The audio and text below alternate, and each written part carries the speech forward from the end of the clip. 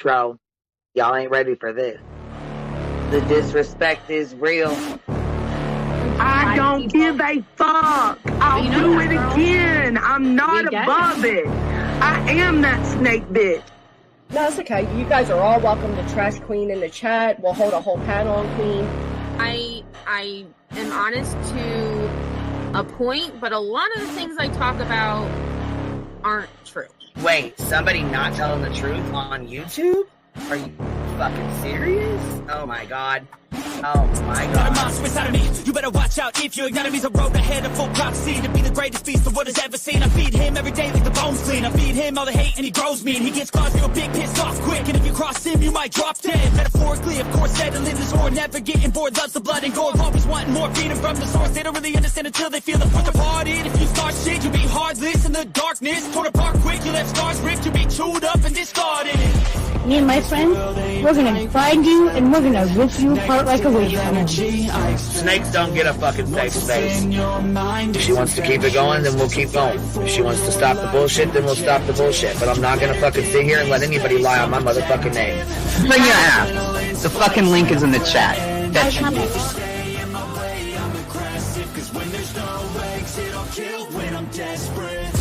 Oh, loose booty, wet panty looking ass boy. Replay that, Queen. Her name is Queen. It ain't really so much Queen. Queen B. Queen B. Queen B. Okay, there. Queen B. Queen B's money. Queen B ain't got no money. Queen B. She always fucks some shit up. I don't know why PJ doesn't get his ass on a motherfucking leash and get his ass under control. Fuck. Better than never. I can feel my heart rate, adrenaline pressure. It's stormy weather, lightning, thunder, pouring weather. Yo, I'm a go-getter, try to do it like me, better do it better. I got a mind that's clever, the beast inside is competitive as ever. I'm conscious, my subconscious, an accomplice to me. I promise the darkness, I can honest believe.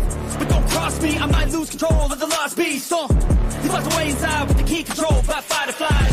And I haven't brought it public, you know why? Because someone that I was fucking close to is in the middle of a goddamn lawsuit. How do I get my hands on your soap? Because I need something to clean these titty broads. My dog is just not doing it.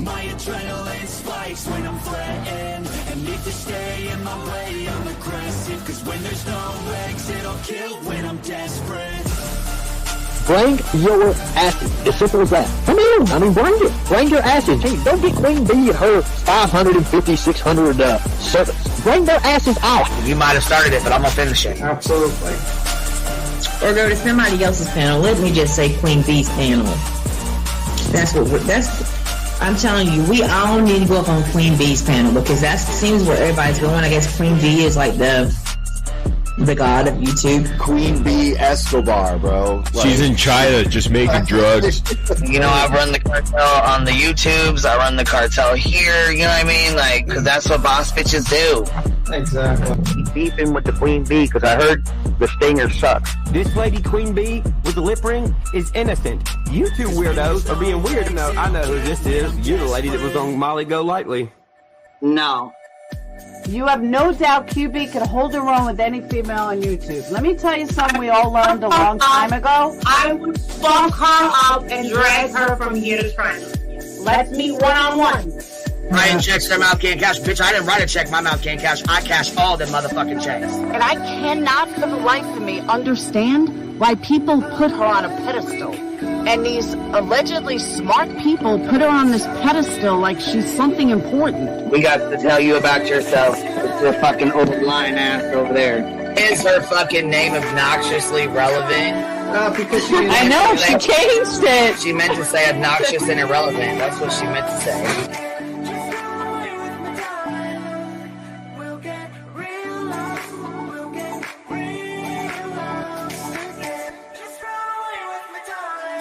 And coincidentally, it sounds exactly like Queen Bee's voice because, as I've always thought, Queen Bee is using some sort of slight distortion on her voice when she broadcasts. Exposed! Queen Bee exposed! Oh my god, exposed! Oh my god, bitch. Did they get that Dugan? Said they get that Dugan. That shit Chronicle of the Shady. You better fucking shut your mouth with that. Bro, stop. Wow. What in the hell? Someone told Queen Bee that you said it was her hacking your email. What the hell is wrong with people? Right? Take your ass to bed. It's fucking past your bedtime. Go on now. Right? Why you gotta be crying? Fucking killing the vibe, bitch. Take your ass to bed. Boston, no, I'm not capping at all. I'm telling the whole truth. Good, babe. Anyway, guys, I'm gonna skedaddle. You know me, skedaddling away. See you guys. Pumpkin. I love you too. I despise you, Boston. Whatever.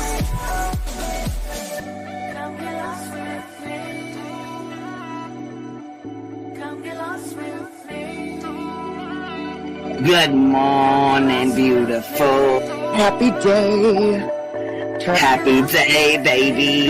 We got trigger today. I trigger these motherfuckers every day.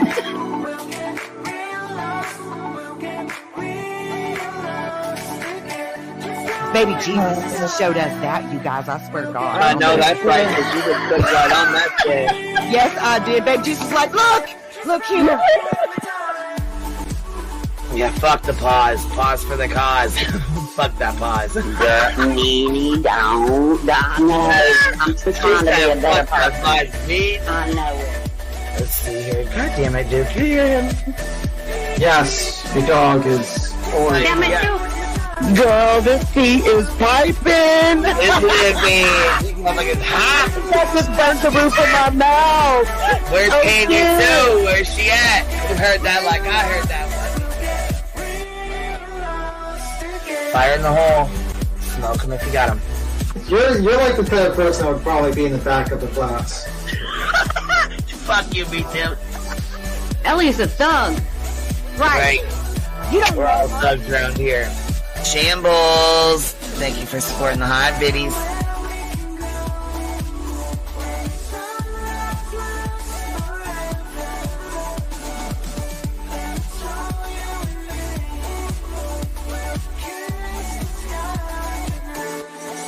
Y'all wasn't ready for that, was you? Wait, I wasn't, bitch. I was not. I wasn't even close to ready for that shit. All right, I love you, baby girl. I'm gonna jump off. I love you too, baby doll. Hey, what's happening? How y'all doing? I missed you guys. Had to take some time yesterday. I had to get some stuff done, but I wanted to pop on here today for a little bit first with TurtleBoy's court date because he's got court, and then we're going to talk about the Karen Reed stuff for a few. Then I'll probably end this live and shut it down, and then we'll start another one because we got to talk shit about all the stuff going on in these YouTube streets. Y'all hear me. I know y'all hear me, and I know y'all have heard and been watching and paying attention to the craziness, so we'll leave that there. Anyhow, though, so you guys know, TurtleBoy, you can read the title. He's in court today. He's got court today. And, of course, he's got his little crew out there going super hard for him. You know, Mr. Tom's out there. Wow, just wow. Wow, just wow, guy. He's out there and ready to rumble.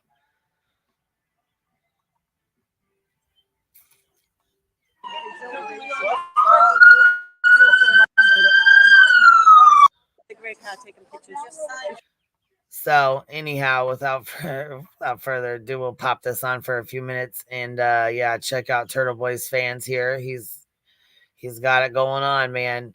And then we got to break down some stuff because Karen Reed just had court, and I was like, man, they were dropping truth bombs in there left and right. And then I was like, hold on a minute. So then someone Tim sent me a video, and I was like, hold on. I watched this video, and this guy breaks it down perfectly. And I'm like, oh my God. You know what I mean? Because I don't know the case like perfect like they do. You know what I mean? Like there's a lot of stuff I don't know. There's still a lot of stuff that I'm learning as I go, you know? So anyhow, Tim and, you know, other people know way more about it than I do. Wow. Just wow. Wow, just wow. So yeah, we'll shoot the shit about this first, and then we're gonna get into old Jonesy Jones struck down a video of independent thinkers, and I'm not sure why she did that because, you know, it's all fun and games when it was going on with me, when, you know, when she was wanting to claim that channel and everything was cool, but you want to strike down a fucking video, the first one that's made about you like that, and you want to strike it down. So anyhow, we got stuff to talk about for sure. and yeah, we're gonna start off with this kind of shit right here. So this is, of course, y'all know Tom CPU. He hangs out up here. This is his thing. He comes up here and lets everybody know what's going on with his TurtleBoy. This is one of TurtleBoy's number 1 fans here. And he has his back. I'll tell you that. If there's anything there's anything that I like about this is that, you know, he does have some pretty loyal followers. I will say that. Other than that, I don't dig it. I don't think what he's doing is right. And I mean, you know, the going after people, standing outside their businesses, going to the family events, and all the things that I think he definitely pushed lines and cross lines and boundaries that he knew damn well was eventually going to catch up to him and get him in trouble. And it did. Oh, it did. 20 indictments later. So here we go. Let's see what Tom's talking about. What's going on here? Oh, and before we get going too much, Grant got fired. I know you guys know the journalist that oh shit, here's this our boy right here? Yep, here he goes. Well, I should say the Glare's daddy, the good turtle boy. Glare's turtle daddy. All right, hold on. Let's see what he's talking about. I guess this is where he comes out then. Yeah. Perfect timing, I'd say so. Let's see here. Can I read that? What's up, Tim? What's up? How you doing? Doing good, chit-chatting. I was talking to them about this TurtleBoy case, and I think he just comes out right now. I think he just yeah, this is like the bail. This is like basically see if they're going to revoke his bail for the domestic violence situation. I don't know if they're going to do that, to be honest with you, because he did spend like 60 days in jail. So I don't know if they're going to throw him back in, to be honest with you. It would be hilarious, but they're coming back at 2 o'clock. Yeah, hold on. Look at the video. All right, so won't get the all right. So Melo's gonna look at the video. Nice of him to show up. Okay. 2 o'clock, guys. 2 o'clock. Yep. That's not good. That's usually not good. It's kind of screwing our protesting time.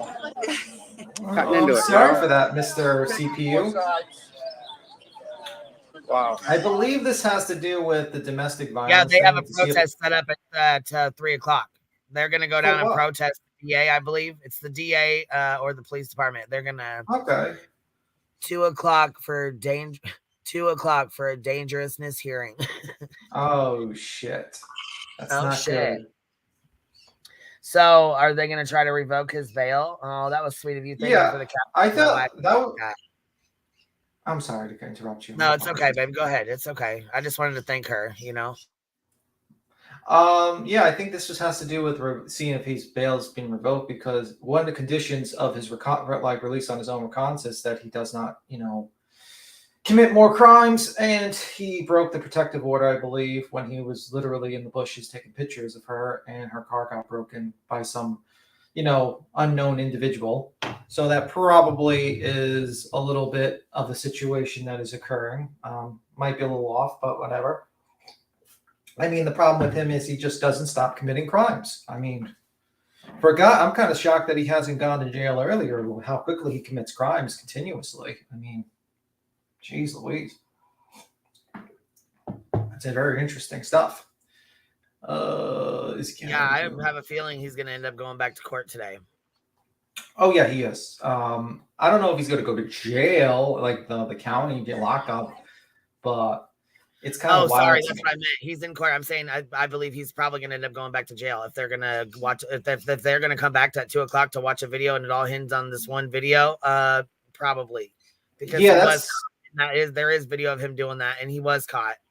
Yeah, that's never a good sign when you have to come back for a 2 o'clock. Usually, like when they're going to dismiss you, they're going to be like, "Yeah, just continue on, just don't commit any more crimes, and you can go on your way." But usually, waiting until 2 o'clock, making an all-day affair, to me is not a good situation at all. It's not promising for Mr. TurtleBoy. Mr. TurtleBoy might have to go back to jail and get his haircuts. Hopefully, he'll get the same barber that he liked so much in county. the one that was charging him $5 a haircut. And then he just loved it. Yeah, he was like, "Oh, my time on lockup," and like, you was only in there 60 days, and you was in solitary confinement. Cut it out. Yeah, like, bro, what the fuck? But yeah, that was pretty interesting. So basically, they come back in 2, which what is it like? I'm trying to. What's the time there? I think is it 1 hour back or some shit? I don't know. Here, he's about to walk out. I'm gonna play this real quick. Okay.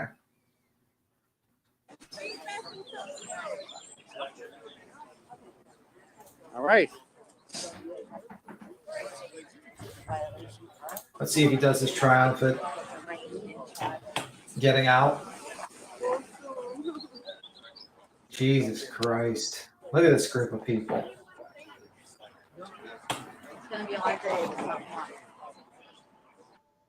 It's 2 o'clock. Definitely. I wonder if someone actually.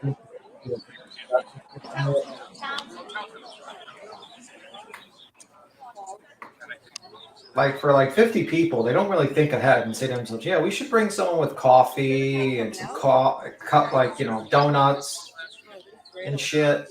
I don't know.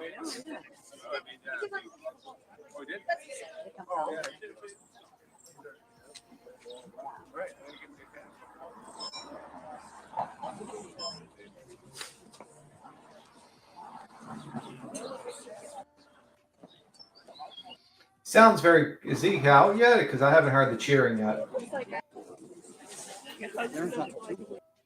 Sounds very quiet. There was no cheering. There was no cheering. There he is, right there. Oh, wait a minute. Why is he so quiet?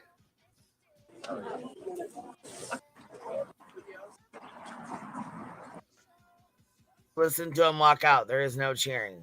His head's back down and like down, shoulders slumped, into feet. Let's see if there's cheering.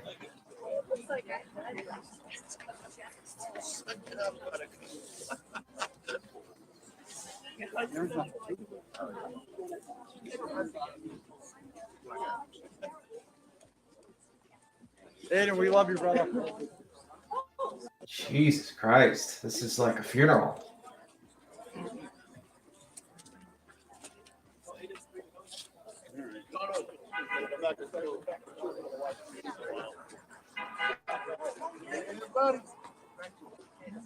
Isn't he going to do like a speech like he did last time? Or is he going to wait till 2 o'clock?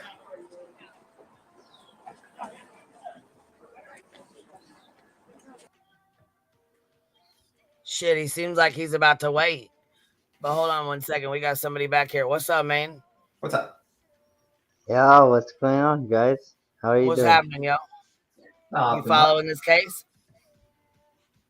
There's too many cases. Okay. Well, have a good day, man. We're only talking about this one right now. We'll holler at you later, though.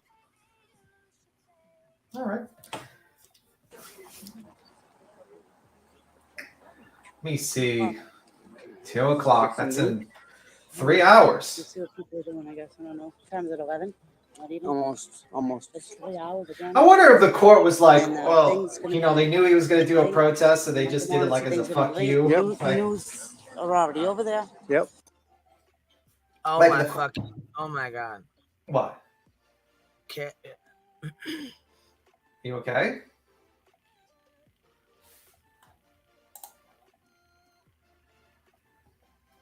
Well, I think something just happened. Hopefully everything's okay. Yeah, I was just wondering if they did like the 2 o'clock and they just basically said, you know, I heard you're going to do a protest at 3 and just said, fuck you, then you can come here at 2. So he's reviewing the video. So that's interesting. I'm doing the housework, whether I want to or not this morning. I am listening always. Oh, that's good to hear, Christina. Who dresses him? I want to know. I don't know who dresses Aiden. Personally, let's hope that he's ready, because I have a feeling it's not going to be good news, because it's never good news when they want to come back in 3 hours to review the video and everything. That is never good news. And that did not look like the triumphant march out of the courtroom that he did last time. So, yeah, that's not good. But play stupid games, win stupid prizes. He's going to win very stupid prizes. if he continues. Maybe he'll get lucky. He'll go on his own reconnaissance and stops acting like a complete fool, and hopefully not have to go back to jail while he's waiting for trial. That would be a pretty interesting situation. Oh, I'm glad I'm live too. I'm just chatting. I've been very busy in the past couple of weeks due to some issues in real life. Head down. He looked defeated. Yeah, his shoulders were slumped. His head was down. He didn't really have a triumphant speech. It sounded like he was kind of scared, which, you know, honestly, if I had to go back to jail, facing the possibility of going back to jail, I would probably be in the same position. But I'd probably be like, oh, shit, this is not good. This is not really good. I would be nervous as hell. This guy is a moron. Yeah, definitely is a moron, TurtleBoy. I hope that everyone is having a wonderful day. Oh, I hope you're having a good day, too. I hope Queen is okay. I hope she's okay, too. Hopefully the turtle crew didn't come after her and literally attacking her house or something. I don't know, like zombies. Me too, I missed it. What happened to Grant? Let me see what happened to Grant. I mean, yeah, I'm okay. I just was really surprised. I got a really big blessing, and I am so grateful. And and it just like took my breath away. I don't even have words right now. Okay, so that's good to hear. So last thing what Grant says, one last image as well as head out for recess, and it says Brendel and Mello can it both introduce all the hearsay evidence they want, says the judge. We are now in recess until 2. Recess till 2. It took a slight tumble on the way, and TV supporters, to their credit, were kind enough to help this towel up. So he took a stumble, and then they helped him up, basically, Grant. Yeah, pretty much 2 o'clock. Pretty much we're gonna see what happens at 2. Probably closer to 3, because no one in court starts at 2 o'clock. Usually they start at like 2:30. You know, obviously, probably because the 1 o'clock to 2 o'clock lunch. So yeah, probably will be closer to 2:30. So what's the situation? What's the next thing you want to talk about, or you want to look at something else? I heard he was fired. Oh yeah, he was fired about almost 3 weeks ago, but it wasn't really a paid job. It was more like something like a volunteer situation. So, you know, I mean, it's not like he lost income or something like that. And I think it was because some people fucked with his job, you know, his position a little bit, because he stuck middle fingers at people in the courtroom, at the outside of the courthouse or some shit. If anyone deserves a blessing, it's Queen Bee and maybe Tim too. I don't deserve no blessings at all. I heard, so that's what happened. So yeah, he was fired from his position, but it wasn't like a paid position. And honestly, it's like, you know, if they can't support him while he's doing this, then who the fuck, you know, cares? I just found it kind of very hilarious that the same people that say Aiden Kearney can do whatever he wants and, you know, freedom of press, but they're fucking jumping for joy when he gets fired, Grant. So it just shows the hypocrisy of the group of people that are out there, you know. Just that simple situation that's occurring, personally, in my opinion. Just ignores Queen Bee being happy. Exactly. Happiness is like kryptonite to me. I can't be around it. It weakens me. It's like it's not a good thing.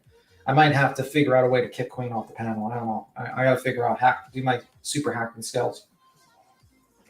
I don't know what's going on. So,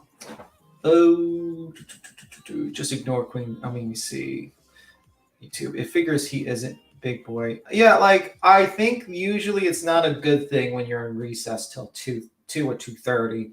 It's usually a bad thing. And I think there's a good possibility. I would say I have a 30% feeling that he might go back to county. He might go back to jail. 30%. I am not 100%. I'm like 30% sure that he will go back. But that would be quite crazy if he broke it and he had to go back in jail. But it's kind of wild that he got released on his own reconnaissance again before. So there's some unexpected situations that have occurred in this case, as we will see. Just get out of his way from her happiness, BJ. Just kidding. Yes, exactly. Queen, are you there? Everything okay? Yeah, I'm here. I'm good. Okay, cool. Do you want to play that other guy? Because like a lot of like with that video with that gentleman I sent you before. Yeah, go ahead and drop it in the back chat, please. Sure. It's a very interesting video because a lot of people, he's like, a lot of people were very confused about the supposed bombshells that were dropped during the hearing with Karen Reed. And this guy kind of explains a lot of things. Here you go. It's in the back chat. I just dropped it. The channel, this guy's channel is called Boundless Millennial. And to his credit, he broke down a lot of things very well. And, you know, some people should probably watch him before they go live and do victory laps around a little bit, which is very interesting. You know, a lot of people don't really understand and they act like they know things, and it doesn't sound like they know things. So this guy breaks down a lot of things that might have confused a lot of people. Hey, Good Egg. Hi. How are you? I'm well, not great, but okay. I was about to do Tony the Tiger. I'm great. Yes. So Boundless Millennial, we're planning. Do you want to make a comment before we go to the Boundless Millennial and talk about the Karen Reed case? Because he breaks down a lot of things. Well, yeah. So basically, because I'm just driving to work, so I only have like 5 minutes, and you guys always go live about this in the middle of the day, which I understand because like all the court stuff happens in the middle of the day. Yeah. The Karen Reed thing is like people just truly don't understand, like, yeah, maybe they don't watch enough criminal cases, but like the defense attorneys are doing their jobs, right? Just because they say something does not mean that it's going to be an evidence or anything. And what you notice what they didn't say? They didn't bring up the dog bites during his big speech. You know, he didn't bring up the DNA. He didn't bring up any of that stuff. He just brought up like, well, this person is connected by 7 levels of Kevin Bacon or something like that. And that's pretty much it. It's just that people don't understand. Like it's not like Alan Jackson or like Yannetti or whatever, that they think that this is the slam dunk stuff. Like they are working hard. They are trying their best to get this thing thrown out. But here's the thing, like it's really, Alan Jackson was Harvey Weinstein's criminal defense attorney, okay? Alan Jackson got up in front of a jury and told everybody that Harvey Weinstein wasn't a rapist and that all these women were lying, okay? He did his job. Just because a defense attorney says something. Like, Johnny Cochran said that, like, if the glove does not fit, you must acquit. Meanwhile, a lot of people don't realize that OJ had another glove under it, and that would have, and obviously he's going to pretend to struggle. It's like, I guess what I'm saying is that if just because they say that, just because like an FBI expert looked at what they gave to them and they apparently came to the conclusion that they don't think that he was like, that the damage to the car doesn't match the theory of the case. The bottom line is no jury's going to hear that unless that expert is going to testify to that in court. And by the way, when it comes down to it, it's going to be a battle of the experts. And if I listen to expert testimony from both sides and the defense has expert witnesses that create enough reasonable doubt for me over the prosecution's witnesses, then if I, as a person watching the trial or someone who's on the jury, like I would say there's reasonable doubt. But that hasn't happened yet. And people understand, like, they're not going to be able to say, they're not going to be able to get there and argue, oh, hey, guys, guess what? The FBI, somebody in the FBI said this. They can't unless they're going to testify to it. And I think the problem is, I don't even think the FBI expert actually saw, I think he just saw photos. I don't think he actually saw the car in person or saw the he body. He saw no physical evidence, but he would have had whatever discovery. They asked, the federal investigation, the DOJ asked for nothing from the Commonwealth. So the Commonwealth did not provide anything to them, which means anything we have would be from discovery that the defense provided to the DOJ. And we don't know what they provided, but they didn't like physically have the car, like, or anything like that. They weren't like in a lab. Now they could, but Jackson didn't say like, oh, I have these guys ready to testify to this. So people don't understand, like, this is for him trying to get it thrown out. This does not mean that what he's saying is going to come into the case. And also I would like to point out that if you analyze the actual arguments, they didn't really present arguments like, oh, well, they withheld stuff that would have, allowed them not to indict my client. It was more like they knew they were probably going to lose that, and they just used that as a soundbite opportunity to drop bombshells and kind of do a whole speech on because they knew they were going to be on camera. That's what I felt like. I kind of agree. I feel like I don't really get the defense strategy. If it works, it works. It seems over the top. It seems like really What do you bombastic. mean, like, what did you? My favorite part was when Yannetti, I think it was Yannetti, who just went to the mic and says, he said something like, did something he said, I'm trying to remember what it, but he just does this close-up sound bite of just one word and then steps away. And it was so fucking theater. I was laughing my ass off when I saw that. I watched a documentary the other day, and it was about those like scared straight wilderness camps for troubled teens. They're kind of all being exposed or whatever. And the guy who started the first one, a girl dropped dead of heat stroke. A 16-year-old girl dropped dead of heat stroke while he had her out in the desert. And this guy's dead now, but there's a documentary about him. They had his defense attorney at the time. They were interviewing him, and he was brought up on criminal trials for manslaughter, and he got off. And the lawyer was saying that basically they looked at the autopsy and they said, hey, the stuff that shows up in the autopsy, it could be due to heat stroke, but it could be due to these other things. And they just created reasonable doubt, and the guy got off. And the lawyer said the number one mistake that defense attorneys make is that they try to prove an alternate theory of the crime. You should really just try to raise reasonable doubt. Yeah, I think they made a mistake. Yeah, I think they made a mistake by saying about the dog and about all, And the people, yes, the third-party culprit was a mistake. I think they should have just basically said, look, their evidence wasn't collected properly. There's some sort of connections. We don't know who did it. They just should have kind of insinuated, said, oh, maybe he never came into the house. Maybe there's steps on the, it's like, but when they put all their cards on the table. And it's great for YouTube. It's great for sound bites. Right. But it's terrible for trials because I think so too. Because I think the problem is this. Number one, I'm trying to think if I was on the jury. How could you even if I believe that somebody is guilty in my heart, I'm not going to convict them unless it meets the standard for, beyond a reasonable doubt, right? So, okay, so there's DNA on the taillight. His DNA, but it's not, is it touch DNA? Right? It's not blood DNA. So if he touched the taillight with the woman he lives with, it could be right. Like that's the kind of stuff.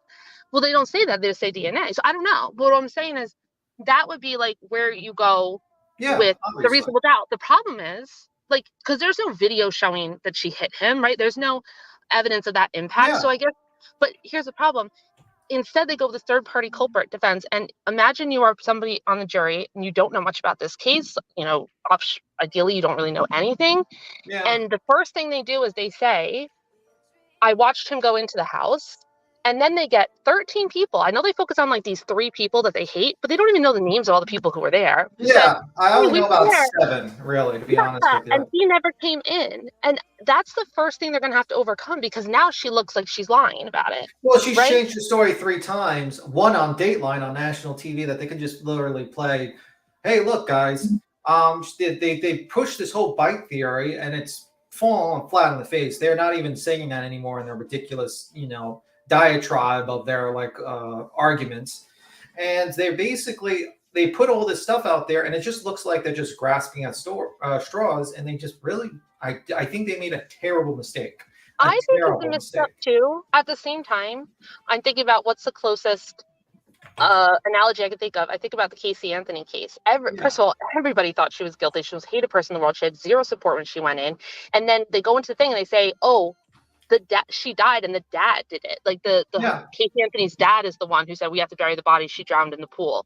And she got off, which is fucking insane. So anything can happen in front of a jury. Yeah, I think they probably would have been better off just saying oh, I didn't really see, I didn't see him. I just dropped him off and I went home. Right. And I don't know what happened. I just know that I didn't hit him, and I just, and look at the steps, and he was okay, and, stuff like that. And it would have created reasonable doubt to people be like, you know what, I don't believe, they could be like, I'm not 100% sure. Because, usually when you're on a jury, you want to be kind of 90% sure that someone did it. Yeah, it's beyond a reasonable doubt. So maybe not. So I say more like 99.9. The only thing you could think of is something ridiculous, right? That would make her not feel. So I think that would have been the way forward. I said this to the Queen the other night, and then my phone's probably gonna die. Yeah. This might be a bit controversial, but if you were very drunk, as she was based on her blood alcohol level, if you were extremely drunk and you backed into somebody with your car and you did not even know because you were drunk and you left and that person died, you are criminally liable. You've done a horrible, horrible thing. But I don't think that means you're an evil person, right? Because there's no, I don't. I'll tell you, I think that You're breaking not up. because You're you cutting have out really bad, so your phone's probably about to die. You okay? I think it's because she's driving and eventually she's moving. She was about to, probably my guess is like. Yeah, she said I was about to die. Nathan, if you want to come back up, you're welcome to. I Wait, do you want to play that video? Dropping down. I'm sorry. I put the video in the back about that the guy. Oh, the other one. Okay, yeah. Yeah, because right now at this point they're not really doing anything, and Aiden's already came out. So, and I think this Boundless Millennial Guide explains a lot of things that even YouTubers, are confused about. And I think it's very interesting that this will drop in here and give people a little bit more perspective, because I feel like a lot of YouTubers and viewers are very confused about this case. And, rightfully so. Some things are very confusing. Some things are very technical, especially when it comes to the wall data and the phone and all that stuff.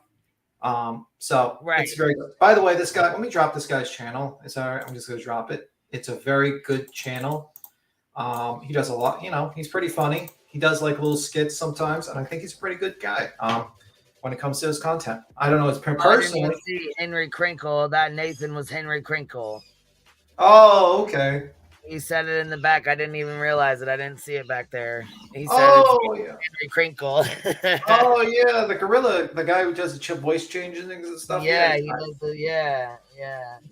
Yeah, he's very nice. But anyway, yeah, But yeah, this video is good. I loved this video yesterday. It explained a lot of things. And I think also the Proctor one obviously is a big news situation. I don't know. They're looking into him, the internal affairs, and I don't know what the reason is for that. All I know, he's still working and he's still getting paid, so it can't be that bad if he's still working and still getting paid. But it is an interesting, like an eyebrow rising situation, which, I'd be kind of disingenuous if I didn't mention that situation with Proctor. But anyway, you can play this video. Yeah, it is really good. Here we go. Free case today. I don't even know what to think. Free Karen Reed? Assuming these are the best tidbits from the federal investigation. Not only does the Celebrite report confirm the search and the time of that search. FBI expert from Quantico, allegedly. Special agent with the FBI's Regional Computer Forensic Lab. In other words, who's United you looking States at, Daddy? Federal Bureau of Investigation also specifically confirms that search was made on Jennifer McCabe's phone, and it was made on or before 2:27 and 40 seconds a.m. on January 29th, 2022. But we don't know if he did his own independent analysis. So did they just provide this extract to the Quantico examiner? And he was like, yep, it says search happened at 2:27 a.m. We don't know because the Commonwealth didn't provide them anything. And another thing that comes into play is the version of Celebrate, the version of iOS. Different versions aren't compatible with each other because iOS is changing how they store things and how they save things all the time. Then Celebrate has to keep up with that and categorize things correctly. Think about Jen McCabe's call log. All consecutive calls were marked deleted. Any reasonable expert is going to dig further into that if they want the truth. Celebrate marked it as deleted, so it must be true. He's purposely withholding his analysis of that information to make it look suspicious. Because the 911 call when John's body was found was deleted. Delete it, Jen. You can't let them find out you called 911. Yeah, she didn't. All of the deleted calls are in consecutive order. Think about your recent call log. Where do those old calls go? They're not in your recent calls anymore. And all cell phones, all devices have this set up where there's a temporary folder so that you can quickly access your most frequently used information. And then they have archive folders. And it looks like Celebrate is categorizing the archive data as deleted. And that's why you need an expert to analyze. That's pretty crazy. See, there's a lot of stuff that he says in here that I didn't even realize. I was like, what the hell? Slim Jim gifted 5 memberships. Thank you so much, love. I really appreciate that. Also, I don't know if this person wants me to say anything, but that was a huge blessing, and I really, really appreciate it, and I cannot thank you enough. And I just want you to know that I really, really am grateful for the hive that we have, and I'm just so grateful for y'all. I just want y'all to know that. All right, here we go. But yeah, but just before you play it, like this is something that's very interesting that they don't mention that the 911 call was deleted because obviously she's, why would you delete the, what I mean, purpose? Because it's already being recorded by the 911, and then you realize that they're just misreading the data wrong. A lot of these people, and they're just presenting things that help their arguments, which is what a defense attorney is going to do. I mean, they're not going to be like, I'm going to present evidence that makes my client look guilty. Well, if he did that, he would be disbarred and he wouldn't be a lawyer anymore. He's not going to present evidence. He's not going to do work for the prosecution. He's going to do work for his client, which is basically not present evidence that makes his client look guilty to the jury or to the judge. I mean, and then people on YouTube is like, I'm going to absolutely take 100% opinion. I believe 100% defense and not think to myself that the defense is just presenting evidence that will, make their client look good. Like, no, you have to read, as a YouTuber, you have to read both sides. You have to say to yourself, you have to listen to the prosecution and you have to listen to the defense. And a lot of people have already picked sides and they're just like, I'm just going to listen to, to the defense and, not think to themselves, yeah, maybe the defense has been omitting things and lying to people. And that to me hits the credibility because that's a big problem. I mean, like just like how Good Egg just jumped up there and one of the lawyers representing Kearney represented Weinstein and said, no, he didn't, rape and do one of these stuff like that. Obviously we know that's not true because he's been, like, let's be real. Weinstein's a garbage human being. Most of Hollywood knew he was a garbage human being for 20 years. But anyway, you can keep on. Oh, you got another super chat before you. Yeah, Brianna said, here's something for the person who files motions in all caps to keep track of. Oh, happy Thursday, Dollface. Anyway. Yeah, so thank you, Brianna. I appreciate that, love. Thank you. All right, here we go. Let's roll. Analyzing information. And if you're dealing with slimy people, they will omit those details. I noticed the FBI didn't comment on the deleted call, so the defense can pick and choose the stuff that they want them to investigate.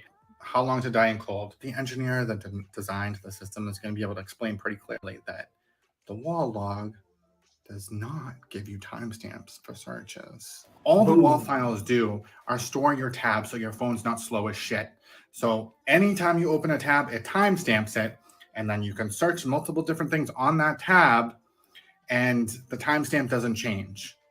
But each time you do a search, it's going to log that into your search log. Also saves to your recent searches so that the next time that you search, it's going to show up. Like, that's how it shows up in that list because it saves to a database for recent searches. Unless you're incognito, then it won't save in your recent searches, but it's still going to save in the plist file. But it's only there at 6:24 a.m. So what does that mean? It's not that she already had searched it. Just to clarify, recent searches shown in Celebrate are your recent searches. The timestamp is when those were saved in your recent searches. Comprende? Right, so Julie, Albert, childcare, text message, blah, blah, blah. You can stop it for now. January 19th. So, I mean, like, Bryce, well, hold on one second before you start. What I was going to say was we thought they were dropping all these bombs like, oh my God, he's dropping all these huge, big bombs, blah, blah, blah, blah, blah. I listened to this guy and I'm like, oh my God, he really just broke this down in a matter of fucking like minutes for us. And they didn't drop any fucking bombs. They didn't drop. They had 3,000 pages from the FBI, and all they were like, Proctor's sister, brother had a babysitter, and 7 connections for Kevin Bacon. I keep on fucking that up, but it's like all these connections, and they sat there. They didn't mention the dog bites. They didn't mention. I mean, like they basically, you could tell from a lawyer when they don't mention that. And it's been a big argument with them with the dog. They've been like pushing that argument with the dog, but here they don't even like make a sound of it. And I've said this before, and also strangely enough, the prosecutor basically said the same thing. A good attorney is like a magician. They make you look over here while they're doing their trick over there. So that you're paying attention to the flashy thing while they go and sneak a coin behind your ear. And that is the situation with this attorney, what they're doing. And it's a good attorney. I'm not gonna say shit on the guy and say he's a bad attorney. Honestly, probably I would want this guy to be my attorney if I was, going to be guilty of something. I was like, man, I want to get out of jail, and I got the money. I might be hiring this attorney. But I mean, Though, I mean, unethically, this guy is doing a couple of things, but I'm just saying he's doing a good job. That's what you're supposed to do as an attorney. And it's just basically explaining that when you open up a wall file, it does not record the time that you open up. It's just basically like temp. And it was suspended search. And when it opened up at 227, she used it again to search, and it just recorded the first time she, originally opened something up at 227, which she was searching for like some sort of sports activity at 227. And then she used that tab that was open already to do that search when Karen Reed asked, and it didn't record again, that thing. So, so we need to get a trial and have a jury review the evidence. Yeah, that's true. So she wasn't searching a 227, how's long to die in cold. She was searching something else, and she used a pre-existing tab to basically search when she was asked by Karen Reed to search a 624, 623. So it even says in the I think in the file it says suspended search. So no, she did not search at 227. Right. She did not search at 227. How's long to die in cold? She never did. That's bullshit. It's going to be disproven. And the Celebrate person that did the program, the expert that uses, that did the program, Celebrate, is going to testify against the defense. They're going to testify against them that they're misreading the data. And the FBI agent probably was working with inferior. And what happened was the FBI agent was working with old technology, and he just basically got what the defense said. And, he's going to have to jump on the stand and explain to the jury that, I didn't look at the cache, the wall file, all this other stuff. I just looked at this one little thing here. So this might sound good, but it's not good for the defense at all. And they're in big trouble. Big trouble. Well, they sure made it come off. They sure made it sound real good when they were talking about it outside the courthouse the other day. So hold on. We'll finish playing it because he breaks it down so damn good. Yeah, it's very good. All right, keep on playing. Michael Proctor texted his own family members discussing the specifics of having Julie Albert babysit for his toddler child. Well, that's a little weird. But I was getting Nicole and Julie Albert mixed up because it's a totally different thing. Julie Albert, we know that Julie Albert is friends with his sister. We know that Colin Albert was a ring bearer in his sister's wedding. Like, that's never been up for debate. Are we trying to say that Michael Proctor and Colin Albert became bros after this? After the bachelor party, they went crazy and wild, and now they're besties? He was a little boy. But it's already been well established that Michael Proctor's sister is friends with Julie Albert. And this is all they got? The texts were not, these aren't texts between Julie Albert and Michael Proctor. These are texts between his family members. A text message where Michael Proctor's sister is saying, Julie Albert babysits for me in a pinch. If Michael Proctor was so close with Julie Albert, he would already know that. He wouldn't need to be told secondhand that, she babysits for the sister. If he was that close with her, right?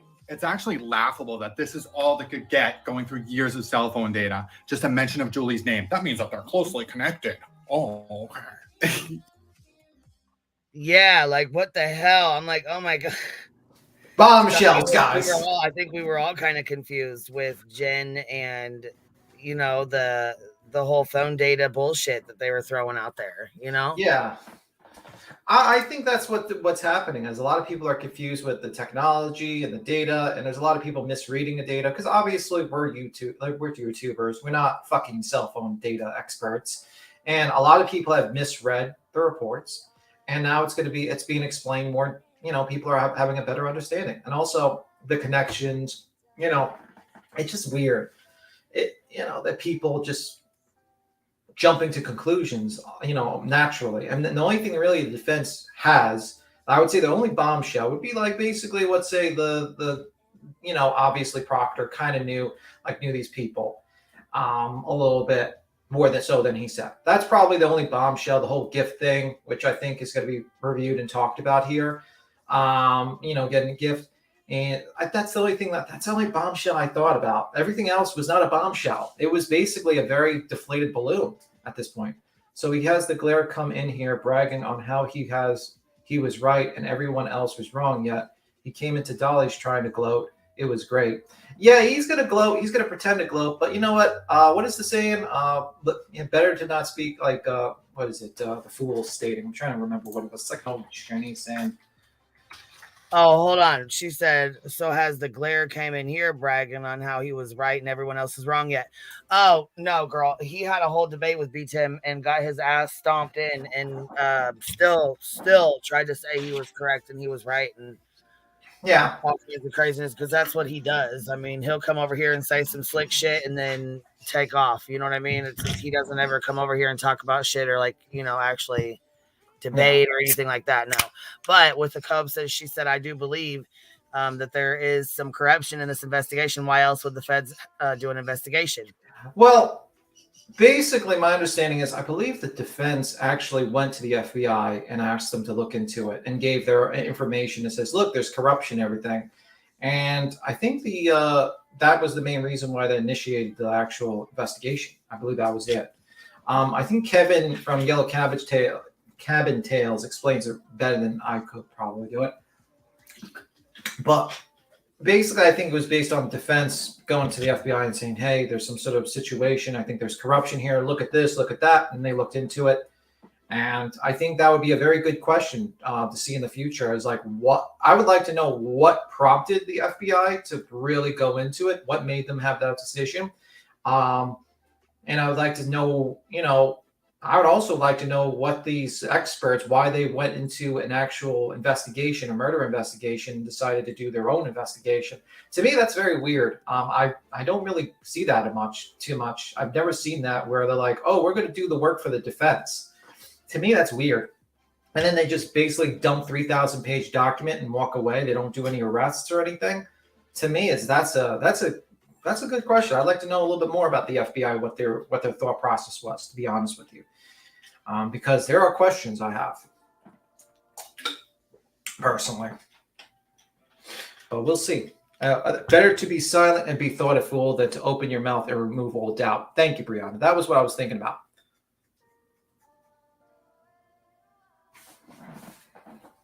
He had the nerve to come into Dolly. Haha, this is what he said. Hold on. I can copy paste my screenshot. I was laughing. Yeah, like if you analyzed it, they didn't really drop. The only thing was basically like the relationship with Proctor, and that's basically it. That was the only bombshell. But let's say, like, even if you had the thought experiment where you thought Proctor was this corrupt individual that was willing to plant evidence, you would have to suspend your belief and say to yourself, Proctor somehow not only got the cocktail glass and he got the cocktail glass from the scene, then proceeded to go to, Karen Reed's house, embed it in the back of the car, break the taillight, grab pieces of the taillight, then run back to the scene, bury some cocktail glass, everything on the snow, then proceed to take some of that stuff that he had, like the embedded glass from the car, the taillight, run to the hospital, embed it into the bloody clothes, and then grab some blood from the clothes, run all the way back to the car of Karen, at Karen Reed's house, put some blood on the back of the taillight, and then possibly put like a piece of hair under the car of John O'Keefe, and then not be seen by anyone. Everyone just sits there and just lets him do this. I mean, I don't even think that's physically possible due to time constraints, if you think about it like that way. And then on top of that, somehow corrupting the entire police force to basically state that they heard her say certain things, like, did I hit him or something like that? I just don't. That's just beyond belief. Like, and Proctor is not like the chief of police or like some sort of high position where you can be like, oh yeah, you can give orders around. Look, did you see what PJ said? He came into Dolly's and said this. From the glare to Dolly, I see you've moved on from a case that you were clearly wrong about and went back. The case hasn't even started yet. If it was so crazy wrong, wouldn't they have dismissed it? Yeah, Glare's a fucking dumbass. That he just... I don't think they're dismissing it. They're already planning to go to trial. And I think the problem is, Bidig was pointing out that these experts, these supposed experts from the FBI, are going to have to testify.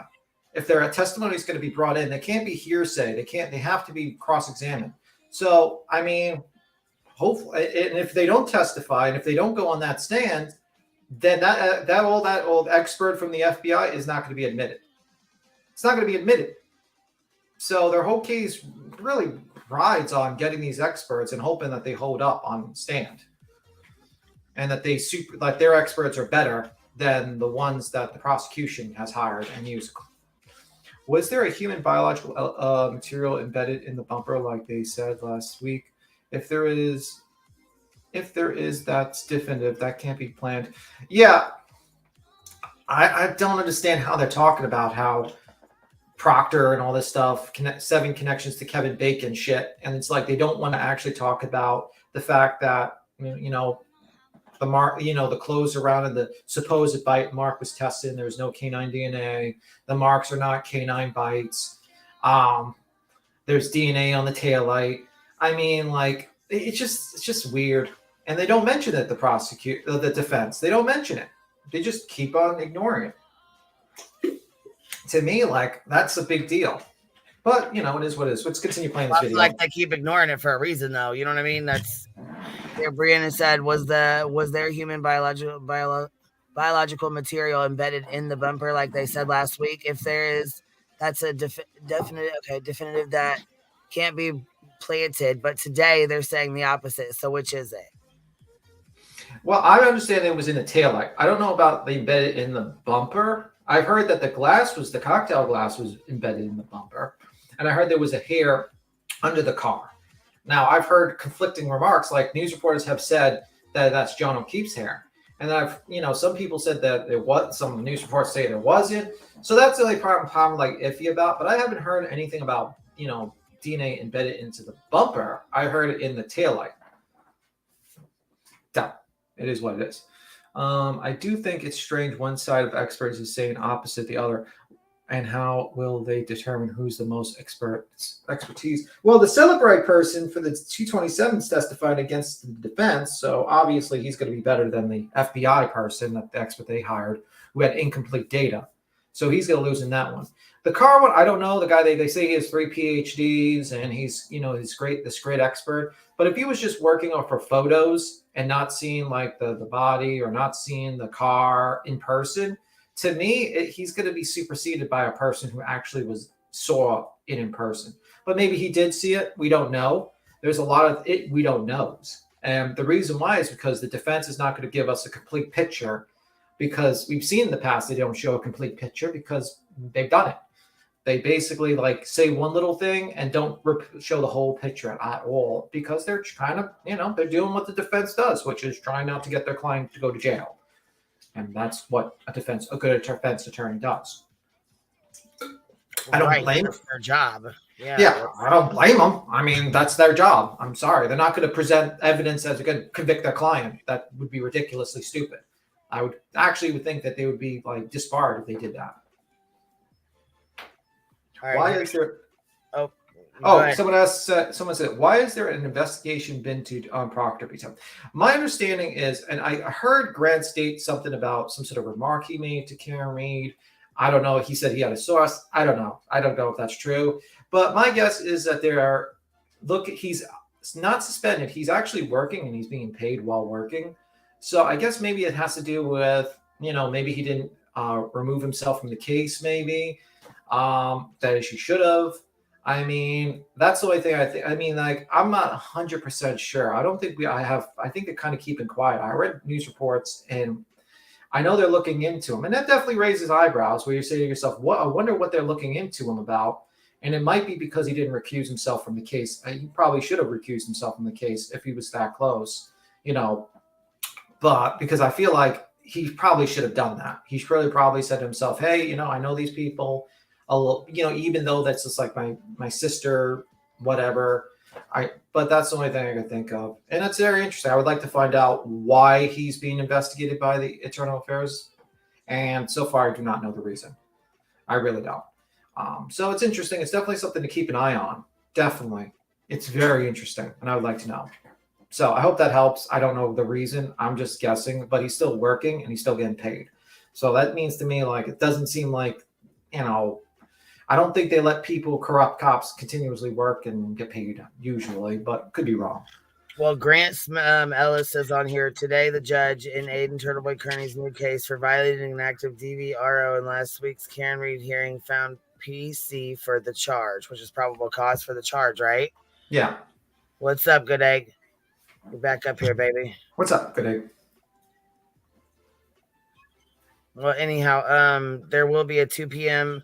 a dangerousness hearing for TB, who has to hope there is no written recorded evidence of him making any threats. Oh shit. Oh shit. Yeah, and that's what Grant just posted. So that's not good because he did do written freaking threats. He did video threats. Oh no, poor. Well, at least he'll get the $5 barbershop. All right, if you want to continue playing, this gentleman.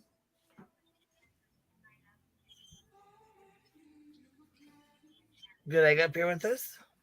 I don't know. She hasn't said anything. Maybe she's just not got a signal. All right. But it says here, someone says, could the IA investigation be related to something different than the Karen Reed case? I think it's connected, but I don't know how it's connected.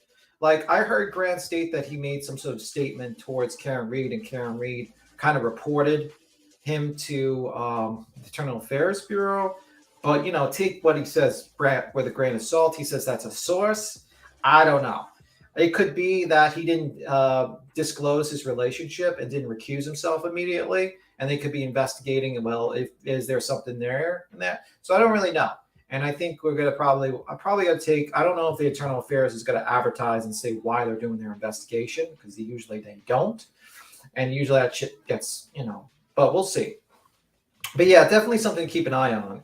And definitely something, you got to mention when you're talking about this case. You can't just mention all the good things. You have to say to yourself, hey, Proctor's being looked into by the Internal Affairs. Wonder what it is, and we'll see.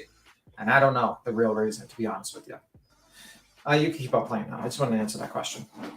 Can you hear us now, Good Egg? Oh, no, she's gone again already. She's gone.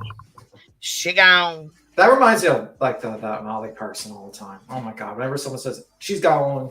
She gone. Here we Forever. go. All right. You wouldn't need an intermediary if they were close. And people with small kids have these conversations all the time. It doesn't mean that you know somebody. You know someone that watches little kids? Oh, who is it? Julie Albert and Chris Albert weren't even at the house. And everyone knows those Alberts because he's a selectman and he owns the pizza shop in town. John O'Keefe was at his pizza shop the day that he died with his nephew.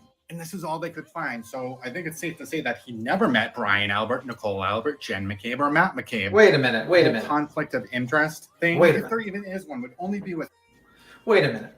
They've been painting that there's some sort of he was lured to this place. And I just found out from this video that he was visiting the guy's pizza shop the day of he died. He was like, hey, I love this pizza. I love these chicken parmesan heroes. And the guy's visiting the place. That doesn't sound like, if I was enemies with you, I wouldn't be visiting your pizzeria place.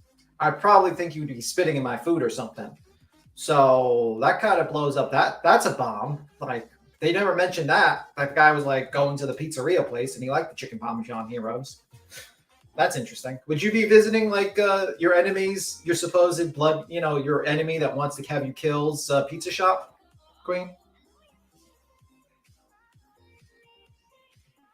Not sure. I think Queen didn't hear my question. No, I didn't hear you. What'd you say? I'm sorry. No, my phone rang. What'd you say? I said, would you visit your enemy, let's say Molly Golightly opened up a pizzeria shop. Would you be visiting her pizzeria shop every day to buy chicken parmesan heroes? No. No. Yeah, well, they're basically stating that they were that. I've heard people in the Free Karen Reed's side that they basically invited him over. They lured him over to have him killed. I've heard that. They stated that they lured him over to have him killed in the house. I've heard that from some of the Karen Reed people. So to me, it's it's a little odd. Anyway, it's been said that Chris' son Cullen was a troublemaker around the neighborhood. That is not quite true. If you read the article, it wasn't actually him that did that whole incident with the argument about a year before a couple of years before he died. John O'Keefe, it was actually a friend of Chris Albert that was having the argument, and it wasn't a big deal. It was not a big deal at all, the argument. I mean, definitely not a big deal enough that you would have someone lure someone to your house and have them murdered, especially a cop. So, but anyway, you want to continue playing.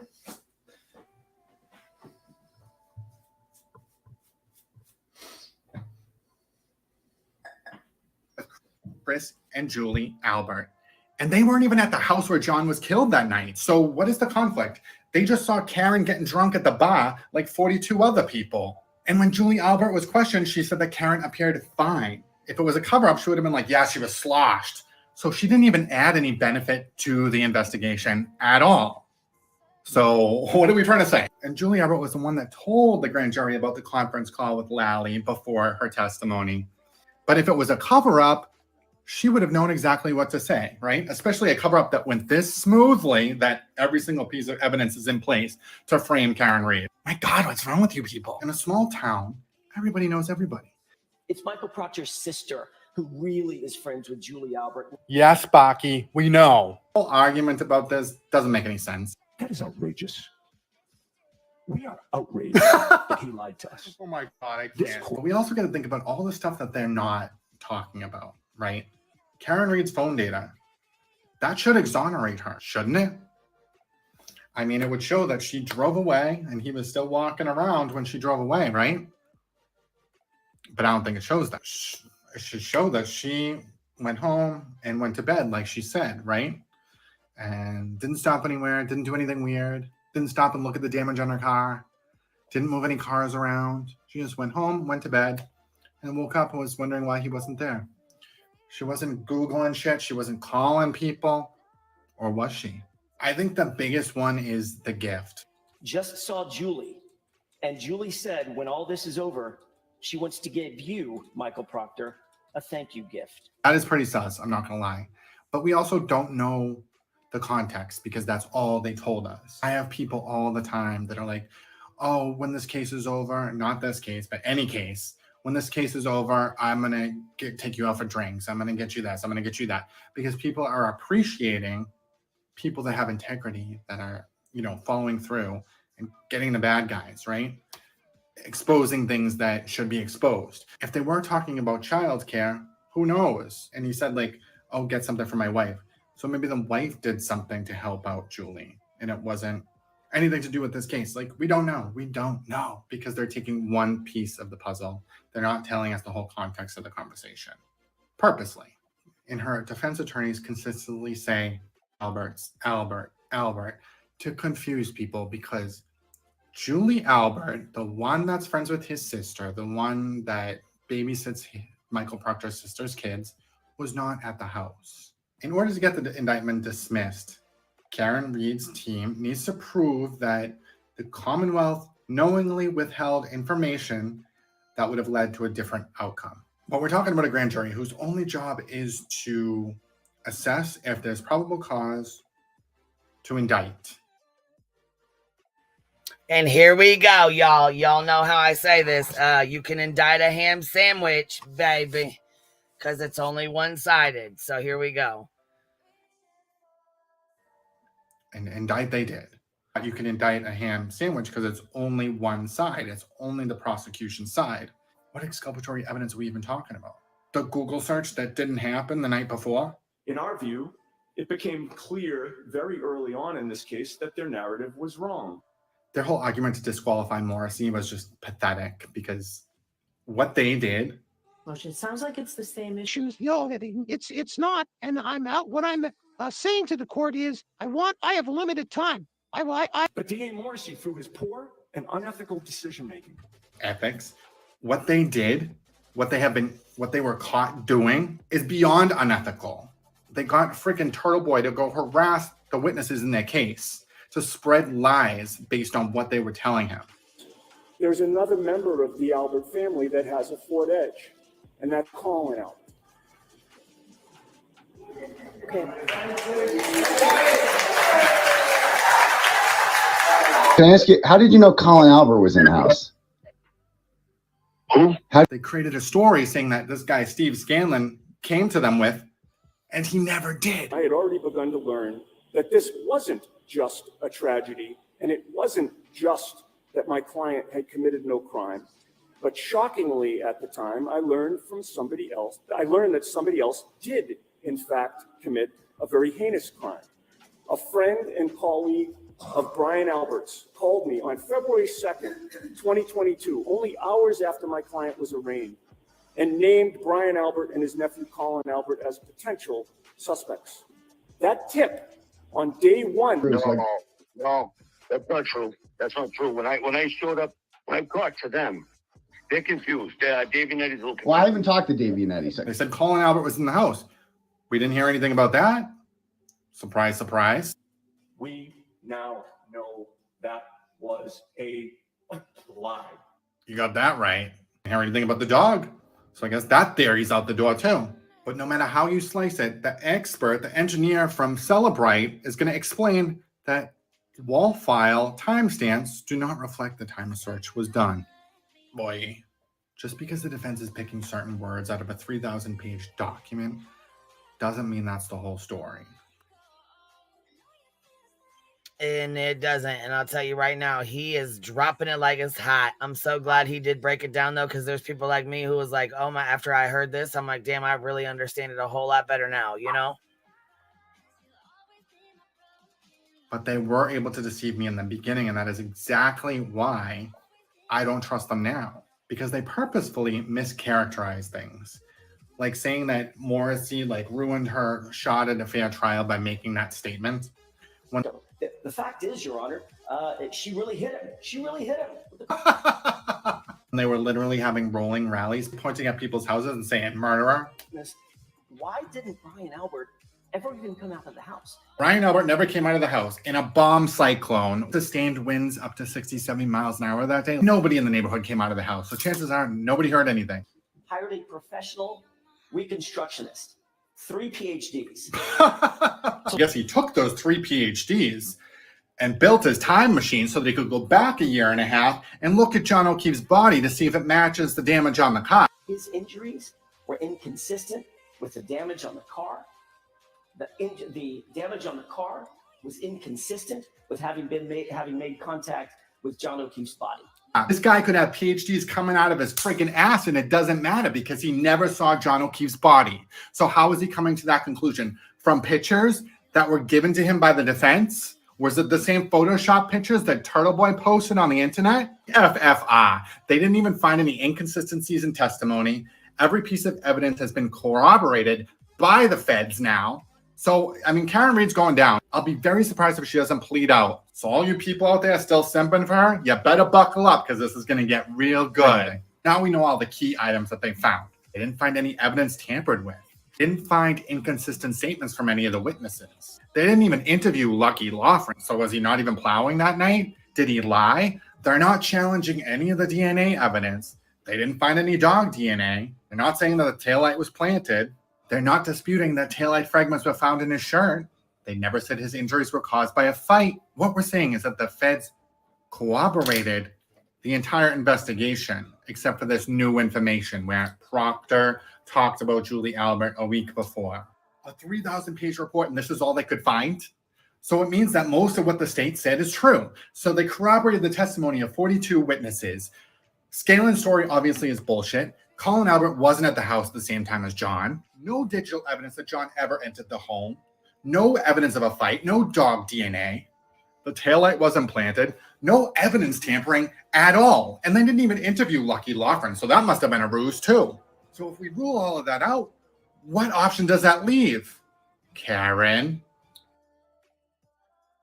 He said Karen. Karen? Karen, what are you doing, Karen?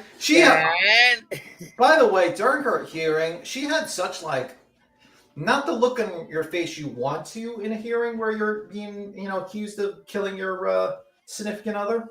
She was giving the evil eye. She was just basically, Heidi was not keeping her face blank during that whole hearing.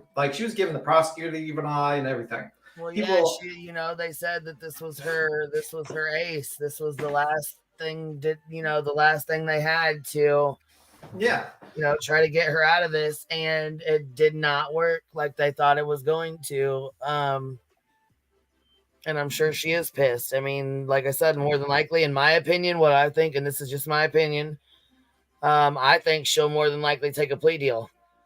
I don't think she'll take this to trial. I think she'll take a plea deal right before the trial starts. You really think so? Like, I I'm do. thinking like she's very prideful and she's going to actually go through the trial. I feel like that's the feeling. I don't know. I don't know.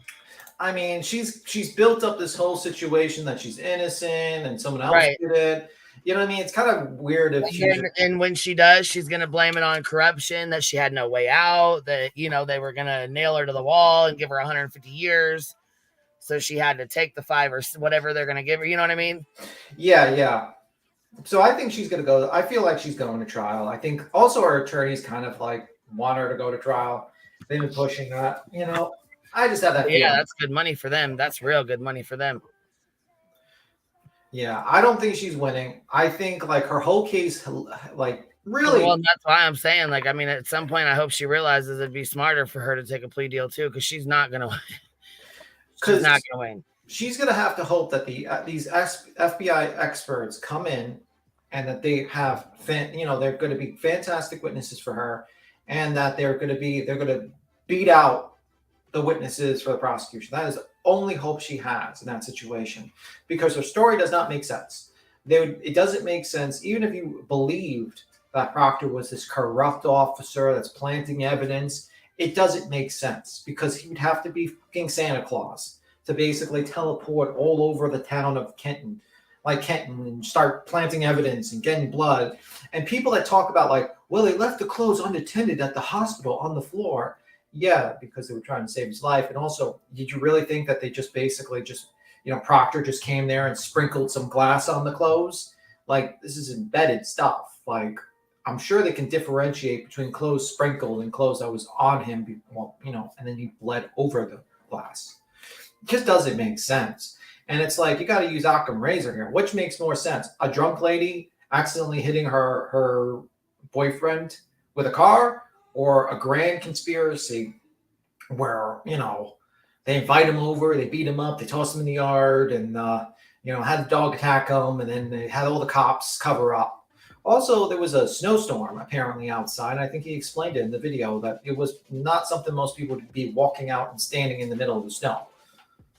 If she knows she did, but it was an accident, then I can see her taking minutes. The problem is like the plea. A lot of people said that she's being overcharged. The issue with that is that she attempted to cover it up. And I think the statute is if you attempt to cover it up. And I really do believe she attempted to cover up this crime. She might have accidentally hit him, but then she basically attempted to cover up and be like, oh, slowly backing up into John's car, pointing out that, oh, this is how it got broken, guys. Planting that story, you know what I mean? She didn't come forward. And originally that was going to be the defense, her defense. One of her attorneys was going to said it in an interview. Oh, this was a tragic accident. This was horrible. This was a bad situation.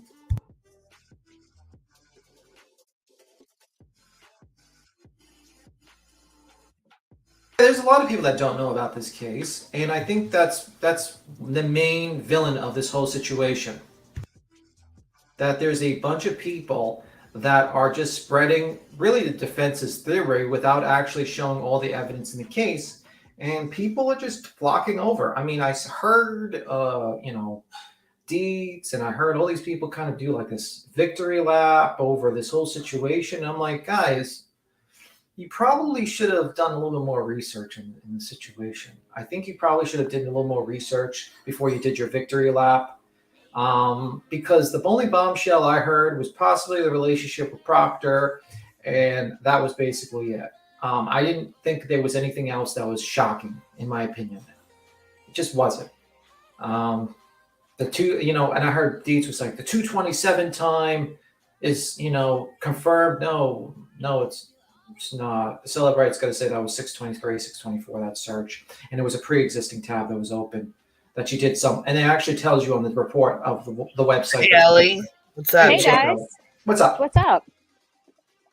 Yeah, the Celebrite being like new technology though? Do you think that's going to be like something? I'm sure that's something that the defense is going to go after because it's newer technology. But is it like provable? Is it like science? How can Celebrite? How can you use Celebrite and then attack the evidence you're going to use to basically to say that someone did a search of 227? Because I believe they based their information on this situation of 227 based on Celebrite and everything, and then suddenly finding out that their key evidence that there's this grand conspiracy is going to be used against them. How would you do that? How could you go use someone's technology and then say, well, this is illegitimate?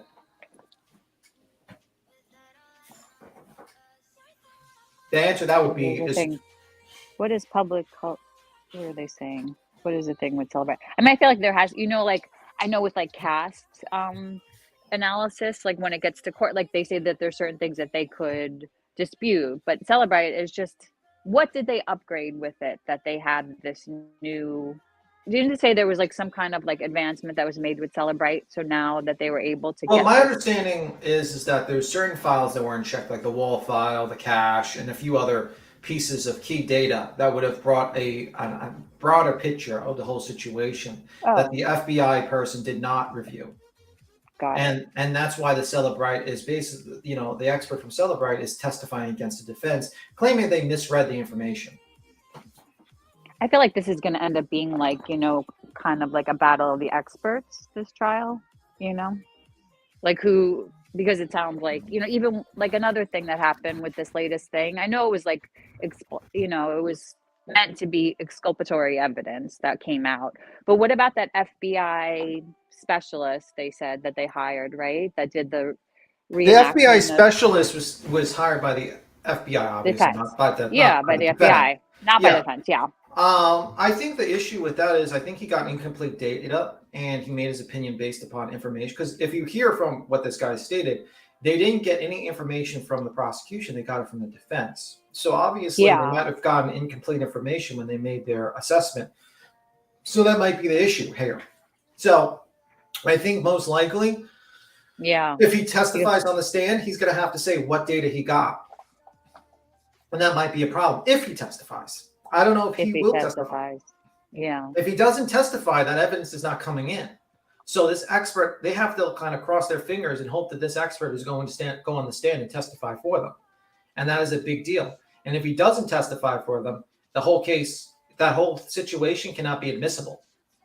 Because if he has all the data and all the information, his analysis might change, or most likely will change. And that will be one of the key questions. They were going to ask him about the wall file cache. And he says, based upon this new data, would your opinion change on the case? And probably the guy is going to say yes on the stand.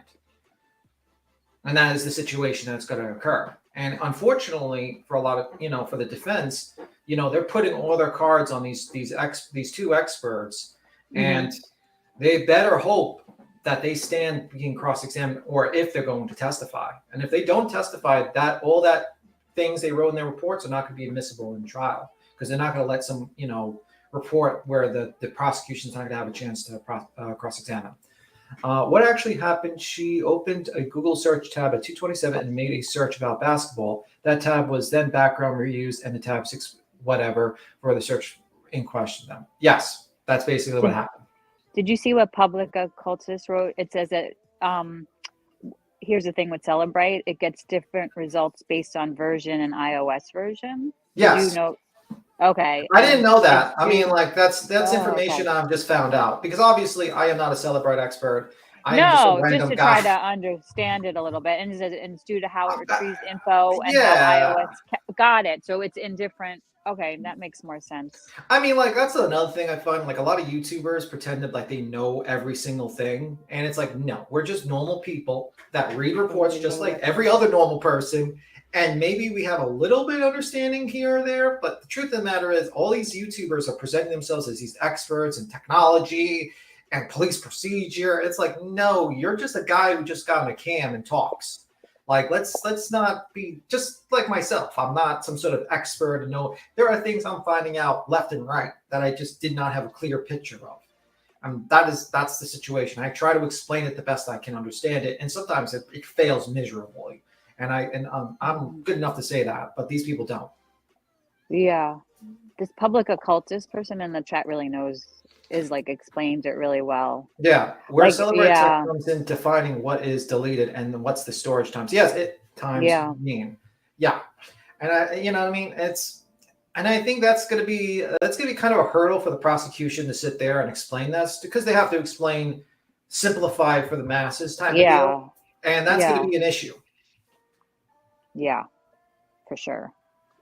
I mean, it really is going to come down to like what is presented. Like I recently watched, the Rush trial of Hannah Gutierrez, and I didn't have any I didn't think she was guilty before, but like learning about like all the different ammunition, like learning about everything made me like see it differently, which I think is going to happen with a lot of people. It's like how it's presented in this case. It's going to be, that's how people are going to base their decision. Like you don't know until, and we have such a small part of it. And this part that we got was like very skewed, obviously. Yeah, and also like the defense main point is like for their arguments is like we didn't have. They're trying to say, well, the certain things was not received during the grand jury, so thus my client should not be indicted.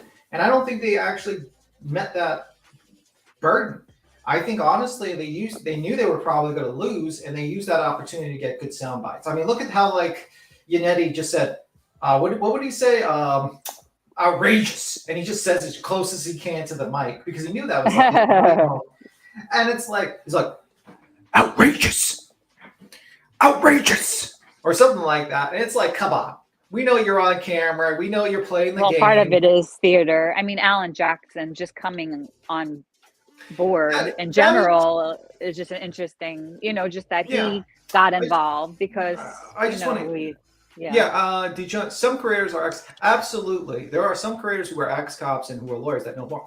Absolutely, I would expect a lawyer to know more about the trials and laws in that state, laws than me. Definitely. And I would expect the cop to understand more procedures. I do, though. I mean, for instance, Sean's this big Karen Reed supporter. My problem with Sean, for instance, he is more of just says things without any documents. Like he was talking to Kevin and he was like talking about this document says this and this document says that. And it's like, bro, can you at least show us, do a share screen and show the class what you're talking about? Because my thing is like, if you are going to be on here and you're going to state things, you got to be a little bit more like aware. You got to show your information. You got to show your cards a little bit. And he's not showing them.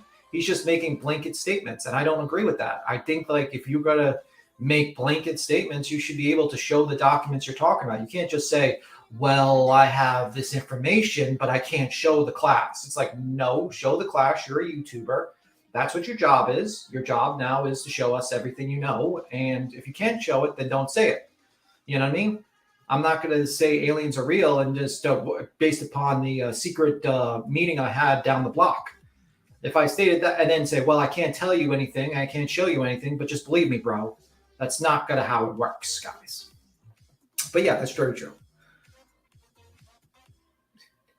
Salami Sean claims he did over 50 accident reconstructions. And that's the thing. That's another thing. It's like, bro, if you're going to say your expertise, show us your expertise. Do you have any sort of proof that you did 50 accident reconstructions? Oh, that's the bite expert guy, the dog bite expert, DEA guy. Is that who you're talking about? Sean is an ex-DEA guy. He's not a dog bite guy. He's okay. He's the other dog bite guy was on that lawyer's channel. Oh, Melanie Little's channel, yeah. Yeah, Melanie, who's another Karen Reed supporter, and I think she's wrong too. But I mean, just because you're an attorney doesn't mean you don't have opinions. I'm exactly. Sure, she has her opinion. Her opinion is Karen Reed's innocent, and that's her opinion. She's welcome to her opinion. I mean, that's it. If you notice, I haven't just gone over her live stream and been like, oh my God, this person, I just don't, because she has her opinion. She's probably looking at it a different angle. Maybe she's looking at a bird of proof or something like that. Look what public occultist just wrote. If you look at Jackson's tactics with Harvey and Spacey, this is what he does. Goes for phones, asks for evidence that's already on the way, and trumpet to the press. He's being stonewalled. Yeah, that's exactly. Think about Spacey and Weinstein. I mean, those two cases, and the fact that he's on this case, and he's doing some of those tactics, to the press, he's playing. Yeah, and also Publica says that dude is a dog trainer, not a bite expert, obviously, and that's true. If you're a dog trainer, doesn't mean it may more than a layman person, but you're not an bite expert. If I want to know what dog bites look like on training pads, I'll ask him unless it's letting his dog literally chew on her people's arms. Yeah, and it's like, in my opinion, it's just a magician act a lot of these people do, and it's like these people are, you know, doubling, tripling, quadrupling down, and they're not really open to the new information, and they're just, and I think it's like some of them it's money motivated, some of them is pride motivated. Like Sean, I really think it's more pride motivated than money motivated. I think the guy really believes his case, and I think he's just pushing it, you know, and that's just my opinion on that happens with people.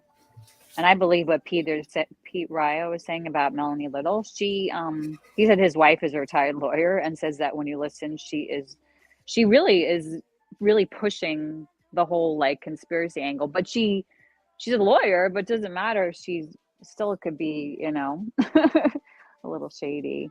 I don't like her. I try to listen to her with this case and I couldn't.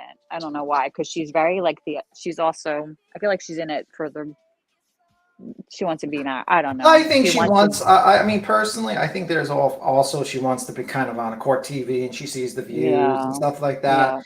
And that corrupts people a little bit. But the truth of the matter is you see that all the time on YouTube. I mean, like we've seen that with Rikita Law, we've seen that with other YouTube. So I can't really hold it against her. I mean, she's doing what YouTubers do, which is report on cases and give their opinions. And I don't think she's doing anything like, obviously you could say that she's spreading misinformation and stuff like that, but she's not harassing anyone. She's just talking. You know what I mean? That's really it is. It's true. Yep, totally true. She really isn't doing. She's not nearly bad in any way, but she's like leaning in to stuff. You know, she just it's hard to take her seriously. I feel that way too. The issue with the pundits on this, it's more small town politics than in the murder discussion. Yeah, it's a lot of people that just basically have their opinions, and I don't think they're really going with the evidence in the case, and I think they they're putting themselves in this position constantly. Everyone with a grudge is screaming in the woodwork to get satisfaction over stuff from high school. Could be. I don't know. Looking for ways to show that they're right. That's what I felt like happened in this last hearing. Like, look at that. Oh my God, look what they just said. That confirms what I've been saying about this, that, and the other thing. And then it just is like confirmation. It's like confirmation by the whole thing. It's like certain people are going in with this certain kind of preconceived notion about this case. And then these things happen. So they just focus, just like they're focusing to try to get it out to the media and to the public about their, you know, that it just does seem like this is very like Alan Jackson, you know what I mean? Like it's him coming on as like part of this defense team in general. He's being silly. I mean, and I think Alex Jackson is, he's definitely, in my opinion, being very sleazy, to be honest with you. He's being very sleazy. He's a sleazy lawyer, I think. In my opinion, allegedly. I don't think you're going to get sued for an opinion of him being sleazy. I think you're fine with that, in your opinion. We all have an opinion that he's very sleazy. I mean, listen, if I was guilty and I wanted to get out of jail, I probably would hire the guy. I mean, I don't know. I would definitely want the sleaziest lawyer to get me out of jail if I knew I was guilty. Yeah, he's somebody that you really do hire. And then all the turtle cult. I know it's true. There's just a big mix with this case that makes it. Yeah, it's weird. It's so weird, right?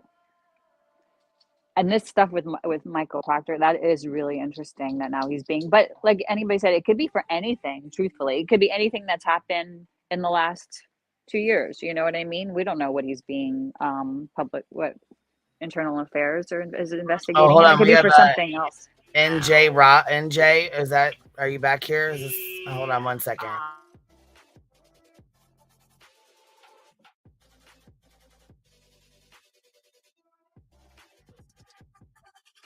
Someone trying to jump up?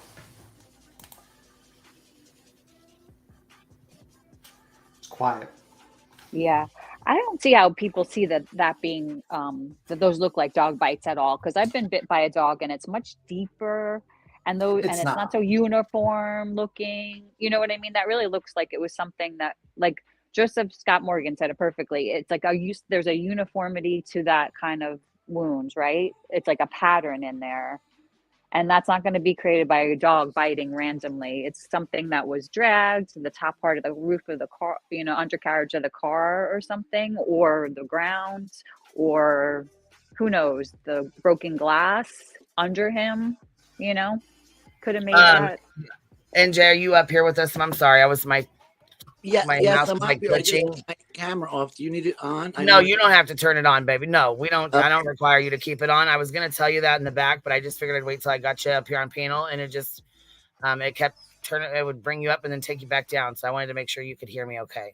Oh, I can hear you just fine, ma'am. How you doing, MJ? Hello.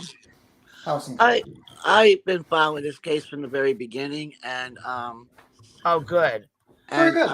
And I just wanted to say, like, I've been hearing a lot of people's opinion now. I have a very open mind to both sides. I feel that I want to be neutral on this because I'm following evidence. I'm not following TurtleBoy at all because I don't really care what he does. I mean, this case is basically about trying to find out what the truth is, what happened to the victim, John O'Keefe, to me. But a lot of people are very tied up with what TurtleBoy's doing. I don't really care. I understand. I mean, I'm not a big follower of his or anything, but I was listening to what was being said about Melanie Little, and I follow her from the beginning, and I believe that she's a very good New York attorney from Long Island. She followed the Long Island serial killer case. She's very reputable, and all she's trying to do is be neutral and try to make her audience understand what the evidence means legally. Because a lot of this stuff, none of us understand what that means. She has no dog in the fight, whether Karen Reed gets off or not. So I don't want her being misrepresented that way. Uh-huh. Well, I mean, my thing is I feel like when you get like a lot of people in chat that kind of push one theory, like you kind of, your opinion skews a little bit. And I feel like her opinion is being skewed based upon that. But she's not that way. She don't. That's why her motto is "I'm no cupcake." I mean, she's not going to change her integrity. She's still an attorney, and she has years of experience with motor vehicle accidents and all kinds of stuff. If she's in civil, yes, I would believe that she would have years of experience because I think about 80%, I would say 70% of civil cases in New York are probably car accidents. So I would believe that 100%. She's a civil attorney. Yes, and she knows about these. She took the case to she fought the case against the New York City, the Catholic diocese over the. Yeah, that was one of her big cases that she covered, and she very much got involved with the Long Island serial killer and what happened there, and how the misjustice happened there. So she takes on cases. She was following the case. She also covered the case with the child with the disease that happened with the Florida case. I can't think right now. I'm a little nervous. Maya Kowalski. Don't be nervous. It's all right. We're just having a conversation. You're just as I was saying, the screen's covered. So if your camera comes on or something, it's the screen's covered. I keep an open panel, so anybody's welcome to come up here. Even if you do believe in the free Karen Reed movement or you are for Karen Reed, either way, we're open. And like I said, I'm learning new stuff every day. I don't know everything like you guys. Like there's a lot of people who know a lot more than I do. So I'm open to hearing all different, anybody's sides or all different things, theories. And I'm a supporter of the blue. I am not like one of these people like everybody's corrupt or whatever. And I just want, whatever the facts are. I'm very much into true crime, and I follow the facts, the evidence, and not all the hearsay, rumors. This person said this on this channel. No. Yeah, I mean, I'm more of the lines of I like to see the document. So like when I heard people say, well, the phones were destroyed, I'm like, can anyone point me where that was written? Because I would love to read that. Because that would be a very suspicious thing to be like, okay, you're gonna have to destroy your phone. You could destroy your phones afterwards, after we collect the data, and I would probably want to read that and get a context. Because like the problem with me is it's a lot of rumors. There's a lot of people that have agendas on there. There are a lot of people that kind of just state things as rumors, as facts, and I need to see the documents, and that's how I am. usually. And usually I think a good content creator would probably just pull up the document, say the page, underline the shit, and say, this is where I got it. Well, listen, the thing is here, Tim, Tim, is that everybody would love to see those documents, but those 300 and whatever pages is the federal investigation. Yeah. The federal investigation into the Commonwealth's investigation, and that's not put out to the public. I know, absolutely. And that's why I'm kind of like biting at the bit to find that out. And also the fact is that I would like to know why the FBI is involved. Sorry. I would like to know, basically I'd like to know every little bit of what the FBI did and what was prompted and stuff like that. Because to me, it seems like a very interesting thing for the federal government to try to supersede a state's authority. They better have some good over a murder trial. I kind of want to know what the situation that led to that. And I kind of want, as an American, I kind of like to know what the situation is going on here. And I think it's very weird to me that you have the federal government trying to supersede in a murder investigation that is not interstate. And I think that's the rights of everyone to find out what the hell is going on, because, that's federal money being used. That's federal, dollars being used and money being used. And I think that's very important to find out. So yeah, I'm very open to that situation. I think that's very weird. I think also I'd like to find out with the proctor exactly what he's being investigated with the IA, the Internal Affairs Bureau, obviously. But, hold on 1 second. We have another, somebody else back here. Give me 1 second. I can't even see that. I think it says commentary something. Hey guys, I'm Public Occultist down in the chat. It's the name of my chat channel. Is okay. I was gonna say I couldn't really understand your. Is it corrosive or something? Yeah, corrosive commentary. What do you want to go by? Either way, what do you want us? What would you like us to call you? Yeah, corrosive's fine. As long as it's not late for dinner. Exactly. Yeah, I agree. It's going to be really interesting to find out why the feds were dragged in on this. From Lowley's statements this week, where he said they never even contacted the Commonwealth for any documentation, didn't pull any evidence from the Commonwealth. They ran entirely with what the defense gave them. I don't want to impugn Levy here because I have no proof of anything, but I think he called in a favor. It may be based on the outgoing AG's issues that brought so much scrutiny on the local office. Because if you remember, she resigned in disgrace and he took over the office from her. But it's going to be interesting figuring out why the feds were involved. But my feeling on this is when they went to the 2A process, which everybody trumpets as something important and major, it's not. It's simply an internal review that they're required to go through anytime somebody says, hey, we need documentation from you that's to an unrelated case. We need this. So they have to go through the 2E process to make sure that it doesn't contain any information that pertains to other investigations, doesn't out any sources, yada, yada, yada. They hand it over. My feeling is when they handed 3,000 pages to both sides and the judge, that was them basically wiping their hands and walking away and going, here's what we found. Do what you want with it. We're not part of this. The people believing that the FBI is going to come in and testify in court, I don't see that happening. Yeah, because and then if they don't testify, those experts' testimony is not going to be brought in. Like they have to be on the stand to be cross-examined. You cannot just be like, here's your documents, and we're not going to allow the prosecution to cross-examine these people. So unless those people go on the stand, that everything that's being said about these experts is, you might as well throw it into the trash because you have to have those people testify. Yeah, I think this was their Hail Mary to try and get the case dismissed. And the fact that, I mean, we certainly expected it to come out with some kind of evidence that that the stuff was planted. We expected to find some sort of collusion. We expected to find some sort of like text messages that were previously unknown between people who were actually at the house, people who were actually may have been involved in this, and the corrupt investigators. None of that. What did they come up with? Somebody's sister, somebody's sister texted somebody else and said, "Hey, if you ever need a babysitter in a pinch, this person might be able to do it."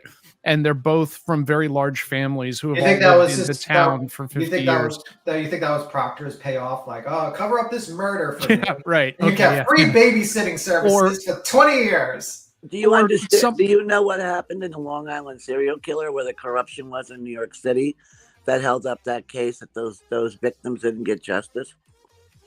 I did not know that. I did not follow know that that. at all. I followed a little bit about the you call about the Gigolo serial killer. Yes, sir. Yeah. Yeah, I followed basically. It was very. I mean, I thought it was just basically they just didn't care because these women were women of the night, and they just kind of just didn't care about doing an investigation. I didn't know there was any corruption. I'll have to look that up into it. Yeah, there is a bunch. It's interesting. Yeah. Yeah, that's why I followed that too, because the chief of police that was in head of all of that and the commissioner both went to jail because, and the FBI, they wanted the FBI called in. Everybody wanted the FBI called in, and they pushed it and said, Be right no, back. they didn't want the FBI brought in. So, Well, I for bet years, not. If they were doing corrupt, you know what I mean, corrupt shit there. I bet they probably didn't want them, and involved or there. yes, and they went to jail for a lot of bad things. And one of the things, and this guy that's finally out of prison, who was the chief of police at the time, he's been put back in jail for sexual acts and all this stuff still to this day. Oh, So wow. there was a lot of corruption in that case. So it does happen. I mean, it's very rare you're going to get something like this. But the reason the FBI would come into a case to investigate when there's a police officer who has been, died, and there's reasons that they believe there may be malfeasance or whatever they call that, where you're not supposed to have any connection to the investigation. You're supposed to recluse yourself like a judge is or whatever. But the fact is, there's a lot of lying that was done by witnesses. There's a lot of testimony and stuff that was done. The DA got up there and said that he had no connection and doesn't even know them, Proctor. He went up on TV all over and said there's no connection to him whatsoever. He doesn't even know him ever. Right, he doesn't, yeah. So what the heck is that about? I mean, why don't you say, well, yeah, he knew him, he's a distant this, but he should have said, listen, this whole mess wouldn't happen if he said, this is, I know the family, or whatever. I can't investigate this case. It's got to go on to somebody else. I strongly suspect you're going to find out that that information was passed over initially to the higher ups, and it was decided that there wasn't enough of a connection to make it an improper investigation. Like I said, you've got two large families, both of whom have lived in the town for generations. And it's not a particularly huge town. We're not talking New York City here. There's going to be some crossover. People are going to have run into each other. But from everything I'm seeing, the parts of the family, the parts of Proctor's family who were friends with parts of Albert's family, were not anybody that's involved in this case. So this is like saying your brother's husband shops at the same grocery store as this person's cousin, so there's too close to investigate. You're dealing with a relatively small town. Everybody knows everybody in some capacity or another. But he's a state police officer, isn't he? Yeah, he's a state police officer, but they tend to work more locally in Massachusetts. Like in my state, when you become a state police officer, they send you to the opposite end of the state. You will get barracked somewhere as far from everybody you grew up with as they can possibly do for years.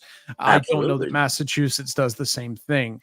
And in some cases, familiarity with the area helps. I mean, it is quite common for them to send out police who are locally known because they're going to get better testimony. There's going to be less, what's the word? Like distrust of the police. If they're in an area where people know who they are and that sort of thing. The fact that the defense had to pull this out as their bombshell, and I wanted to segue into something somebody in chat asked in a second, if I'm permitted, that this is what they pulled out as their bombshell tells me they have a very weak defense in this. Nothing had anything to do with Karen Reed's guilt, had nothing to do with any evidence against her that was wrongly presented. It had nothing to do with any of that. The best they can come up with is he might not have disclosed to a grand jury that didn't ask things that we found out later. That's not really an impugnment of it. The fact that he's still on the job, even after this IAB investigation has been opened at, I believe, the defense's request, also makes me think it's not that serious. Yeah, no, I'm pretty sure the defense demanded it. No, I think it was done because, like I said, it wasn't because of defense. People all think that. I mean, the FBI No, it's not the is not- feds, the defense. The defense. Yeah, but defense doesn't Karen have Reed's team. Yeah, That's but they what have they're no saying. control over who the FBI is going to investigate. The FBI is not going to just say, "Oh, because the defense wants me to investigate, we're going to go investigate." They're not going to do that. That's IAB. Hold on. Maybe we're talking at cross purposes. The state police has opened an internal investigation on what may or may not have occurred. That's not the feds. And I think the defense asked for it because there are three people who have whatever was released in the 2E process. Well, three groups of people. They are the defense, they are the Commonwealth, and it is the judge. I do not think either the judge or the Commonwealth asked for investigation into the whatever they found in that paperwork. So to me, that leaves the defense as the only other people who know what's actually in there. Defense didn't ask for it though, because defense didn't even know it was being investigated. It was, and the Commonwealth knew that the FBI was investigating them and never told the defense that was happening until just this year. No, I mean this thing that happened yesterday. Can you hear me? Yes. Patricia, yeah, you're up here, but you need to mute your YouTube. Before you click the StreamYard link, you have to mute your YouTube or we'll hear it in the background, okay? Can you hear me? Yeah, I can hear you. Yeah, she's lagged. Did you? Yeah, I can hear you. Why don't you jump down and pause YouTube and then come back up, okay? Internal investigation. Yeah, make sure you pause YouTube before you come back up. Go ahead, baby. I'm sorry. That's okay. I just wanted to say, as far as Melanie Little, she has 8 videos that explains the legal paperwork, and she's neutral. She's just trying to explain the witness testimony, what all the records that were pulled on the case, and I'm keeping an open mind because I would hope it was me or you or anybody who felt they were guilty. You would not want to be charged or not have at least a good defense and be charged with something. You would want to at least have the best defense and everything be done right for you. That's all I'm saying. She could be guilty. She could be not guilty. I don't know. That's up to the jury. Yeah. But And the evidence that the we'll see in evidence that is trial. Exactly. Whatever evidence is going to be put out there. But like I said, I didn't understand a lot of the legal thing, and she just tries to explain legal things. So it's not like she's trying to get brownie points, because believe me, a lot of people told her it's not good for her to cover this case because there's a lot of scrutiny. Oh, if you're following this, you must be a TurtleBoy supporter. She's not. She's just trying to understand the legal and teach people that don't know, like myself, what the paperwork means. Yeah. Emily D. Baker is going to cover the trial, she said, once it goes to trial. I like her too. Yeah, I think she'll be a really good person to follow because she's very, if anybody's neutral, with this case, because she's picking it up later on. She hasn't been following every motion. So. Yeah, so that's the thing I just wanted to come up to say. That's all. And I'm keeping an open mind to it. And I'm not going by rumors, hearsay, whatever. I'm trying to understand the process and keep an open mind to both sides. What does this mean? What does this process mean? What does that mean? I'm back. It's a lot to understand. There's a lot going on. Yeah, I just stepped away for a moment, so I missed. Hold on, Beats in 1 second. Patricia's up here. I want to make sure she got her YouTube paused. She was having some feedback. Patricia, you're up here. Can you hear us okay? Patricia, can you hear us okay? Oh, man. All right. Well, we'll try again. Try again. Yeah, we've tried twice. She came up and was lagging at first with the YouTube in the background. But okay, I'm sorry about that. It happens. No, I had to step away for like a couple of minutes because I'm doing things around the house. You know how it is. Yep, I know how it goes. It's okay. We're having a pretty good conversation though. It was Yeah, I actually appreciate NJ jumping up, kind of, talking. I appreciate Mr. Corrosive commentary about his goes by AKA Publica. Cultist? Yeah, I have a question. Yeah, that's my channel. That too. It's a good conversation, and I appreciate that. Yeah, go ahead. I'm sorry, I didn't mean to interrupt. Go ahead, guys. You go. I had a question about the phones. What do you think about that? Those two phones, Brian Alberts and both their phones, like, had they deleted them? What do you guys think about that? I need more info. Yeah, I need to see a document. Right? Yeah. Because There's the more problem info around is that. the defense lies. Like, it omits too much of lies. Well, let's be clear. The defense is very, very careful what truth they present. Let's take the car impact, for example, that people are now crowing that, like, the FBI plainly said the car did not hit him. He did not hit the car. I doubt the FBI said that. I have never seen a single analyst report where they say this did not happen. They say, based on the evidence in front of me at this time, I cannot see how X caused Y. And this is subject to change with future evidence, right? Every report you've probably ever read from somebody has had some kind of wording in there like that. My guess on that is they handed the complete injury list, including the back of the head, to somebody. And from my understanding, these are outside analysts, not necessarily inside FBI. They may be hired analysts, and said, could a car accident have done this damage? And they looked at it analytically, and they went, okay, I can see the damage to the elbow. I can see the damage to the mid-torso, the injuries to the stomach and the pancreas or whatever it was. And I can see, like, the crushing wounds, but the back of the head doesn't make any sense to me. So no, I don't think the car caused that. At which point AJ rides into court and goes, they flat out said a car accident could not have caused that damage. He's not lying. He's being very selective about what he's saying. Now, most of us don't think the car caused whatever happened to the back of his head. No, we think he hit something that caused the hemorrhaging. And in that area of the yard, if you ever look at the pictures of the yard, between the road and where he is found, there is an electrical box that sticks up out of the ground on a pole and a fire hydrant. You think he hit that? Possibly? Yeah, she did do a search at 227, but it wasn't for how long to die in snow. It was like, or whatever. It was some basketball schedule or something. Yeah, you can actually look at their complaint. It actually says that. I think I even read that to the Glare at one point when I was debating them. I'm not going by that either. I'm going by what they are stating under oath, the defense, or as the prosecutor would have to say under oath, presenting the evidence that it is in the FBI investigations report. That's what was said in the investigations report by the FBI into the investigation about the car. And they did a whole reconstructing. They're not just going to say, well, let me look at these injuries. That's not how the FBI works, if you know how the FBI works.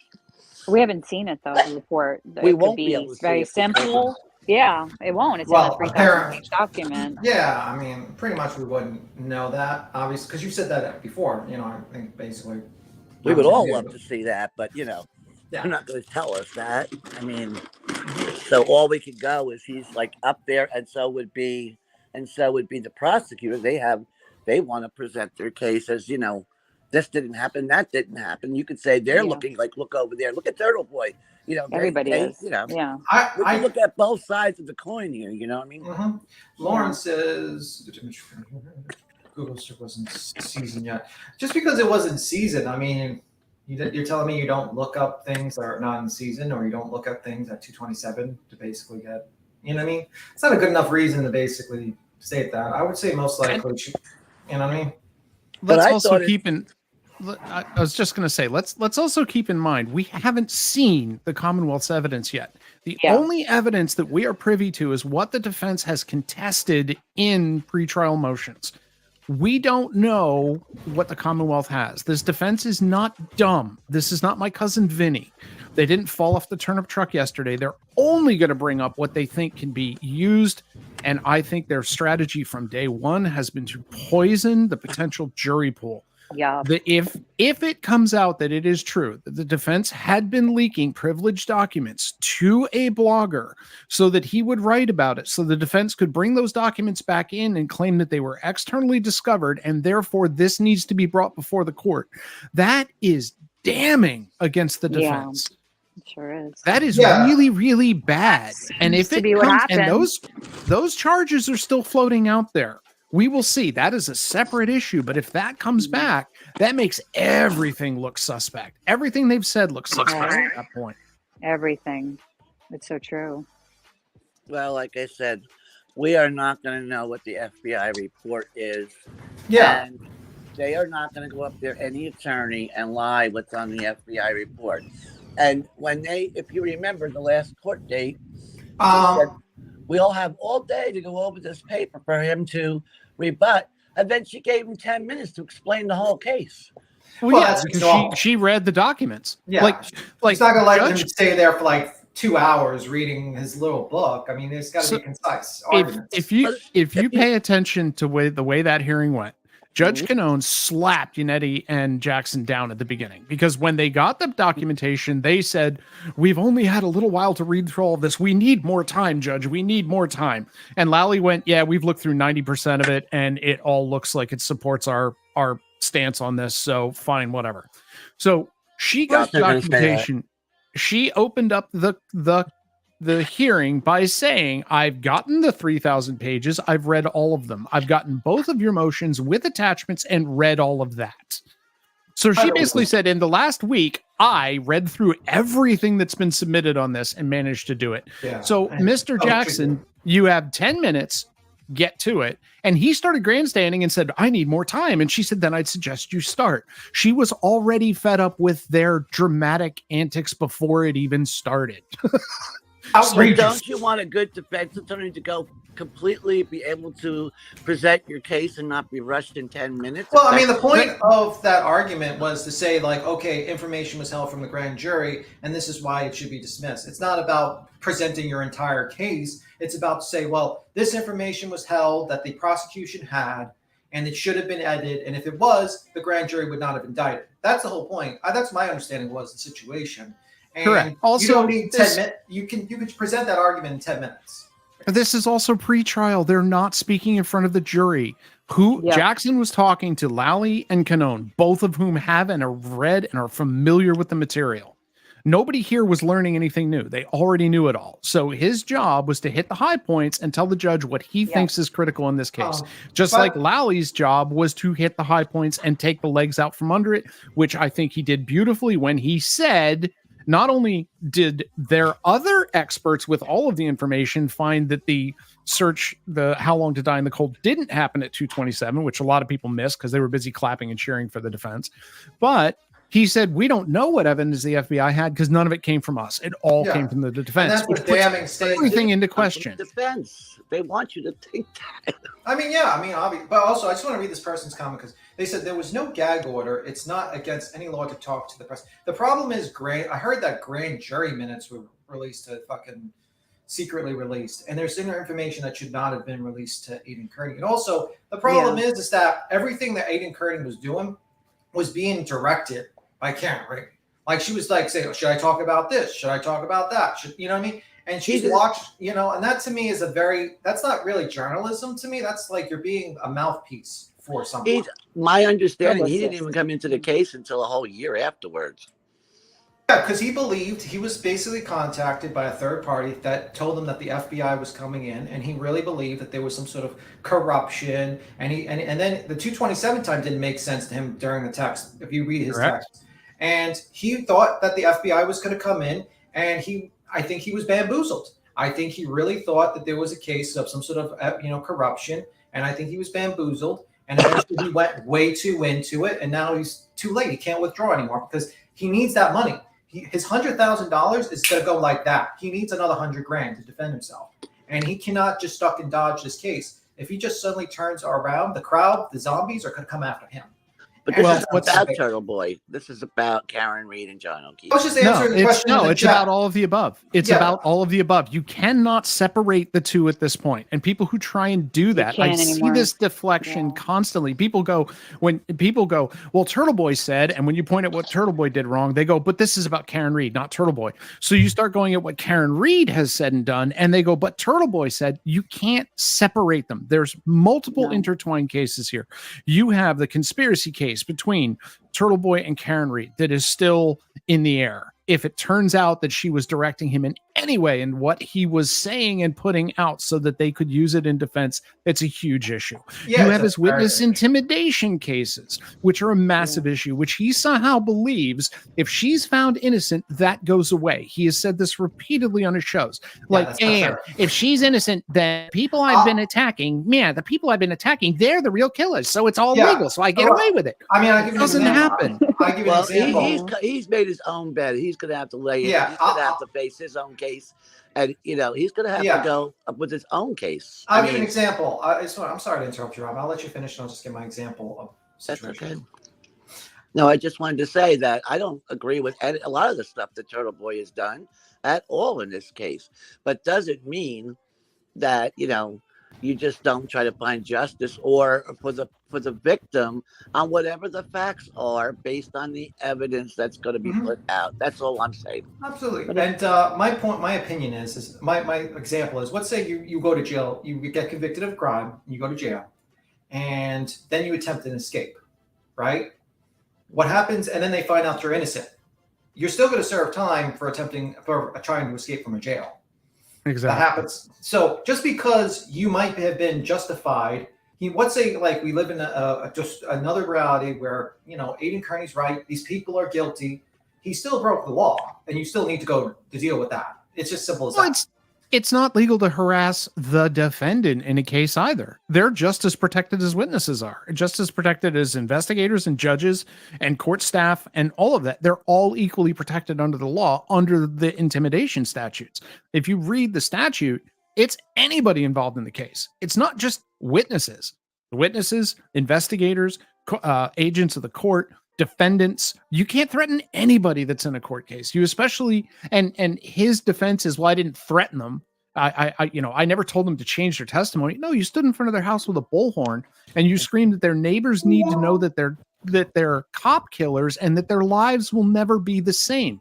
That's intimidation. Also, period. He did have, I think during one live, he said his goal was to basically have them not testify or something like that. So something to that effect. I have to pull up.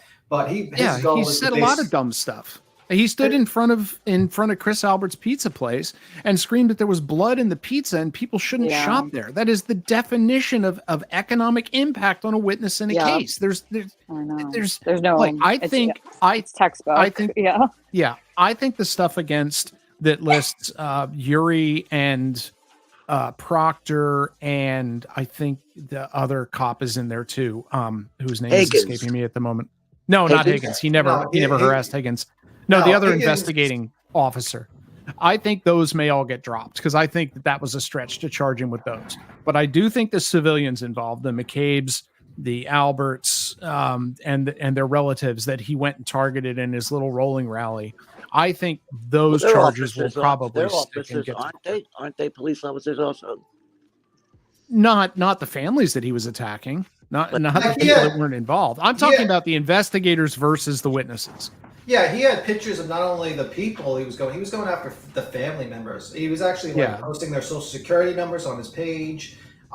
Pictures of them on vacation, their kids at sports games, family photos, that kind of crap. Yeah, it was going beyond just them. And he even said it in a live stream. It's like, we try to keep the second generation out of this, but well, again, we're going down TurtleBoy Road instead of Well, I'm really not into all of that. I mean, that's going to be a separate case, and no, you can't intimidate witnesses. And yes, you have a right to protest, but there is boundaries on that too. Yeah, absolutely. And I don't agree with a lot of the things he did, like I said. But all I'm saying is that what you were saying about the phones with the FBI report, without seeing the report, the feds was saying that in the report, because we don't get to see it, it stated that they were told that Proctor and Higgins can get rid of their phones. Now that doesn't look good. I'm sorry. Yeah, I mean, unless they had images of them already. If they had images of them, who cares? Yeah, if they could prove that, yes. Yeah, and I think that's the thing we're dealing with. Like, if you hear it that way, you'd be like, "Well, that's kind of a stupid thing to tell people to destroy evidence in a criminal investigation." And again, I doubt that will have any relevance in the actual court case because neither of them are suspects. But they were investigating the investigation. They were investigating the case. That's to what bring we've been charges. told. That's what. Wait, who? Higgins was not investigating shit. He's a witness. He's somebody who was there. at the house and Yes. is an ATF agent. He was at the house at the time, and nobody's heard hide nor hair of him since. My suspicion is he turned all his shit over immediately and went, "Call me when I need to be on the stand," and has gone somewhere else, which is exactly what everybody involved in this should have done. Yeah, well, what do you think about Higgins was at the house? Now, isn't he the one that supposedly was flirting with Karen Reed or whatever? Actually, it was the opposite. She was flirting. Yeah, with she was him. flirting with him. Whatever. They both were doing whatever, but they had something going on, right? Or they allegedly. Yeah, allegedly. All right. So he was at the house also. So let's say there was some kind of a dispute between John O'Keefe and Higgins. Even nobody's anybody thinking of that. And then, they were drunk, and, sometimes guys get a little rowdy when they had too much to drink. I mean, that would have been a better theory for the defense than Cullen decided to beat him up with a dog. Yeah, and that's why I feel like there's literally nothing there. The defense would have thrown that in if they didn't know that a live body could. If they didn't know that a live body could stand up and go, "Yeah, no, that's not what happened." So let's say a fight started in the house, and McCabe threw them out. And I mean, if he had ever gone in the house, maybe some of this would have some valid traction. Yeah, but there's zero evidence he was ever in the house. Yeah, but yet that's the thing. That's another thing against the two experts. One saying that there was on that whatever that data stuff is, because I'm old. I don't know. Yeah, what you're talking about is the Apple Steps thing. That thing was recorded. If you look at the time, it recorded him going upstairs while he was in a car. Right. And the problem is that data is just ineffective. The GPS shows he never entered the house, basically. You can actually look at the map, and you can tell that he never entered the house. He didn't move at a certain time period. And unless the defense actually gets an expert or something, because that's a pretty damning situation. Because, the GPS on his phone? Yes, shows that he never entered the house. There's one ping. There's one wide ping, which shows that there was a window of 3 seconds where he could have made it just inside the door. Three whole seconds. Now this is 3 seconds for him to, as has been presented, run up and down the stairs 3 times, get bitten multiple times by a dog with no sharp teeth sharp enough to go make puncture wounds, and has no lower jaw. Get punched in the eyes twice, get beaten in the back of the head with something, have his clothes removed so that the dog DNA can be removed from them, then be redressed, then be taken outside and dropped in the lawn at exactly the same spot that his phone laid the entire night and consistently pinged there the whole time. So I have a problem with that theory. Well, this is my theory. Okay. Let's say they went in the house. Let's say he didn't stay long because they had a disagreement. They started an argument because they were drinking, whatever. And there was words said between Higgins and O'Keefe. And McCabe said, I don't want this fighting in here. They went outside. They got into a fight. He hit his head on that with the fight. And he wound up dying in the snow. Nobody paid attention that he was out there, yet people were leaving at 1:30 and many different times. So nobody saw him out there in the snow, which was only at that time a couple of inches of snow. It wasn't a blizzard yet. So let's just say that, okay? Now, that's a possibility of something that could have happened, because if you look, I believe then Higgins called his office or whatever, and instead of going home, he went to his office. He had to do paperwork or whatever. So he never went home after this incident happened. He went back to his office. I don't see that because the data doesn't show. The GPS shows that he was in there for a few minutes. Higgins. And not only, well, Higgins went back. John would have to go to the house and then talk and then have an argument. So let's say we give him like 5 minutes in the house. Like let's say we changed it and he had 5 minutes to get into a confrontation. They walk outside. Also, wouldn't the Higgins also show that he was in that area as well? Because if they got his phone data, they would have also checked his GPS location as well.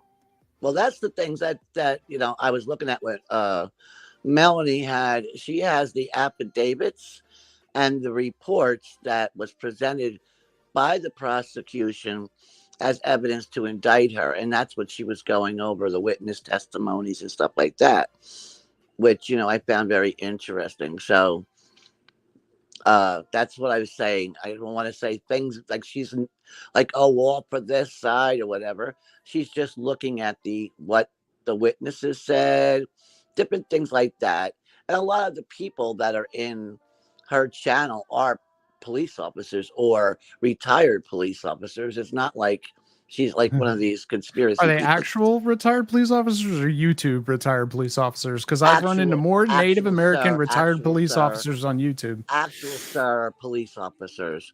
She came on this channel from Duty Run.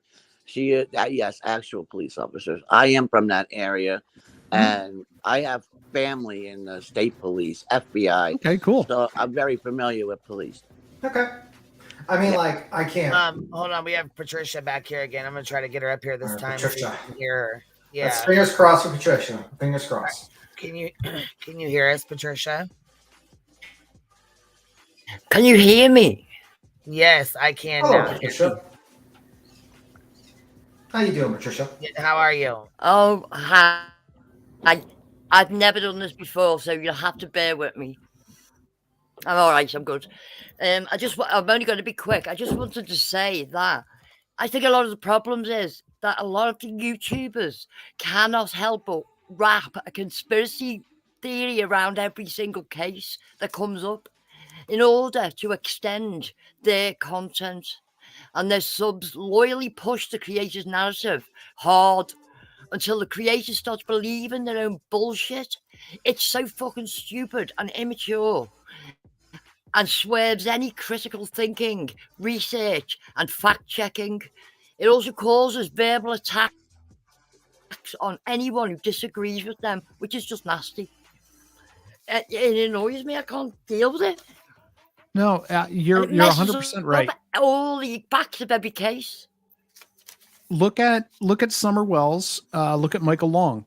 This And is exactly that's the the main same thing that problem. happened with those. Exactly.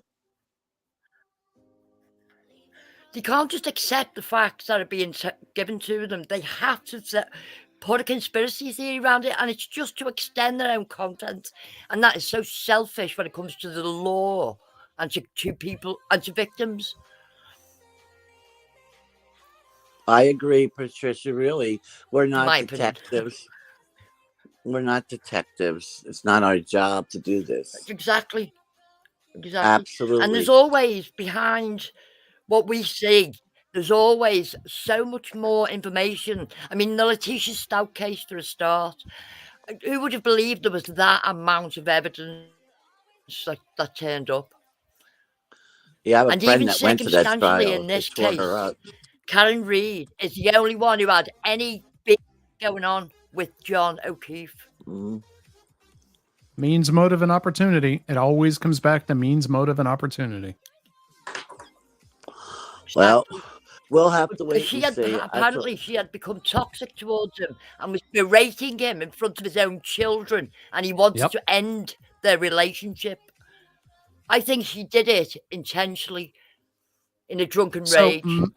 My position is that she didn't do it intentionally. I think she may have backed towards him, trying to spook him. I think it was accidental, which is why they initially if it went had with been manslaughter. accidental, if it had been accidental, she would have admitted to the accident. She would not have accused a group of cops of murder. So that is if you go back and look at the very beginning of this case, it's absurd. when it was still manslaughter charges, Yanetti's defense was that it was a tragic accident. That's what he started with. This was a tragic accident, Your Honor. Once the grand jury saw the information, once the grand jury motive. Yeah, once the grand jury saw the information and kicked it up to murder 2, and from what I understand, I could be wrong on this, I can't remember the source, they were actually looking at murder 1. When they settled on murder 2 is when they suddenly went, oh crap, now we have to come up with a third-party defense, because murder 2 carries a much stiffer penalty than manslaughter. And that's when all this aliens and dogs with one jaw and imaginary flights of stairs and all this other crap came screaming out of the my understanding of the charges, the reason why they're and someone who wasn't even there. Yeah, my understanding is the reason why. By the way, BTM, I am so starstruck that I'm not. Oh, thank I'm you. on this panel with you. Thank you. I was so impressed with your discussion with the Glairer. He's just such a twat, isn't he? That's a British way to say it. He was laughing at you when you were right and he was wrong. I loved it. Oh, Will's a putz. amazing. I mean, just look at the way he dresses. That's all you. I mean, that's really all you need. Yeah. Well, I'm He's not a going to stay dick. up here He's a much for proper all this. dick. But wait. How you doing? He's an idiot, man. He's a proper idiot. But we're just trying to keep to the conversation. I mean, like, we could probably insult the Glare all day and every day, but not now. You know what I mean? Let's And keep it- sometimes Will knows that he's wrong and will still continue to insist he's right.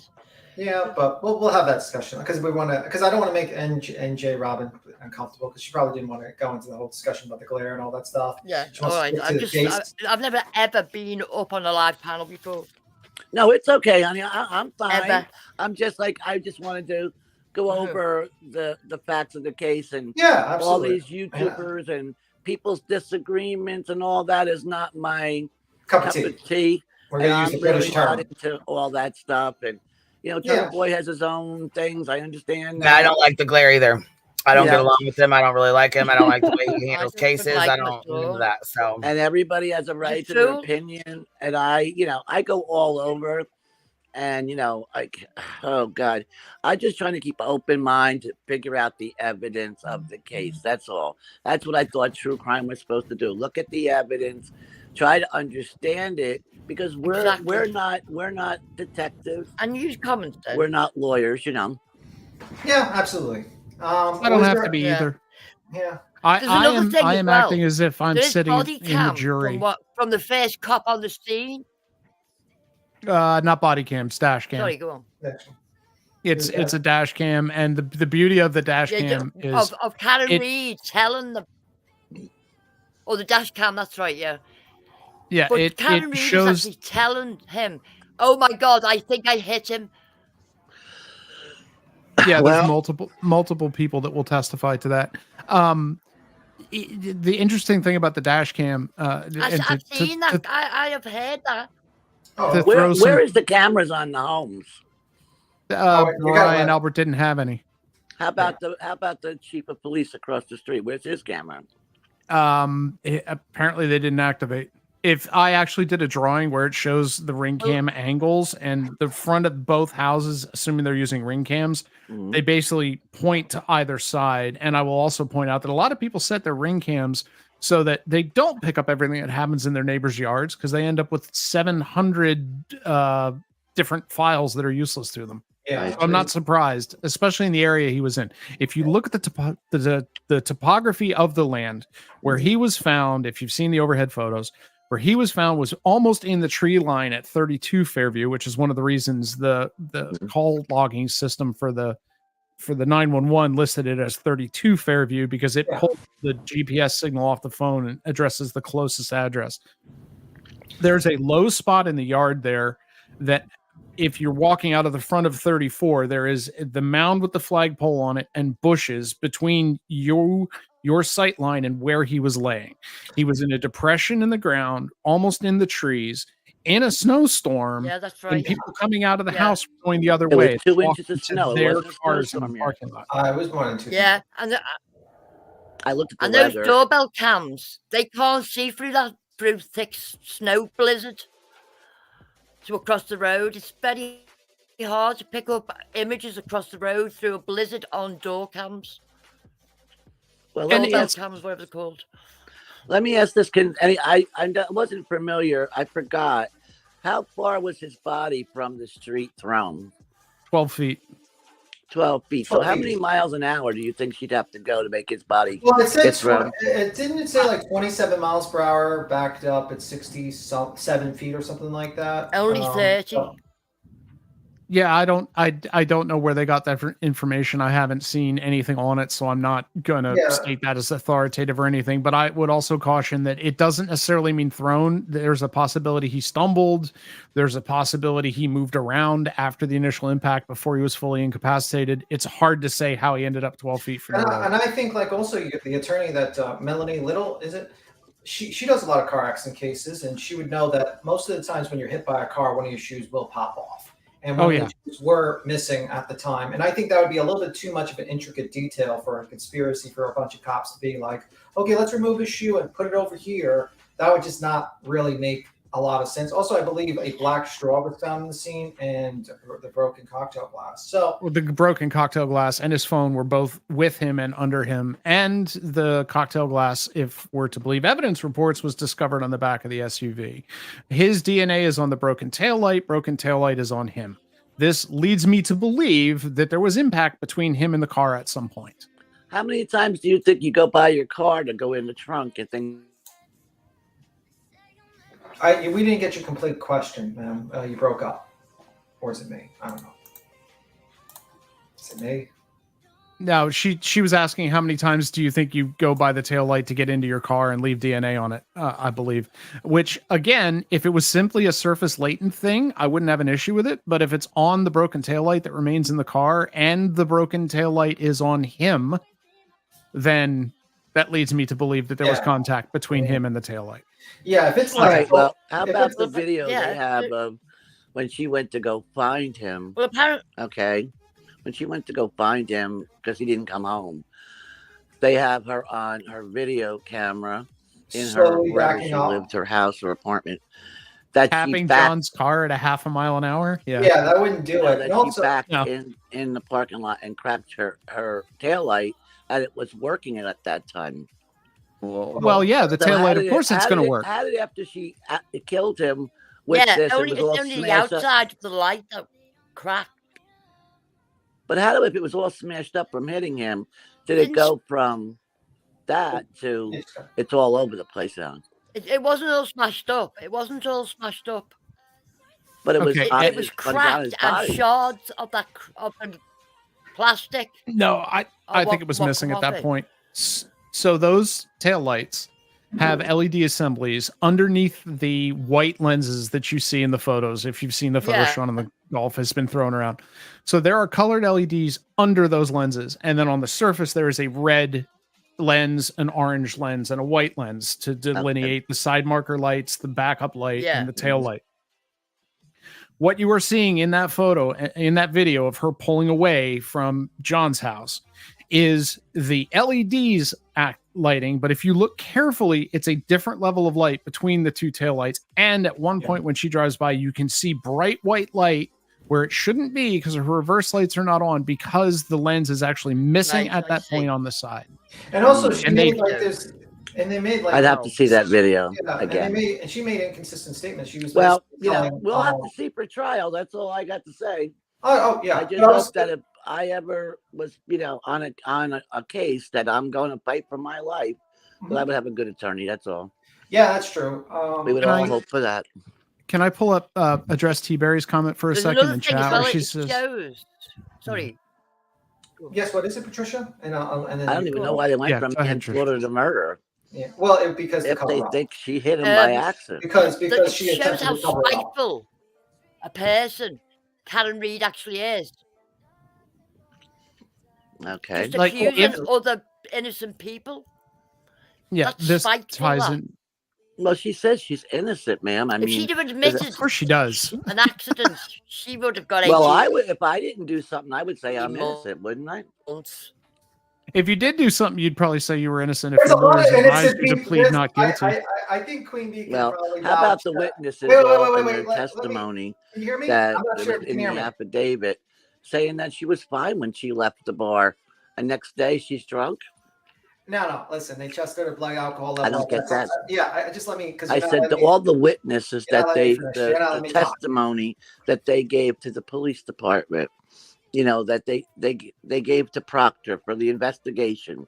They all said she was walking fine. You have a bunch of police officers driving. If they're that intoxicated, Wouldn't somebody say, "Hey, you're too drunk to drive. Let me do the driving"? Like, I'm gonna do but it. they all United said soon. in the testimony that she looked fine. She didn't look drunk. But yet the Okay, next wait, day she's drunk. So maybe she went home and drank. Wait. I don't know. Wait, you're not letting me I finish. will wait for trial. That's all I'm going to say. Rob, I just want to look at both sides. That's all I'm saying. Rob, I'm trying to say something. You're not letting me And I'm finish. really trying to figure it all out. Can you hear That's me, all. Rob? I don't know. But I'm going to drop down. My son just called me.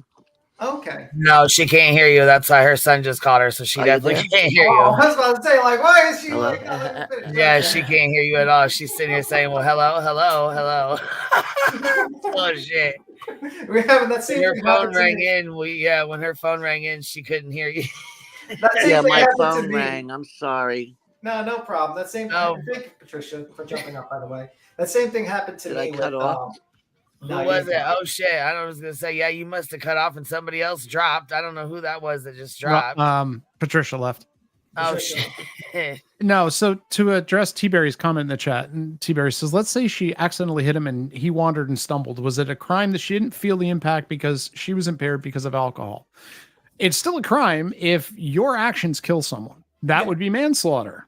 And then you try to cover it up. And then that's and I think the reason it got kicked to murder too was because she deleted ring camera video of her returning to her house and leaving again, and the only camera video that was left on the cameras on John's house were of her carefully backing into his car to give herself plausible deniability for a broken taillight. Now, these are my opinions. I'm going to be clear that there's a slant in my take on this. That when they were driving up looking for him after she had gotten with Jen and Carrie, and they were driving up and looking for him, she was in the passenger seat, back seat of a vehicle driving along and managed to spot him covered in snow in a depression on the side of the road where nobody had seen him the night before while leaving the house. She pointed him out while they were driving down the street in a storm that a responding officer 4 minutes after the 911 call needed to use his spotlight to find 3 grown adults standing there. So that's where it starts to read weird to me, is that she miraculously spotted him laying there when the other 2 people in the car didn't see a damn thing, and the cop couldn't find them 4 minutes later when he showed up. Oh, so she's trying to do my cousin Vinny defense. I shot the sheriff. That's my feeling. And she could easily have called Higgins. Why didn't she call Higgins? She clearly had his cell phone. Why did she wake up her niece to get Jen's or Carrie's, I forget whose number it was, to get the number of somebody she barely knew to call them when she clearly knew someone who was at the party? Yeah. There's a little too much question in there for me to believe that it was a simple accident. She went home, went to bed, and didn't know anything about it. And I think that's why it got kicked to murder too. Because Yeah. there was way too much of that shenanigans in between, and I think they have even more evidence to prove it. And I would also point out that, there was a comment like, oh, well, why would she's stating that she's innocent because she's innocent. I'm like, there's a lot of people in jail that claim that they're innocent. And there's more innocent people in jail if you go by what they're stating than there are released. Of course, you're going to say you're innocent when you're guilty. You're never going to say, yeah, I hit him. I murdered. Well, she did say that, but you're not going to say, yeah, I absolutely hit him. I'm guilty. Whatever. She's never going to say that. No one would ever say that. You're just going to, simple as that. She's just that's her thought process. Thank you, folks, for the respect. That was that's okay, Patricia. You did a fantastic job, by the way. Yes, I was gonna say she's welcome to come back up. I'm not sure what all happened. She dropped and then NJ couldn't hear us. Ellie, you're back up here, baby. Mhm, yeah. I don't know what happened. One of them couldn't hear, but then the other one dropped, I think. I don't know. No disrespect. I just like to look at both sides of the case and look what evidence is available. Absolutely. Yeah. I think we all do, really. And I appreciate you jumping up, RJ. Yeah, thank you. Thank you Have very a good much. day. We appreciate you coming up. All right, Ellie, you're here. What's your bombshell you have for us? And What bombshell? we're holding you up to it. You got to tell us. Oh, don't put me on the spot. We like never. that. We did finish our video. We did finish it. I was gonna say we got about a minute left. You want to finish watching it, or you want to shut it off? You can finish it. Why not? A minute. All right. And this was her last Hail Mary to try and get the case dismissed.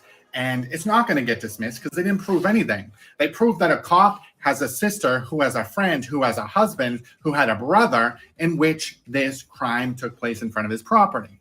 Scandalous.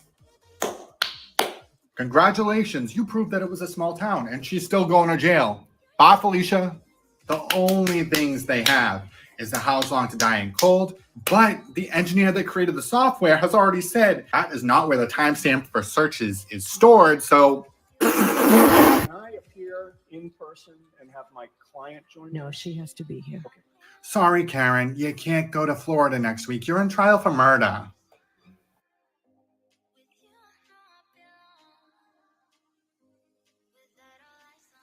So with the Celebrate, it's like it's stored in a different folder. Is that how it works? Like the timestamp is stored in a different folder than the search history?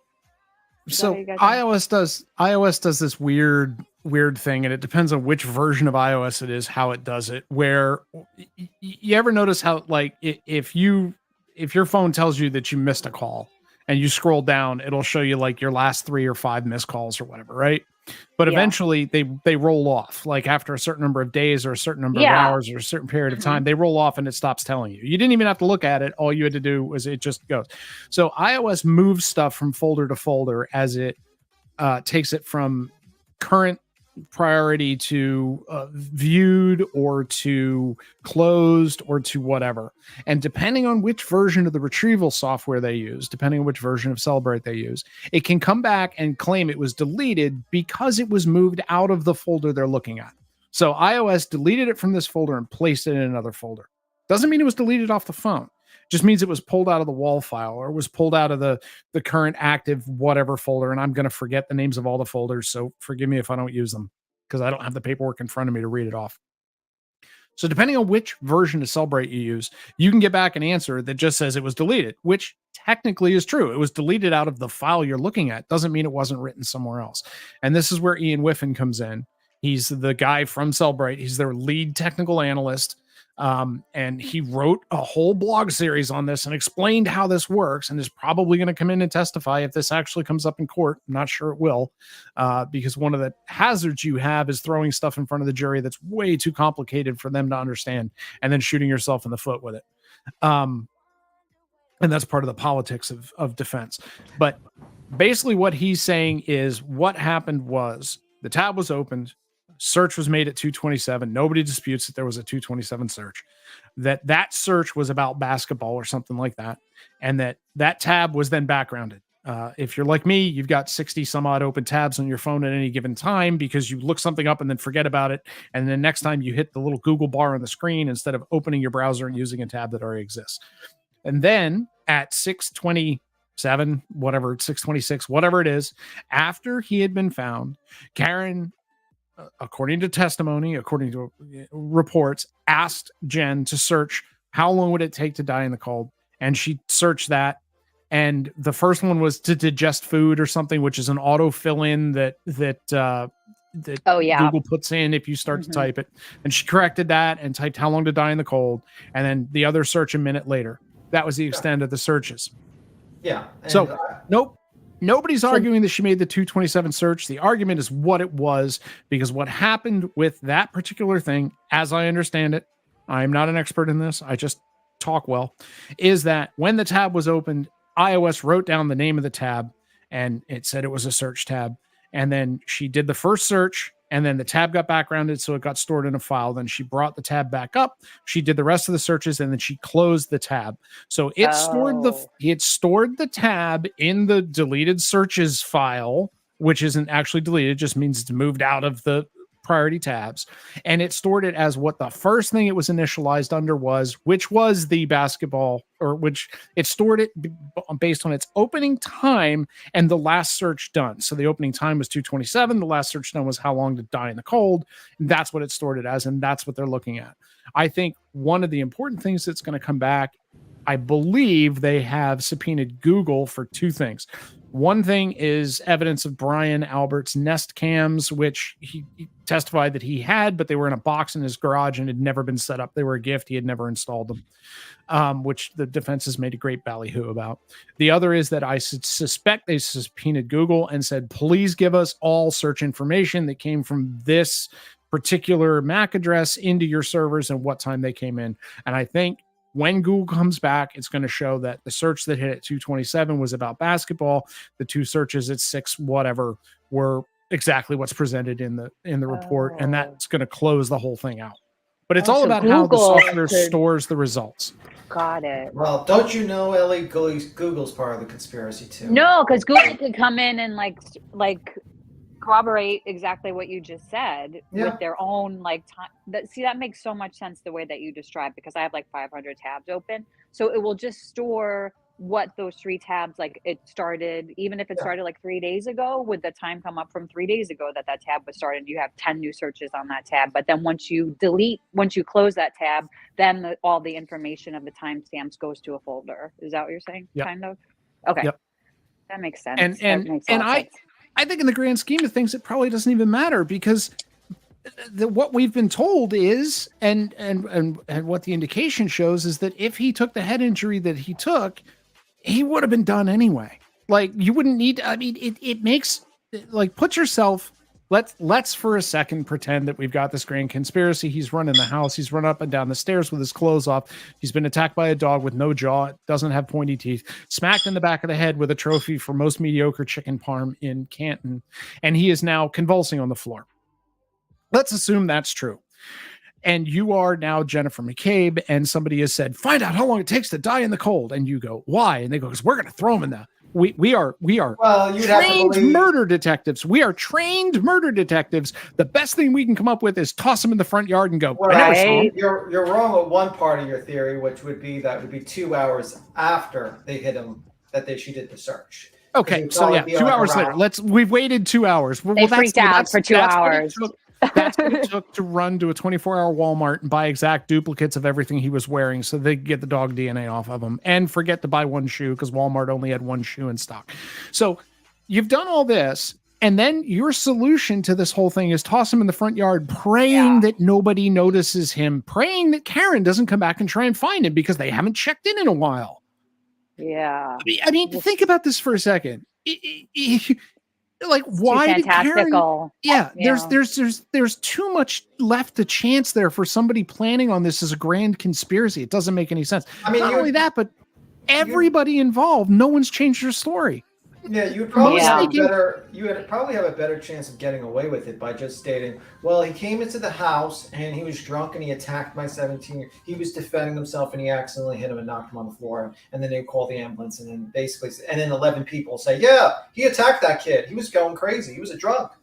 And then that would probably have been the best way to do a cover up. If they were it would just, a lot of people would have to keep their stories all straight consistently, and that just doesn't happen. Like, it's easy for you to think that. I think people like to think sometimes, like, blame other people. Then, I mean, you could blame, I think it was accidental that she did it purely on accident. She was blacked out pretty much and didn't know what she was doing. Let me give an example here to everybody listening. What time is it right now? Without looking at anything, what time is it? Each of you is 1:12.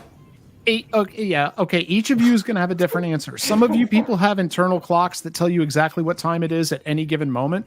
Some of you are going to round to the nearest quarter hour. Some of you are going to round to the nearest half hour. So yeah, if you're looking at your phone at the time, you're going to know exactly what time it is. If you're not, and somebody comes up and asks you 2 days later, 3 days later, 6 months later, and says, what time did you leave the house? And you go, it's like 12:30, I guess. And so they write down suspect left at witness left at approximately 12:30.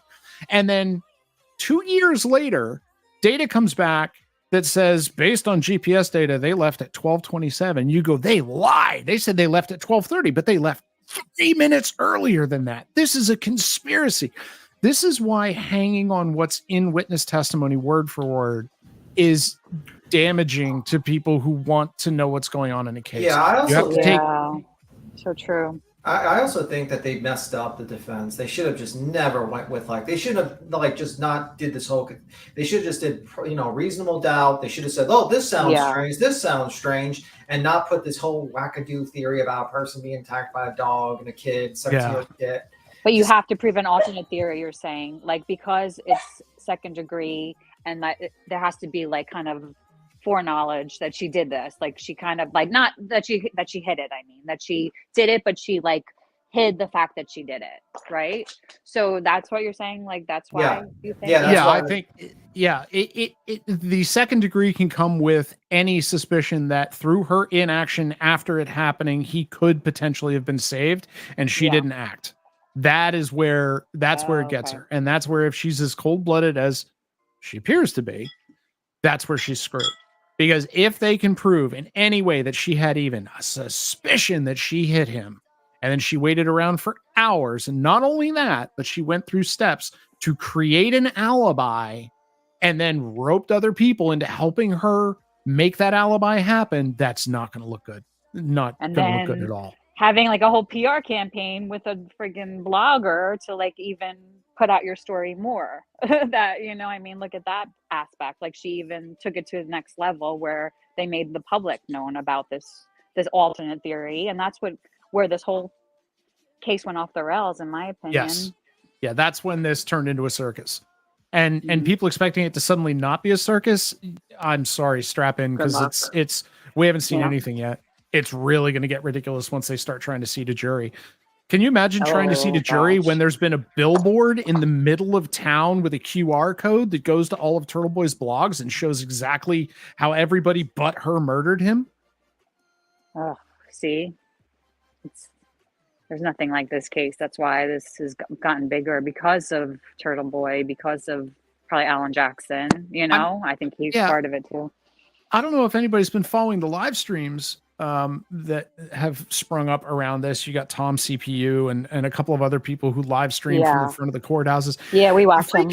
The free Karen Reed folks show up 2 hours before court is supposed to start. They glom up the entire sidewalk. They have a billboard truck that drives by with information about the case that they cheer for every time it drives by. They have pictures of everybody else involved in jail on big signs that they're holding up. They chant and cheer. They sing happy birthday to Karen Reed. They boo the family of the deceased. Well, they also dressed up like John O'Keefe for Halloween. Yeah. Really? I mean, they had a Halloween fundraiser. They had a Halloween fundraiser. Yes. People dressed as somebody. They're making and selling broken taillight jewelry. That's how seriously they're taking this. They're making and selling broken taillight jewelry. That's awful. For Karen Reed's defense fund. Look what they fired Grant, right? You heard about that? Okay, so Grant got let go from the volunteer position he was at. He still has his press accreditation because that's to the person, not to the job. Right. So I'm just saying he got let go, but look at what they're doing to him right now. I really like him. And it pisses me off. Look what here's the glare right here. Anti-Semitic stares have just attacked Grant Smith Ellis. When will the hatred stop? See what they're doing? They're sitting there holding. Look at the signs they're holding too with the different shit they have. They're clapping. They're clapping that he fell. Yeah, they're horrible people. Somebody was rolling pennies at Grant at one of the earlier hearings. They were rolling pennies down the sidewalk at him. Yeah, it's weird. And the tampons, they're awful. Yeah, they had the tampons delivered to his house. That pissed me off too.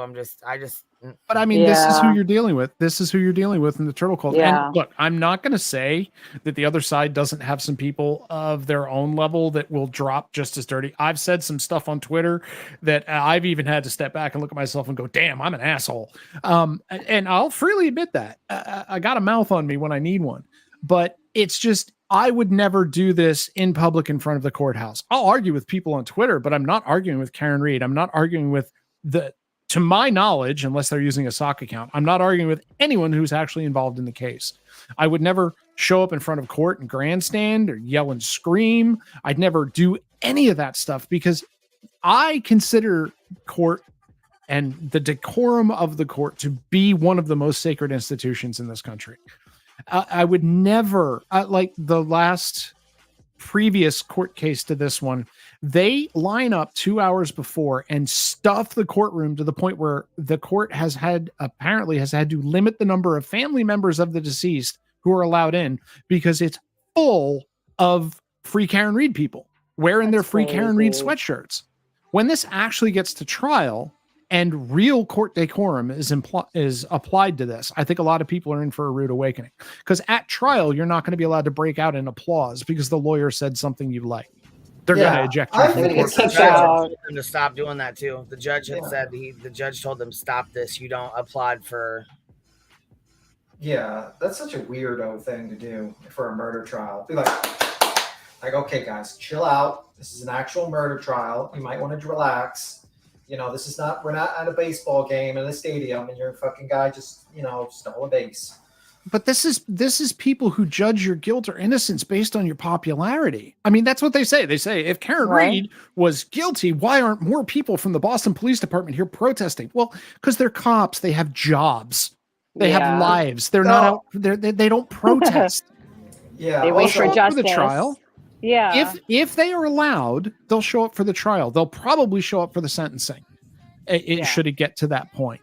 But I mean, look, we've been told the feds are coming any day. They're going to arrest everybody. Hasn't happened. And now they're going, well, Fed investigations take years. This could happen 2 years in the future. Right. So they're going to let her go to trial, potentially be found guilty and rot in jail for 2 years before the feds walk in. That's not going to happen. We were told by Yannetti that he was told that the DA's office was the target of the investigation and that the feds could not in good conscience allow this to go to trial. Immediately after that, the state's attorney came out and said, we did not name a target in this investigation to you or to anyone else, which was a strong rebuke to what he said in open court. And clearly the feds are letting it go to trial because nothing happened. I fully expect the motion to dismiss to be denied by the judge based on the fact that after hearing it, she went, okay, let's set up trial dates, blah, blah, blah. The fact that Rule 17 information is pouring in, started coming in yesterday. I forget when the filing deadline for it is, but I think it's somewhere within the next couple of days. And also the people who don't understand court are making a big ballyhoo about that. Look at all these rules. Look at all these motions that are coming in. Yeah, they have to say who they're going to want in court. So summons can be issued. People can be told they need to be there. Schedules can be set. That's exactly what Rule 17 is. So I fully expect that this will go to trial. I fully expect that once they get into a trial situation, a lot of the dog and pony show is going to end because they can't get away in trial with what they can get away with in pretrial motions. And I think you're going to see a lot of the grandstanding stop because at that point, it's critical that they not look like idiots. And then I think you're going to see the other potential charges, the conspiracy issue, that's going to get more attention down the road. Yeah, like that is still the shoe that's in the air. And I also think even if, let's say, she does magically not guilty and she doesn't go to jail, she might actually be tried for even like the witness intimidation afterwards. So I mean, there's she broke Karen Reed broke a couple of laws. I mean, she might be, even if she gets lucky and she doesn't get convicted of this, she might be in trouble in the future. Should release information, and there is that looming thing with like the car payments and the money that TurtleBoy received, possibly from her brother with the car dealer. I don't know that there's anything there. You don't think so? Yeah. Nah, we'll have to see. I think a lot of people may have made a lot out of that. I don't know that that's necessarily true. We'll see. You don't think there was like a car? Because I heard there was the car situation. I don't think anybody. I don't think anybody who's getting a sweet deal on a Lexus from somebody who's colluding with the dealer is paying $100 over MSRP for it. That's the weird. And why do you pay cash? I don't know. It's strange, the whole thing. Who pays cash for or a check? Yeah. It was bought outright. So I don't know where that's going to come. We'll see. That's all. Yeah. All in the thing. What a terrible way to waste your money. You could have bought a house, put a down payment on a house, and turned it into a rental. What an idiot. Anyway. I mean, I drive a not recent but not old minivan because you know what? It's paid off. It doesn't cost me anything every month to drive it. And people go, you drive a minivan, dude. I'm like, it's dependable. It works. And it doesn't cost me money. Yes, you're damn right. I drive something. So I have money to spend on what I want. Yeah. But I think the more interesting document on that side of it is the affidavit to seize Karen's phones, which Yeah. has a lot of information. I thought detailed it in was funny that when that came out, didn't you like run to Florida, like literally when that came out and grab Before they Before tried, that? I think it happened, and they couldn't find her. She was gone for like a week. She went to Florida. She comes back. I'm like, okay, which is kind of crazy. From what I read in that, I'm pretty sure it was in that I read it. When they got the first search warrant for her phones, they left to go pick up the phones. She left her house and she headed into Boston. And for all you people going, they're going to get a geofence and find out where they are. Their statement in there is that they can only get a ping every 15 minutes, which makes it way too hard to locate somebody in a city the size of Boston. Oh. And that she then hopped a plane to Florida. Oh my gosh. And so they were out crazy. of, she and her phone were out of jurisdiction for enough time that the warrant, because the warrants are not open-ended. They have a start and an end date. And if you Then she don't came back get when it, it expired. yep. If you don't get it by that point, you're not getting it until you get another warrant issued. Then she came back. Now, whether that was intentional or not, I can't make any judgment one way or the other. It may have just been, coincidence. So they got another warrant. When they showed up, that's when they took her phones, and apparently she kept them waiting at the door for quite a while before she handed her phones over. Yeah. Which again, yeah, for it strikes me as interesting that for Jackson's long tradition, Jackson has a real phone fetish, man. He wants everybody's phones as soon as he walks in. Now, I know if I'm a defense attorney, what I want to do is get phones on everybody, as tell you, well, if you're innocent, you'll help solve this if you give me your phone, right? So I can go through your phone and I can start seeing who your friends are, who your contacts are. Maybe you have something a little weird on your phone that you don't necessarily want people to know about it if it comes up in trial, and I can start making that known. It's, first of all, it allows me to draw conspiracy theories that, this person is friends with on Facebook with that person who's that person's cousin. I see a conspiracy here. Or I think if you look at the Kevin Spacey trial, you'll find that there's been some question alleged about the fact that witnesses backed out because they gave their phone over for information and then felt that their personal information would be used in court when they weren't expecting that. But I find it ironic that for somebody who has demanded everyone's phone that's possibly involved in this, Karen handed her phone over, but she wouldn't let him into it for almost a year, if I'm reading the paperwork correctly. Now. I mean, that's that's like because it's Apple. She had to is that why? Yeah. They took her phone, but she wouldn't give anybody access to what was in it. Now, I could be wrong about that. Somebody will correct me in the chat, I'm sure, if I'm mistaken, but I seem to remember that there was some stuff with her. They were trying to compel her to give access to the phone, and she was doing as many legal dodges as she could. Another thing Jackson loves to do is make motions for evidence that he knows he can't get, which was the motion to, and people keep getting this wrong. There was a motion made to preserve any swabs and tissue samples that were taken. Mm-hmm. And the Commonwealth did that. Anything that was not destructively tested, they preserved. And now they're coming back and going, the Commonwealth was ordered to take tissue samples. I have not seen any evidence of an order to take tissue samples anywhere, just one to preserve any that had been taken. They didn't take any at the time. Now, whether that's a failure in procedure or not, I don't know. I don't know what their internal procedures are for this sort of thing. But it's being ballyhooed that the Commonwealth ignored a court order. Show me a court order for them to take the samples rather than just preserve them. They have preserved them. But Jackson keeps bringing this up. Jackson is also known for grandstanding on evidence that he knows he's going to get but hasn't gotten yet, like the subpoena to Google. He keeps bringing up the Google subpoenas and why he hasn't gotten them yet. Well, they haven't come back yet. Google moves at Google's speed. That's how it works. They haven't come back yet. Oh, that's interesting. It just came back. It was just brought in this week, I think. It was a whole bunch of stuff. Reading this docket is insane because it's the motion to impound the motion to read the motion to impound the documentation that came in from it's insane. Like everything comes in is immediately impounded and everybody goes new motions. And you can't read any of it. Wow. Which is going to make court even more interesting. But I really want to see the evidence the Commonwealth has. I want to see how they piece it together because while yes, In discovery, you are required to give the other side all the information you have, including what may be exculpatory.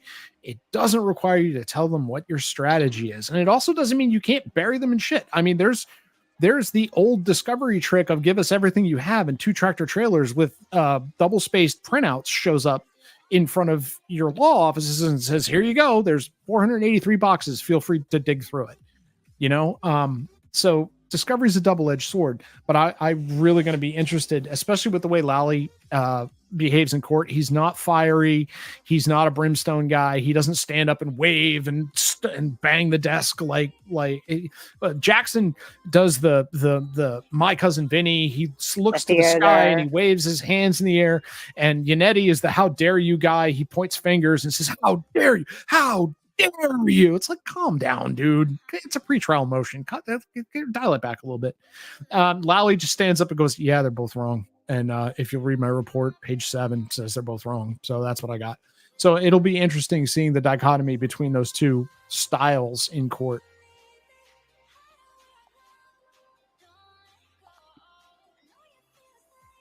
Yeah, like who does what, like who takes which roles.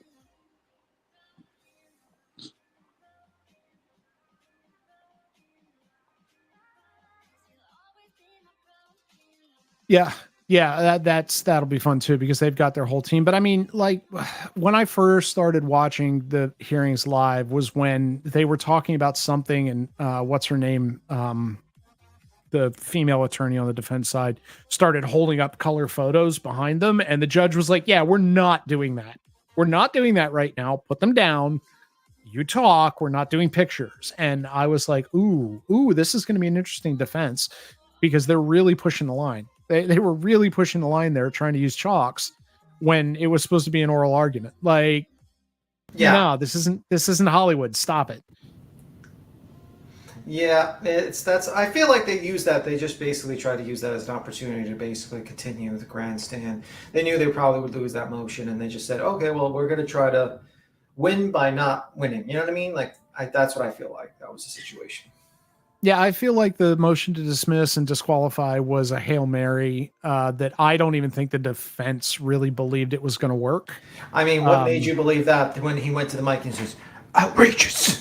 When he... Well, it was the fact that, like I said, we were waiting for bombshells. I wanted evidence that taillight was messed with. I wanted evidence that Proctor had run back to the scene and sprinkled it around. I wanted any kind of question even about the chain of custody of John O'Keefe's clothes.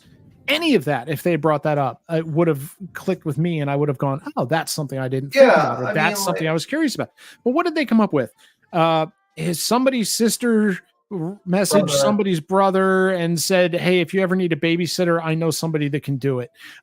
Somebody said, that's your motive right there. He covered it up so he can get free babysitting. Yeah, I mean, it's ridiculous. And now the people, Colin, there's no evidence Colin was in the house.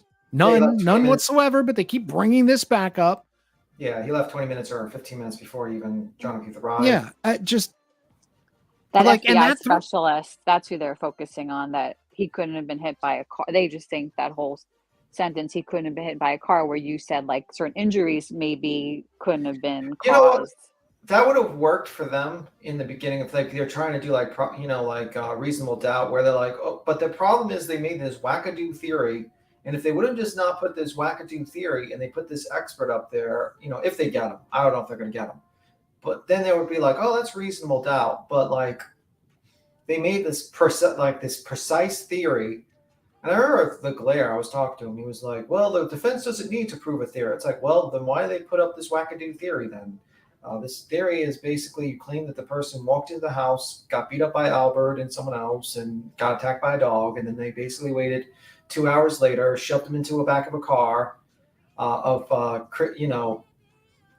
Cullen's car, and then drove to the location, dumped him around 2 o'clock. That's when Lucky saw him. That's what you're claiming. Tossed him there, and then like removed the shoe and put it there and sprinkled some stuff. And then basically they went home and did their things, and then waited for Proctor to come and say, hey, Proctor, can you sprinkle some glass and get blood and do this and do that? While they're all just basically thinking about framing her, Karen Reed. It's just like, doesn't make fucking sense. It just doesn't. And then you're going to have to put that in front of the jury. And then you're going to have to think that you're going to have to say that Jennifer McCabe is some sort of vicious sociopathic monster that will just sit there and watch a friend of 8 years, get beat up and then, contemplate and look up ways for him to freeze to death while her heartbeat doesn't even leap at that point when she's doing it. Exactly. Yeah. There's so much that's spun and it's put out there and it's half explained or it's half truths. Mystery, the clothes from the ER in evidence. Why not send any testing to a dog DNA out? They did. They sent his shirt out and had it tested in like 27 different spots, including the area where the supposed bites were, and there was no dog DNA. Yeah, found. no canine DNA was found. That was the big bombshell that was released a while ago. But they don't want to. That's why they stopped pushing the dog theory. You notice that the main thing in his thing, he didn't mention a dog. I don't think he mentioned a dog, and that's very telling. The dog thing is done. That was done that was done 2 weeks ago at the hearing when she said, "So, Mr. Yannetti, are we going to hear about dog DNA anymore?" And he looked down and went, "No, Your Honor." That was over at that point. Nope. Yeah. Yep. That was whole it. Dog That was theory done. is It came back. And then you have to say to yourself, okay, if there's no dog, how did he get those marks? Well, obviously it wasn't from fists. So how do those marks occur? And then you have to now, because you presented this glaring thing, because now you have to explain to a jury how those marks occurred if it's not a dog. Okay, my belief on that is John was about my height. I'm 6'2.5", 6'3". John's 6'1", 6'2", somewhere in there. The back taillight on that model of Lexus is about 48 inches off the ground. If I stand next to that model of Lexus and bend my arm, my elbow is exactly where the top of that taillight is, exactly where that taillight is. Wow. I think that what happened is she was backing up. She caught him on the side. His elbow was slammed into his chest, and she caught him with the corner of the car, which spun him off into the yard. Not thrown. I don't think he was launched out of his shoes. I don't think there's any of this Hollywood action nonsense going on. I think he either stumbled or tumbled or tripped. I think he hit his head on something and ended up where he ended up. How he didn't lose his phone, I don't know, but physics is weird. Stranger things have happened. So that's not anything I'm hung up on. And I think that explains the minimal amount of damage to the back of her car. She didn't hit him with the center of the trunk where there would be a person-shaped dent. She didn't even really hit him with the bumper. I think he was at an angle where it was primarily the taillight and that little wrinkled corner of the back of her car that did the damage. The damage to his arm could have been from the broken taillight scraping against him. It could also have been from his shirt being bunched up around his elbow and causing scrapes across him. I have seen weirder things happen in industrial settings where people come in contact with moving machinery and they end up with scrapes through fabric. It happens. There's a lot of different things here. Why get rid of the dog, rearrange the house, fill in the pool, then they sold it? Well, the pool was absolutely horrible. The pictures that you were shown of a perfectly functional pool by a certain blogger weren't even the pool in that house. They were the pool in a neighbor's house. The pictures of the actual pool show that the entire liner is destroyed and it leaked and wouldn't even hold water anymore. Why did they rearrange the house? I don't know. People rearrange their houses. As far as I think it was also a leak in their basement or something, like some sort of damage occurred. There was water damage to the basement from what I've understand that they had repaired. And the dog, I think, basically went and kind of with another dog. Basically, I think it was like jumped at another dog, and then basically dog was dog aggressive. Yeah, dog aggressive, and then basically the owner of the other dog was like, they wanted him to get rid of it, basically, and they moved him to another home. And that's basically it. And the dog is not in hiding. And if Yannetti and these guys actually thought this dog was actually a plausible theory, they would have done everything in their power to find that motherfucking dog. Because that dog, if they actually matched the bite marks of that dog to that arm, that case would have been over. They would have been. It would have been. Marks. I know that. But if it was bite marks, the case would have been closed. They would have immediately won. The defense would have immediately won, and even I would have been like, "Holy fuck, those are dog bites." But it's not. It's just not. And they did it for, basically they needed to make something up. And now it's going to go against them because now they have to sit there and explain an alternative theory how those marks occurred other than the dog. And let me just make this point as well. Everybody's going, why did they sell the house for a loss? The man's friend was found dead in his front yard. That happened to me. I love my house. I plan to die in my house. But if one of my close friends is dead in my front yard and I had nothing to do with it, I'm probably going to sell my house. Also, not something I want to walk past every day. Also, you have the situation where you have a cult of group of people that are harassing the house all the time and taking pictures, and probably that will lower the price. What people want to buy that house for. They probably just say to themselves, "I don't want to be in this infamous house that everyone's talking about on the news." Well, look at the poor family that lives in that house now. They've had Snapperhead show up and do his own fucking accident recreation in their front yard. They've had multiple people at night pull into their driveway with their high beams on, back out slowly and drive down the street staring at the side of the road. They've had a rolling rally come by the house. I mean, those poor people, I think they probably think they overpaid for it at this point. Well, you know what? They can recoup their money by basically do a tour. They just give them say $100 a head. You get to tour the house and the yard, and they do that every day. That was a joke. That was a joke. No. That was a joke. To address George's point, my belief is that the head wound to the back of the head is what was fatal for him and would have been fatal regardless. I don't think he was recovering from that. Personally, I don't feel he was recovering from that, even if somebody had picked him up immediately.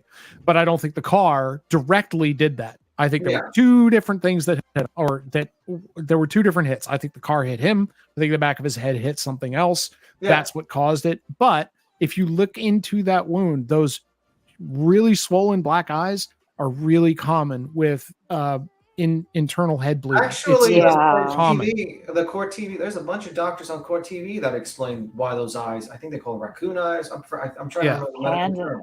Panda eyes, maybe one of those. No, panda eyes. Don't bring up panda eyes. No, not panda eyes. No. Okay, raccoon eyes. Okay. Fucking Ellie, you gotta get us in trouble. Raccoon eyes. I'm sure. We're not talking about Andrew here. No, we're not talking about that guy. But the second chance straw defense selected from the random club machine. And the reason they didn't really continue with the snowplow theory, because originally I heard they were thinking about saying the snowplow did it originally, was because somebody came up with the snowplow thing. I think Karen, that was one of the things Karen had floated at one point and said maybe a snowplow hit him. Yeah, why would you assume that? But here we go. We go back to if Karen, as she claimed, saw him walk in the house. Why would she assume he got hit by a snowplow? Right. Well, another thing, the reason why I think they didn't go with that theory is because the snowplows have GPS, and it would probably not help her case if, the time that he never moved, the snowplow never was in that area. Because it was 3 o'clock, right? That he came. Didn't he come later on? The snowplow guy. Oh, let's not even get started on Lucky. Let's not even get started on Lucky. Lucky, you're telling me you have a problem with Lucky, the greatest, the person that's got the. I have a huge problem with Lucky. Somebody asked if the coroner's report is available. Was it trauma or hypothermia? It's not. We have select pieces that were leaked, but we haven't seen the full coroner's report yet. My understanding that'll come out in from open the court. documents I read that he died from hypothermia. That was my understanding by being out there, basically. But or it's contributing factor. But I never read the autopsy report. I don't know. I personally would not put the autopsy report online because I feel like that's disrespectful to the family. They're still the family of this person, and can you imagine being the poor family and walking into court and having to see these mouth breathers in their minion hats holding up giant photos of John on the table? They have to walk past this every time they go into court. Yeah. I mean, that's why I say these people, maybe you believe in the cause that you're presenting. Maybe you believe in free Karen Reid. Okay, that I get, but have some class while you're doing it. Don't stand there and scream murderer at witnesses as they are walking out of court. Don't stand there and hold up pictures of the person after they are deceased. That is just, that shows a lack of human decency that I find hard to conceive of. Think about what you're doing before you do it. What I'm waiting for is because one of them actually holding up a sign, basically the Glare super chat of Ryan Upchurch, and he stole that super chat, by the way, and the song and the image from Sticky, who's in the chat. And they're holding a sign of that, thinking like this is like a great thing. I'm like thinking to myself, guys, you do realize that's like of Ryan Upchurch, and that makes you look pretty bad if you're holding up signs about Ryan Upchurch now and you're free Karen Reed here, and he's being sued by 3 people, like 2 people actually, the family of Kylie Rodney, and also he's being sued by Icamel. So he's not doing too well. So just imagine, if you will, TurtleBoy goes to jail and eventually to prison, and this time he's not allowed to do his blogs and tell people what to do from jail, which he was last time, which I still don't understand. And all of his people who are now true crime experts migrate to the Summer Wells community. Just imagine that for minutes. Well, that will be quite an interesting situation. I've also imagine like Ryan Upchurch sees the damn sign and thinks, I'm going to be part of the free Karen Reed movement. And then he jumps on a panel with TurtleBoy and the glare. Dude, I don't think that's going to I am trying to figure out, like Bao is already there. Bao, I don't know if y'all know who Clash with Bao is, but he's already been showing up from Texas. He's in Massachusetts live streaming and messing with all the people. But I firmly believe that Bullhorn Betty and Molly Golightly will probably be around for the trial itself. Dolly Vision's going. Dolly's. Dolly Vision actually has my opinion of the case, which is kind of shocking. He's been following it, at least. Me The and other Dolly- ones. Yeah. Me and Dolly are agreeing on this. It's like wild to me, to be honest with you. But it's not exactly the most like hardest case to figure out. It's just do Occam Razor. A drunk woman hit her boyfriend with a car. If that's pretty much it. I mean, it's or you're gonna believe that like 50 people joined up to do a conspiracy to cover up. And the conspiracy keeps expanding. Every time something new comes in where it doesn't agree with this, went in the house, ran up and down the stairs, was attacked by the dog, was in a fist fight, then got dumped in the yard. Every single expert that comes back, it's, oh, well, they're corrupt too. So now you've got the Canton police are corrupt, the Massachusetts State Police are all corrupt. The medical examiner and the other medical examiner are both corrupt. The firefighters are all corrupt. Everybody who's looked into this from the outside is corrupt. When the FBI doesn't ride in and arrest everybody, the FBI will be corrupt. Just wait for it. Google will be corrupt when they return their data results from their servers. Yeah, by the way, Jay, to answer your question, it was already answered by this Publica guy. I'm just going to say Publica. He already answered that question already about the taillight. So I just need to remind you that part. He explains it pretty well, by the way. And if you're welcome to jump up, Jay. I mean, everyone's welcome. People who want to be free Karen Reed, or people just be very respectful. Will be respectful to you. So. Jay, don't those lights have red LEDs under the L's in the behind the diffraction lens? So you've got the LEDs, then you've got the white lens over them with the L's in it, and then the red lens on the outside. Aren't they red LEDs for the brakes? Mm-hmm. I'm asking Jay. He said he works for Lexus, so I'd love to hear this. Yeah, I mean, he's welcome to jump up. Just, be respectful. Everyone's going to be respectful, even to them, and jump up, and it's simple as that. Yeah, I keep an open panel, so anybody's welcome to come up.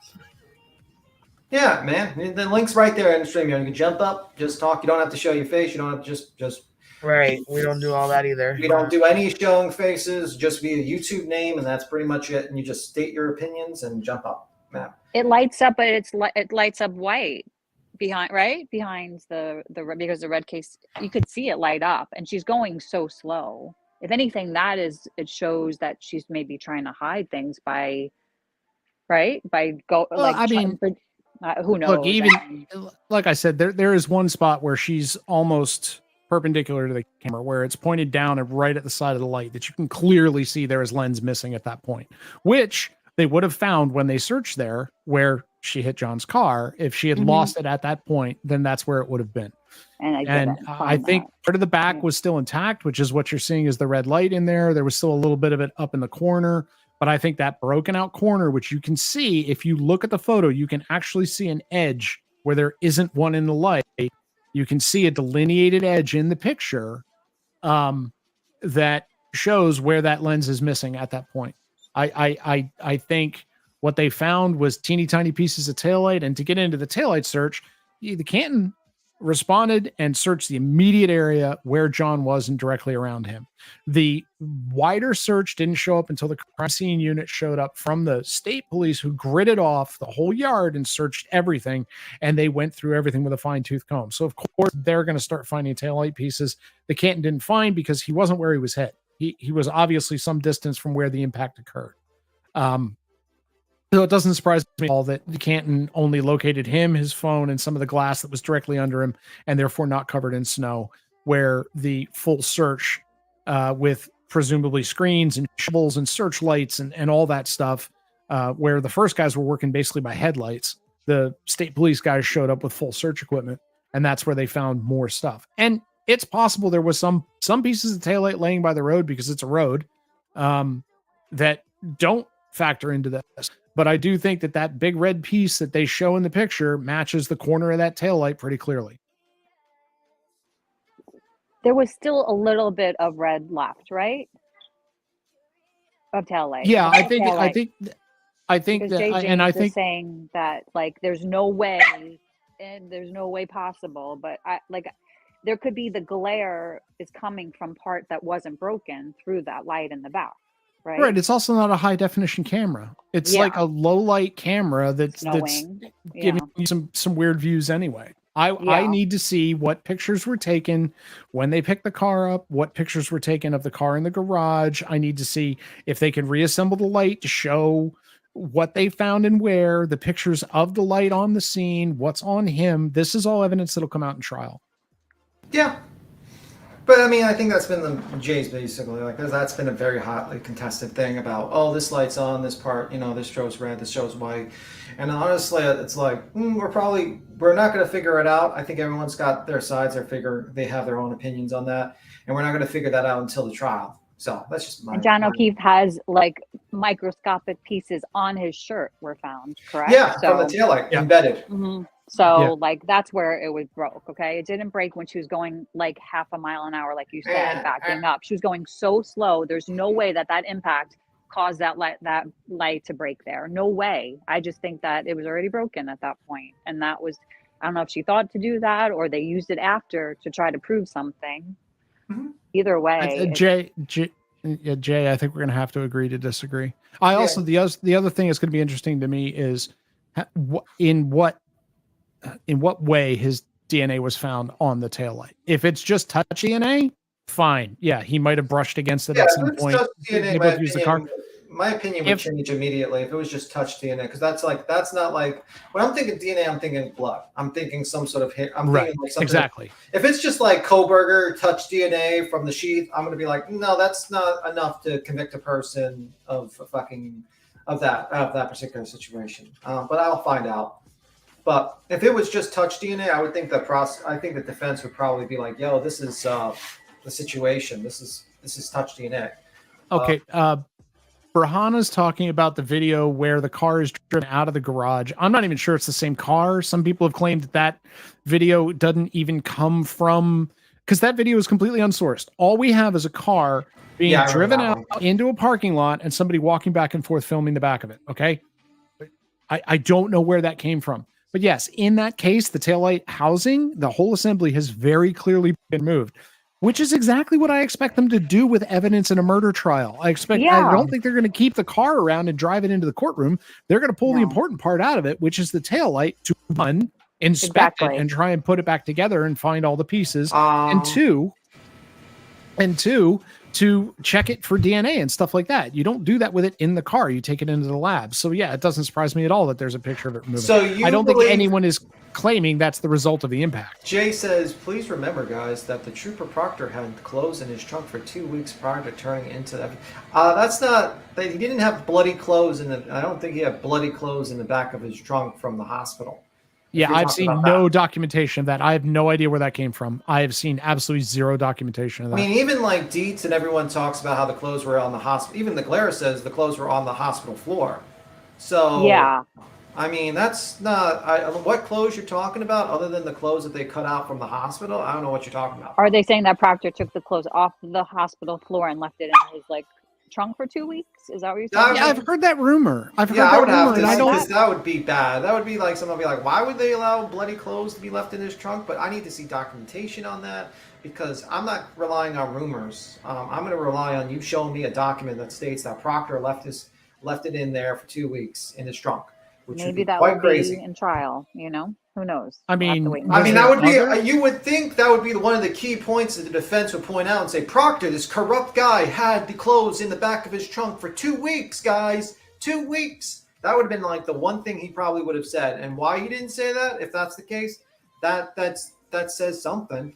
You know, that would be a big fucking bomb if we found out Proctor, who apparently has this close relationship, suddenly has clothes of the murdered victim in the back of his car that he doesn't turn in for 2 weeks. You would think that would It be still the doesn't bomb. explain the taillight being on there, the microscopic pieces. Would he sprinkle them Well, on I think their there while claim he is, was in as his trunk?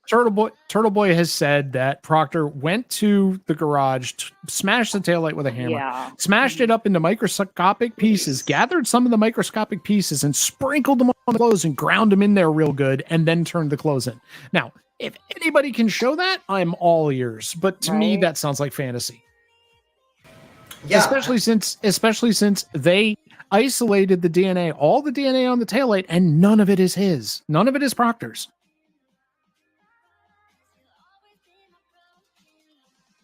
I think a lot of people are reading notes, like reading notes that they don't understand, that are thrown around in motions.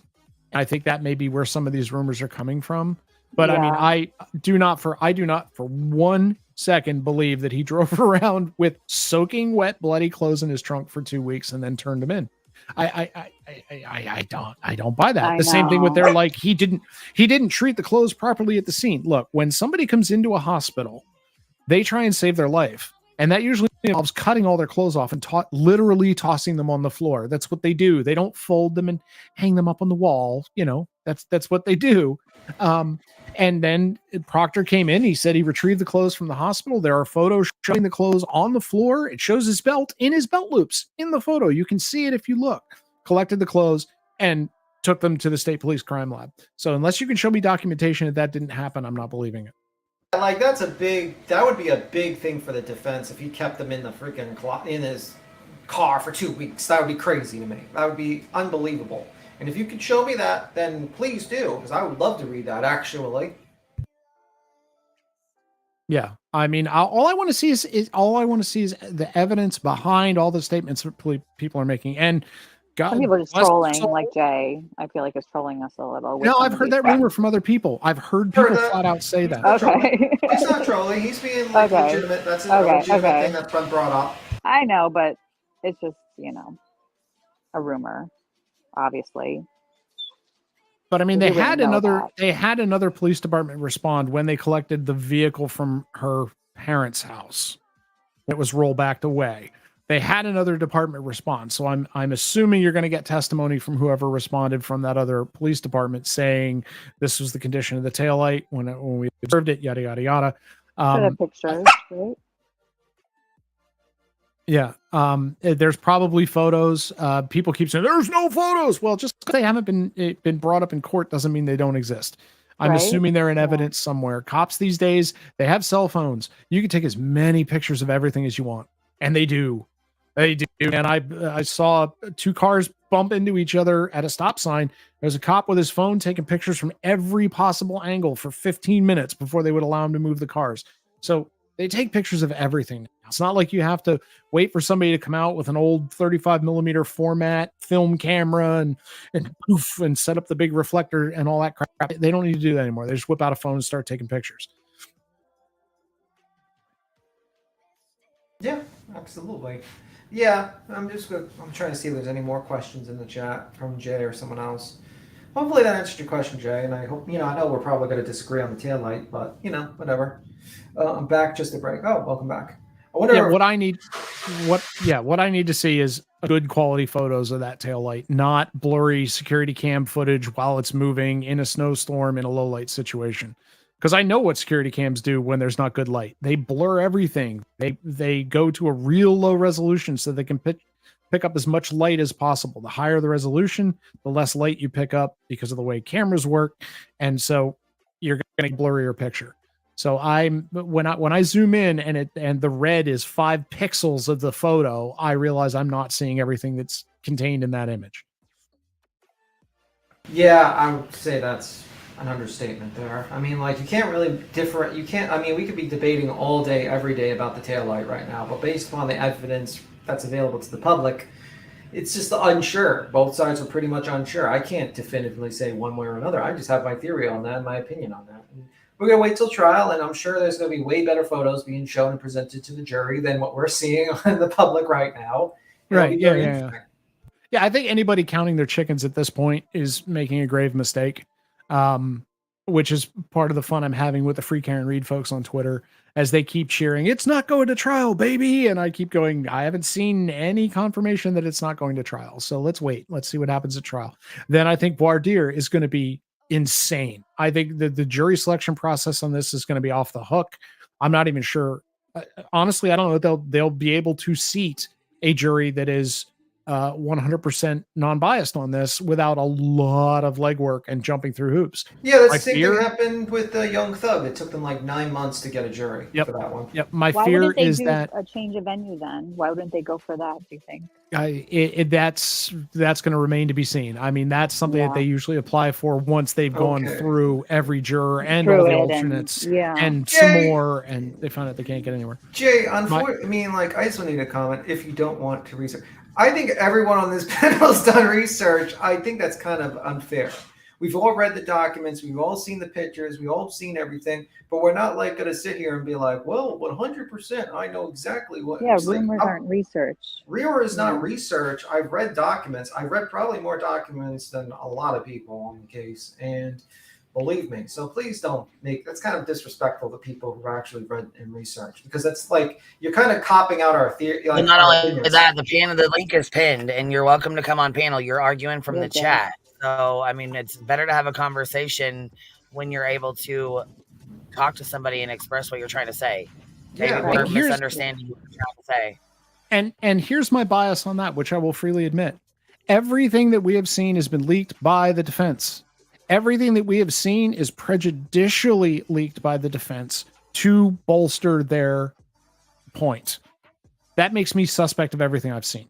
The Commonwealth is not leaking information. The Commonwealth is not using a blogger to put out photos, to put out videos, to dribble information out. So I instinctively distrust anything that's being presented to me as, look, here's evidence that she's innocent from the defense. That's what I expect them to say. And I expect them to play very fast and loose with the truth while they're doing it. So I will freely admit that I am skeptical of anything the defense leaks, like a video that she presumably deleted every other video off the Ring system except this one video that made it look like her taillight was intact as she was leaving. Yeah. Since that's what they're putting out there, I don't trust it. Right? Me neither. Like there's. So you think? What's your opinion on TurtleBoy? Do you think he's gonna break bond? Do you think they're gonna put him back in jail for? Or you think he's gonna? God, I hope so. Home reconnaissance. Look, they're gonna let him out again for a third time. I have been not following. I don't want to say following because it makes it sound like I respect the schmuck. I have been involved with TurtleBoy for going on 3 years now. I have learned never ever to expect what happened to a normal person in court to happen to TurtleBoy. For some reason, he skates constantly on things that other people would be buried under the jail for. For some reason, he keeps getting second, third, and fourth chances. So I don't want to hedge my bet.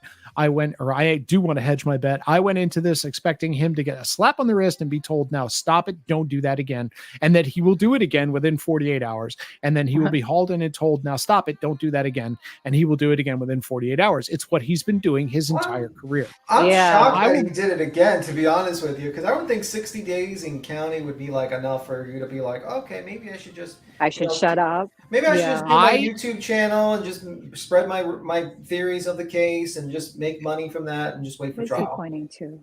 Is that Tinkle Tom? Is that who? I think it is CPU Tom. Yeah. CPU.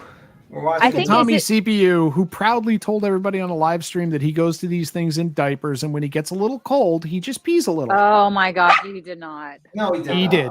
Oh my God. He did. Oh gosh, no.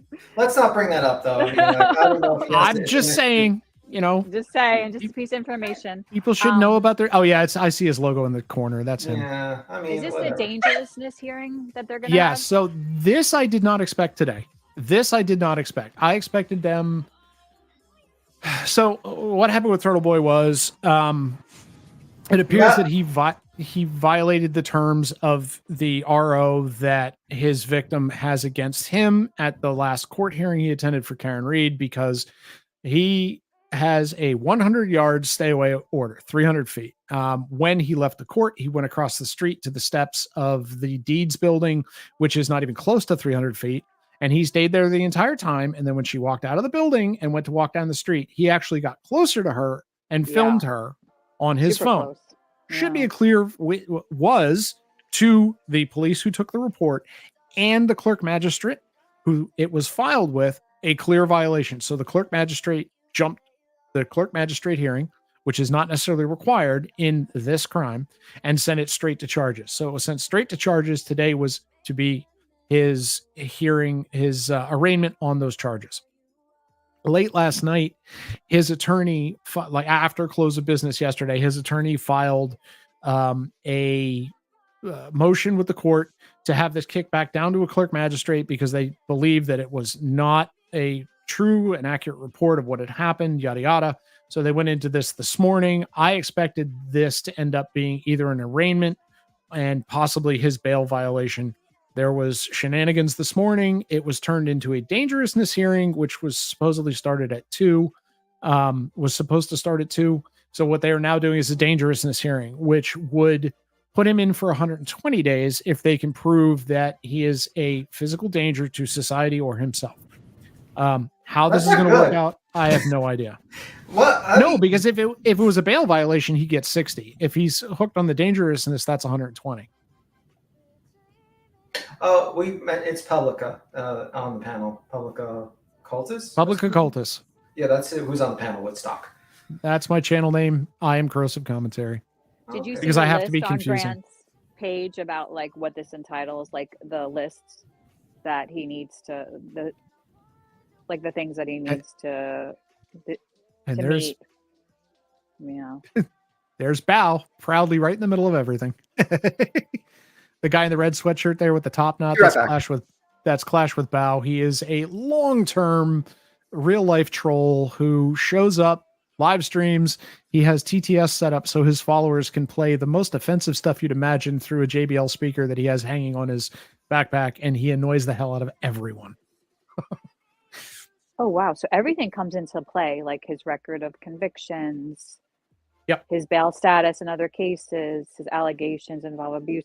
So there's there's a possibility. Do you think that he could go back in now for 120? There's a possibility, but again, I don't want to get my hopes up because I hate being disappointed. No, I know. You and B10 both don't want to get your hopes up. Grant thinks that the stakes are high and there's a possibility.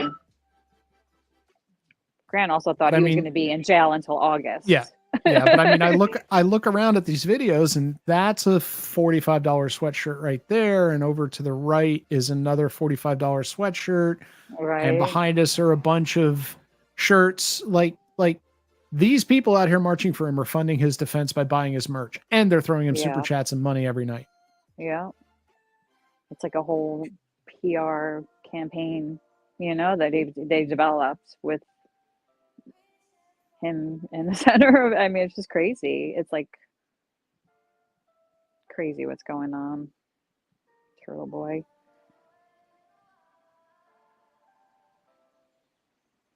It's definitely going to be interesting watching how all this shakes out. And it's going to take a while, man. I think we're looking at if you look at the Canton 9 timeline on their court cases, even that's scheduled out almost a year at this point. Like that's into August or September. Take a while. But I mean, like, I can't wrap my head around a guy who is accused of witness intimidation. That would be TurtleBoy, a blogger accused of witness intimidation, who has shirts printed up that say "The Intimidator" on them that he plans to wear. Oh gosh, right? The irony. I mean, can you see this in court? Do you have any proof that he is a witness intimidator? Well, he's wearing a shirt that says "The Intimidator," Your Honor. Didn't they wear like a shirt early on that was like allow. I mean, they're not going to allow that kind of shirts during trial, right?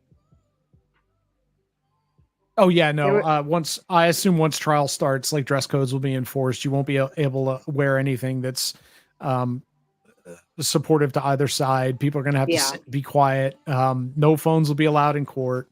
It's gonna. no, I think yeah, a lot of people are going to be unhappy. shit's going to get real, pretty much. Yeah, and I think you'll see stronger restrictions in front of the courthouse too.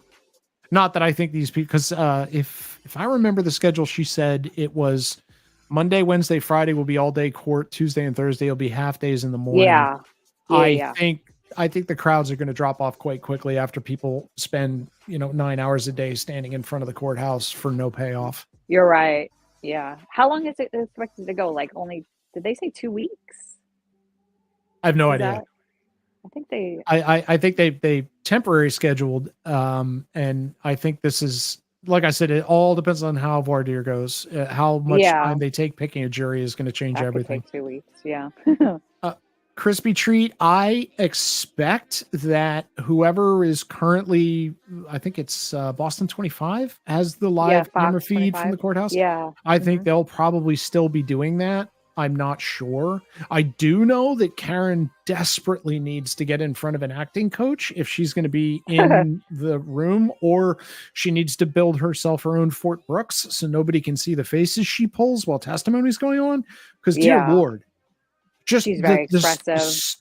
the smirking Her and the eyebrows. glaring, just that is not going to look good to a jury. It's just not. She's very expressive eyebrows. Woman, in my you're the opinion. defendant in a murder trial. Don't walk in grinning ear to ear and patting your heart and having Yeah. people sing happy birthday to you outside. That doesn't work with juries. Weird. Yeah. But you're right. She's too smiley. She's way too smiley for court. Yeah, she's really, it's her eyebrows. She has like a lot of expression in her eyebrows. Yeah, I don't think you can walk in acting like a rock star as a defendant in a murder trial and expect that to go well for you. Like, It's even going to the be hard to faces she's change her tune, from what she's used to. You're saying. even the you're right. faces she's pulled at her own lawyers, like when that girl, I can't remember her name. I think it's Elizabeth something.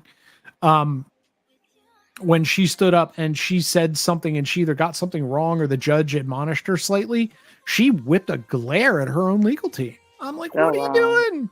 Those are the people keeping you out of prison. You should be nice to them. She has to be like stone faced. That's the only way to go while you're in trial, Yeah, have whoever's doing those lip fillers slap a shitload of Botox in your face. That'll work. Like I said, I can be a little brusque at times. I'm actually really behaving myself out of respect for Queen Bee's channel. Oh no, you're good. You're good. Crispy treat. It's either no cameras or one camera feed that can be controlled by a reputable journalist. They need to. Well, that's what they've been doing with Boston 20. Yeah. Like you said that, yeah.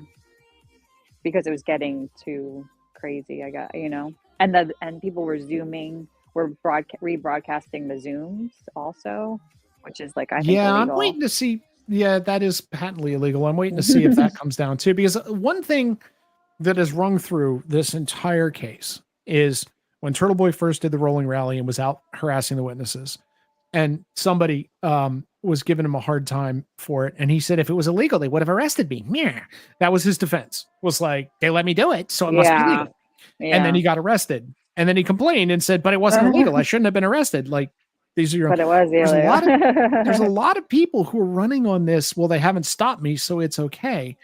No, dude, the wheels of justice work slow. I mean, once you've committed the crime, they have a long time to come in and go, by the way, that was a crime? Yeah, they sure do. Yep. He just didn't think that going in front of like a pizzeria saying there's blood in the pizza is anything wrong. Nope, nothing How is wrong that there. not? How is that? I mean, and you've got this following that's going, that's just journalism. I can't say I've ever heard Britt Hume screaming murderer at the family of a deceased victim in a murder trial. I just, I don't, Nancy I've never Grace seen borders on it, but she's well, I blame, to be honest, I blame Nancy Grace for all of this crap. Nancy Grace it's all her fault. Nancy Grace is the OG tragedy pimp. Like, she is She had two people committed suicide because of, what the shenanigans she's done. Like, I mean, like fucking crazy. Vodka mom. And did she ever call one right? Ever? Every once in a while, she gets it right. I mean, I kind of feel the same way about good old Vinny. Well, he has a Politano YouTube channel now. He's on on court TV. No. He has his own personal YouTube channel. He has Oh, dear God. And I watched it, and he's like talking about the Stefan case. He's like, he's onto the Soto case, talking about that constantly. Yeah, and I've watched the last couple of court TV things that had to do with the Karen Reed thing, even though he just makes my skin crawl. But I think the tide's turning even on court TV. I think even they've realized that hitching a wagon to the Karen Reed is innocent thing is not going to be a good look for them. Yes, they present sensationalized cases. Yes, they have to whip this up so their viewer base will watch it. But the last time TurtleBoy was on, Vinny was kind of throwing him some hard balls. And then last night or the night before, I forget which it was, because I saw it on somebody else's stream, where all four experts that came in at the end were like, no, she's done. Like, they didn't even have the bombastic opposition voice going, she's completely innocent. Vinny, I've been a defense attorney for 84 years. They need to invite Melanie Little or someone like that to make it fair on their side. Make it fair. Yeah, last time they didn't even have that. Everybody agreed. They didn't even have the dissenting voice. Yeah, because it's like pretty based upon what's out there. I mean, unless the defense, there's new evidence and defense is like holding back this like bombshell. But I felt like the last time with the whole Karen Reed hearing, a couple of days ago, was not really that much of a bombshell. I mean, I think a lot of them were like doing like their victory dance, and I was like, guys, this is not good. They went through 3,000 pages, and this is all they got. My belief, based on absolutely no professional experience whatsoever, is if the defense had a bombshell that showed Karen Reed's innocence, it absolutely would have been used in the motion to dismiss, and it absolutely would have been trumpeted. Because, I mean, we don't know what was in the motion. One was the dismissal motion was 30 pages. The Commonwealth response was 50 plus attachments. We know that Jackson Yannetti played to the media. I think they would have made a big point of bringing it up at that hearing, not what they did. So I don't think they would have been, because it would have been public knowledge, and that's how they do things. But they did present things in a way that did cause people to scramble and say, oh, look, he didn't get hit by a car and stuff. You know what I mean? Well, Emily. No, I'm talking about Emily in the chat. Emily, unfortunately, if Vinny's channel is about speculation and conspiracies, he's got to do very well on YouTube. Because it seems like that is a very good thing to do if you want to grow on YouTube. But I will recommend one thing to Vinny. Vinny, you're a multimillionaire. Hire someone to do your fucking thumbnails on your channel. They suck. They're terrible. Oh. Vinny, go on Fiverr.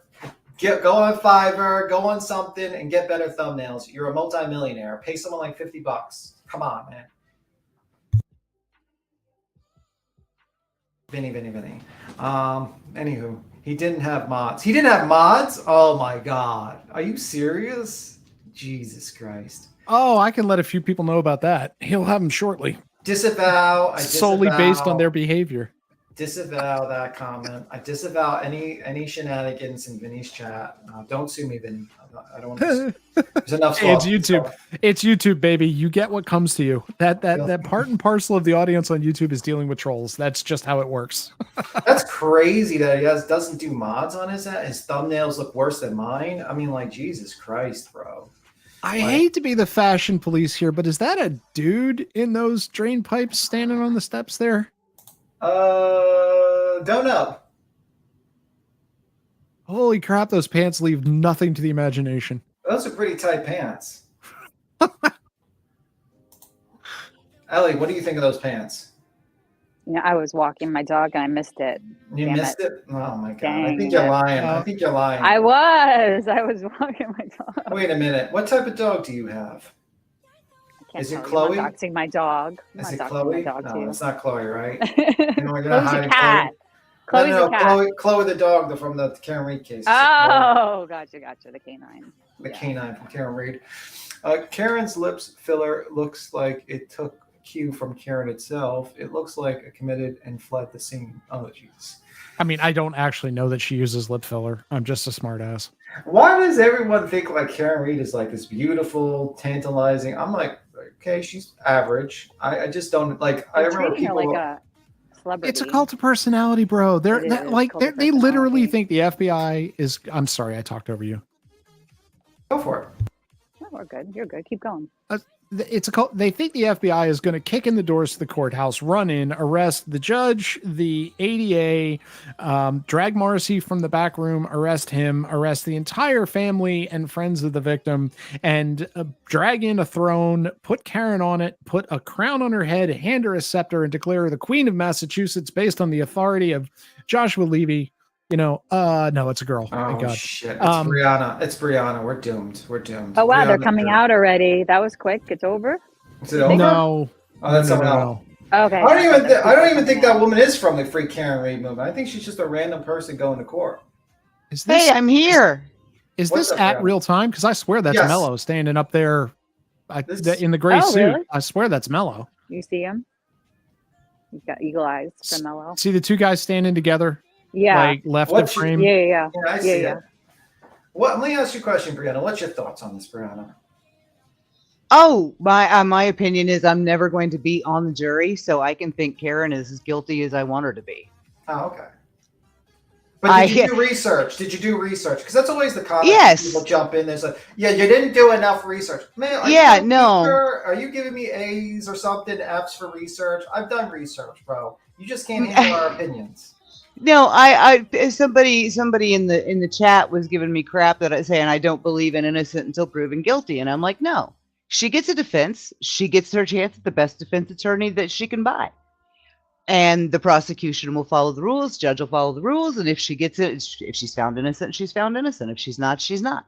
But I'm not on the jury, so I can form an opinion now. And what I think, she ran him over drunk and didn't realize it, and then when she woke up the next morning, she started trying to pretend she didn't do it. Now, how long have you been paid off by the Canton Police Department, Brianna? I need to find this out. Are you part of the conspiracy? You know what? I work so cheap. I'm doing it for free out of the goodness of my heart. Okay, because we need to know if you're like an actual paid shill by the corrupt police officers. that's Mello. Yeah, that's Mello. Okay. And see, here's the thing too. I mean, because, I work with cars and broken cars and tail lights on cars and things like that. And I actually went and looked up.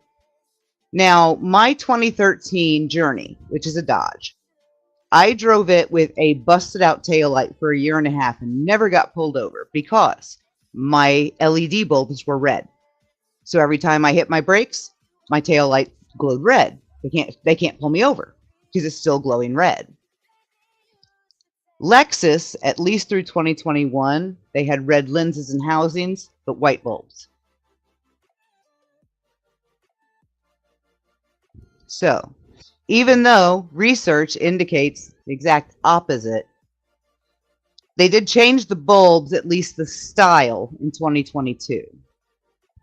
But I can't find any information on whether or not they kept the bulbs white or red. And I don't know what year her LX570 is. I couldn't find that anywhere. And actually, I couldn't find an article that said it was an LX570. I got that from looking at the pictures and getting the badging off the back. I think it's a 21, if I remember correctly, but I wouldn't swear to it in court. But you could also, you can buy aftermarket red bulb tail lamps. Those are available. But from the factory OEM, they're white. I'm just, my viewing of the video of her pulling away from the house, as well as the stills that were leaked from the Canton garage, I can see the same cracks in the light at the garage that I can see when she's pulling away from the house. I can see the same lines in the rather blurry and blown out red that the taillight is showing. And I feel like that camera's resolution, tripped over my own tongue. Camera's resolution is not good enough for you to be able to delineate exactly where there is and is not lens left in that photo, because it's a low light camera and it's just picking up bulk color, not specific clarity.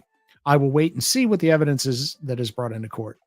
Rather than claiming no 100% one way or the other, I will say that I believe that if they have evidence that shows that the taillight was broken and that they have taillight at the scene that matches that evidence, then to me, that makes sense that it was broken at the scene when John was hit by the car. Okay, the people in chat who have Lexuses and say in 2021s, their bulbs are white too. Dodge started using red LED bulbs in 2012. Oh, I know. I don't know Do you when. how much those freaking cost? Yeah, $189. I had to replace mine.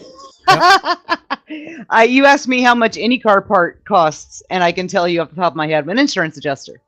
It's what I do every day. Not only does Dodge use red LEDs, but they build this beautiful fish tank between the outside of the lens and the LED without putting a weep hole in the bottom. So over time, it just fills up with water and burns your LEDs out. I think it's built-in obsolescence. It can. My blinker has gone dead from going through the car wash before. Yep. Water just came pouring right in, and for no reason whatsoever. And I had to go get some blinker fluid, and fill it back up. I did have to go buy a new blinker bulb because it shorted out, which was annoying. Yeah. They also have this issue with their ABS modules leaking. Same issue. Water gets into the bearings and they can't stop it. Blinker fluid. I'm done with you. Blinker fluid is it? I mean, I don't know an insurance adjuster that doesn't tease everybody about blinker fluid, and you'd be amazed how many people fall for it. It's Blinker fluid, hilarious. muffler bearings. The muffler bearings are shot. So. It's just like snipe hunting. Yep. Grab the bag, run into the woods, yell snipe. You'll catch one. Not snipe hunting again. Yeah, I You think got me that's with fallen that out of one. favor with the younger generation. I can pretty much gauge how old somebody is before Could they Google. reference snipe You hunting. could Google it. That's why. Tiffany said her Ram did the same thing. What? She took her truck through the car wash and she had to replace her blinker the next day. Yeah. Oh wow. Yep. Yeah. There's that nice little pocket that just at random will fill up with water and it'll flood your blinker. I think what happens is the seal at the top goes, and they just either it's from atmospheric water getting in, and then what water does, like the water soaks out of the air and it slowly fills it up when it's extremely humid, or it leaks. And all they have to do is drill a little weep hole at the bottom. It would solve the whole problem, but for whatever reason, they don't. Oh, that's a good idea. A little hole and then solved. You should talk. Yeah, to but them. I just I wanted to hop up and in support of I do have an opinion. My opinion is that her first attorney got it right. The one that stood up and said that this was a terrible tragedy. This was an accident. Yeah. Outrageous. I really think it was Outrageous. an accident. That- I you're mean, talking I about think the she was outrage. blacked out drunk, but I think she was. Yeah. It was an accident. I for think sure. you're talking about the outrageous man, the man that did the close up on his mic. Outrageous. I do like your other point. I love when people look at me and go, Karen Reed has presumption of guilt. That means you can't think she's guilty until she's judged guilty, and you should get the real murderers who are, and then rattle off 27 people. I'm like, wait, I thought you had presumption of innocence all worked into this. You're calling them murderers and saying I can't call her a murderer? Well, sir, Right? you don't Yeah. Isn't it know. weird? Yeah. You don't know this, but it's rules for thee, not for me. I mean, don't you know Yeah. that? That's a Oh, law. yeah. You know? Yeah, I just there some of the people in chat were getting a little heavy-handed with it, and trying to come out you just don't believe in guilty or innocent until proven guilty. Yes, I do. Absolutely. She has her right to put on her defense. She doesn't have the right to hire Aiden Kearney to go out and intimidate people to not testify against her. Exactly. That's not And putting on the best defense. That's Give what it's her, going to come like, down classified to. information. Give him classified Right. information. That's Look, it's even legal for her to do that. She can give away anything she wants. But when he was on the phone with the court clerk saying, "Where's this filing?" and the court clerk says it's impounded, and Aiden said, "It's not impounded. I have it in my hand." And the court clerk said, "Oh, how do you have it in your hand exactly? Because it hasn't been filed because it's impounded."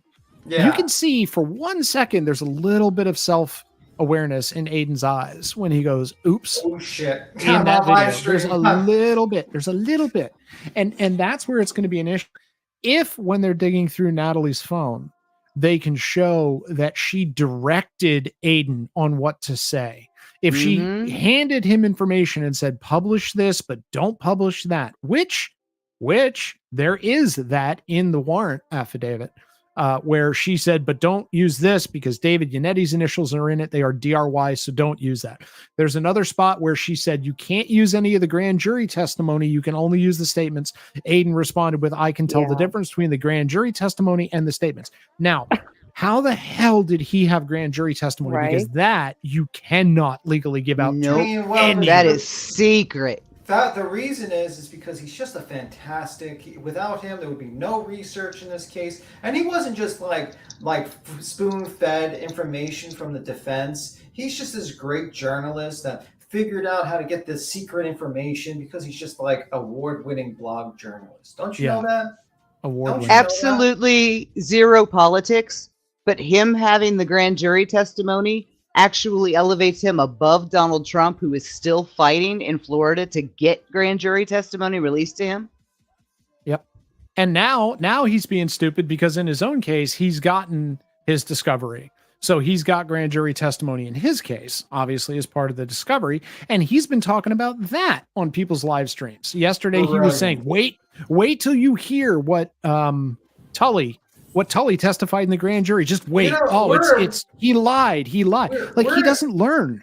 He's on YouTube talking about it. We're in a different age of crimes. Like, did you hear about Andrew Tate basically getting rearrested because he told a streamer friend that he planned on running out of the country, and his streaming friend accidentally said it on a live stream that he plans on running away from Romania and never returning, and then he got rearrested because of that. We're just in a new age of stupidity and self-snitching where criminals just literally tell on themselves on live streams. And that's what we're seeing here today. We're seeing a new team of criminals that self-snitch now. Yep, got himself rearrested and extradited to England, didn't he? And if there's he's still got to wait for the charges of sex trafficking in Romania, and then after that, he's going to get sent to Britain for the other charges. And one thing you can count on with TurtleBoy is he will self-snitch. He thinks that he's being sneaky when he sits there and says, if anybody gets that dash cam video, I don't know anything about it. I don't know nothing about it. Yeah, I don't know nothing about no dash cam video. But if you get a hold of it, if it gets leaked and you look in it, I bet you're going to find that. That's not going to play in court. People are going to go, you had the video. No, I said I didn't have it. That means I didn't have it. You had the video. Well, he does the same thing. Remember the first woman that he was, one of the women, the lady cop that was, that he harassed? Leah Genduso. Yeah, and he was like, I don't know about this Twitter that has this, nudes and everything. Yep. I just heard about it. Let me look it up. It could be that she's just decided to beat me to the punch. And it's like, yeah, okay, we know. And then confess to doing that in the... When they turned a restraining order hearing into a 5-hour court case over a goddamn restraining order, of all things, and tried to argue the charges in the restraining order, he confessed to that. He said, yeah, I put up revenge porn. So what? It's not illegal. Yeah. What was the funniest one was when they called a witness and then they had to impeach their own witness. He's like, I don't know this. I don't know nothing about this, and they had to impeach their own witness, Aiden Kearney. That was hilarious to me. I was like, man, what a idiot. He did that. Look, he did that the other day when he said, I can't publish. In his case with Lindsay, who is the current victim of his nonsense. Yeah. That's what this hearing today is about. He was specifically told as part of the restraining order that he could not publish any information about any of her court cases, past or present.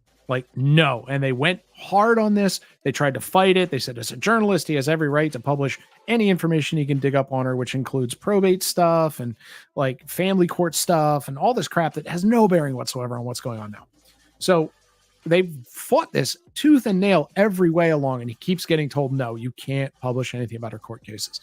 The other night, he says, I can't publish anything about her court cases, but that doesn't mean nobody else can publish anything about her court cases. So if it gets published, I didn't have anything to do with it. The next day or the day after that, Jessica Machado, Fall River reporter, starts publishing all her court shit. It's like there is no way that and she has called him daddy. She referenced him today as Dr. TurtleBoy's day in court. She calls him Dr. TurtleBoy, for Christ's sake. And she's going to go, I'm just a journalist? I don't think it's going to fly. Yeah, that's not going to work too well for them. But, you know, I mean, I just don't understand some of these people. It's like, all you need to do to make money on this case is just simply just report on your opinions on this case. And that's pretty much it. I've seen them with thousands of people. Why do they have to do like all this extra shit to get themselves thrown in jail? It's beyond me. It's like, it's just crazy to me. Like, oh, we're going to, you know, do conspiracies and witness intimidation and all this stuff. And it's like, Jesus Christ. These people just want to go to jail. Like, because there's other people that have been arrested for witness intimidation for this case. I think there was like two other people in this Kearney case that got arrested. They didn't get a lot of press. There's not a lot of protesters for those two people, but I've heard about them. Well, you've got her name escapes. There's so many names in this case. I'm not good with names. I'll never forget a face, but names. You've got the woman who worked as a police dispatcher that ran the plate for him. That's a conspiracy charge. Beating him others. She's got the conspiracy charge. That's how there's the conspiracy charge. The Canton 9 who got picked up for witness intimidation because they were protesting in front of the pizza shop using signs related to the case. Who the one underage person, I think he's 17, and I think that's Rocco's nephew. I think it's Nick Rocco's nephew. He was kicked off of it because he's a minor. So you've got the Canton 8. They're still facing witness intimidation. And I've heard people people who are not free care rate supporters are kind of like up in the air against that. They're not like, because they're like kind of like, well, this is kind of different. They're kind of like protesters. I would have to see more in that case, but there's some people that debate that one. I don't think it's particularly. If that had happened in a vacuum, I would say no way you should charge them. Okay, like I'd say there's no way you should charge them. The fact that he went live and he went, I've been charged with this. I can't go protest anymore. But they can't arrest us all, and I can't stop anybody else from protesting. So if anybody else wanted to go do what I did, they can't arrest you all. And then people went and did it and got arrested. I can also see the position of the police chief and the DA's office going, this is unprecedented levels of witness intimidation going on in this case, and people keep doing it. We have to send a strong message that it will not be tolerated before it gets worse, before somebody does more than just take a bullhorn to one of the witnesses' houses, before somebody decides to do something to somebody's house. We need to stop it and get this to stop. This also ties into Morrissey's statement, his public statement going, knock it off. Like, we have full faith in our prosecution. We have full belief that Karen Reed is guilty as charged, and then we will go through. And they're going, the DA can't believe the person is guilty. Of course the DA believes the person's guilty. They wouldn't bring charges if they didn't believe the person was guilty. Yeah, that would be a problem if the DA was like, I don't think they're guilty, but I'm going to charge him anyway. It's like, no, I mean, that would never happen. And people are like, this is corrupt. The DA thinks Karen did it. Well, yeah, they charged her with it. Of course they think she did it. That's kind of part and parcel, you know. But I think they were sending a message because they're seeing this tear the town up. I mean, now you've got people fighting, like people protesting in the select board. It's the select board. These are the people that decide when your trash gets picked up and when the trees are going to get cut at the housing development down the street. Yeah, I've seen that. It's a clown show there. It's a clown people show. In there holding signs, chanting, taking over the microphone, screaming about the Karen Reed case, which the select board has literally nothing to do with. The only connection there is that Chris Albert sits on the select board. That's the only connection, that a family member who wasn't even at the house when it happened sits on the select board. You know, I mean, it's ridiculous, and they're trying to nip this in the bud before the town is destroyed. And you watch Rita is now running for select board, and some other woman is, and this is coming on the heels of a extremely progressive candidate who ran for it and lost horribly. Canton is not that town. You can want to be as progressive as you want. It's not Canton. They're not LA. They're not a super progressive town. It's a relatively sleepy town in Massachusetts. A lot of people have lived there for a lot of generations. You're not going to break the mold by getting on the place that decides the widths of the sidewalk and who gets the contract for the happy dogs at the community football games. But Rita has used this to launch her political case to try and bring a new concept, new life to Canton or whatever, and this other lady is jumping on it too. So now you've got politics tied into it as well. And you've got a lot of people trying to make their local name off of this case. So there's a lot of moving pieces in this, and a lot of people pumping money and energy and time into this who otherwise wouldn't care. Oh, okay. Yeah, that's true. There's Brianna, you back up? I think she dropped down. Yeah, I think a lot of people have trying to make a name on this case. That's my kind of opinion on that attorney a little bit, Melanie Little. I mean, like, I get she's an attorney and all, but I feel like she's, I don't know. I feel like when you have a lot of people in chat that are precisely for, your opinions get skewed a little bit, and that's just my opinion on that situation. Because if you listen to everything in this case, you wouldn't be like, oh, it's a corruption. Oh, it's corruption, and that's just my opinion. Well, TurtleBoy got a hold of lightning in a bottle with this thing. Oh yeah, he was getting 1,000, 1,200 people in his chats every night doing his local ratchet stories and ratchet madness, where he pits people down on their luck against each other to see who the biggest down on the luck person is, so his people can all laugh at them. When he got a hold of the Karen Reed stuff and got looped into that, it jumped to 4,000, 6,000, 8,000. By the way, getting 1,200 is not bad for a live stream. There's a lot of people, but still getting like almost 5 times your numbers overnight is pretty insane, actually. Yeah, he got money coming into it. He managed to get popular, and now he's got people that are following him that will go wherever he directs them. When he does the lives tonight, check out Melanie Little. That guarantees you're getting 600 to 1,000 people who are going to show up in your chat. So of course you're not going to piss them off. I mean, this is YouTube. People are here to make money. Very few people do with monetized channels like she has are here to piss off the chat that's going to throw them super chats, piss off the chat that's going to, buy channel subscriptions, stuff like that. So yeah, they're getting this bump, but we got to pay attention to what YouTube has done. YouTube has not outright banned true crime, but it's come real close with the new TOS, where they've said you cannot do the kind of stuff that they've done with the Summer Wells case. You can't do the kind of stuff that they've done that like Doug Hutton did with the missing kids in, I think it was California or Texas or wherever it was, where he interfered in the case and was using pictures of the kids and stuff like that. That is against TOS now. So even YouTube realizes this is becoming an issue, and it's going to be a problem for them down the road. And they're starting to put the brakes on it. So the people like Melanie Little who are jumping into this genre now, they're coming in on the tail end of it. I think it's dying. Just like the auditing is dying off. YouTube has made it very hard to make money as an auditor on YouTube. I think the true crime thing, that's going to, at least the most salacious side of it, is going to suffer as well.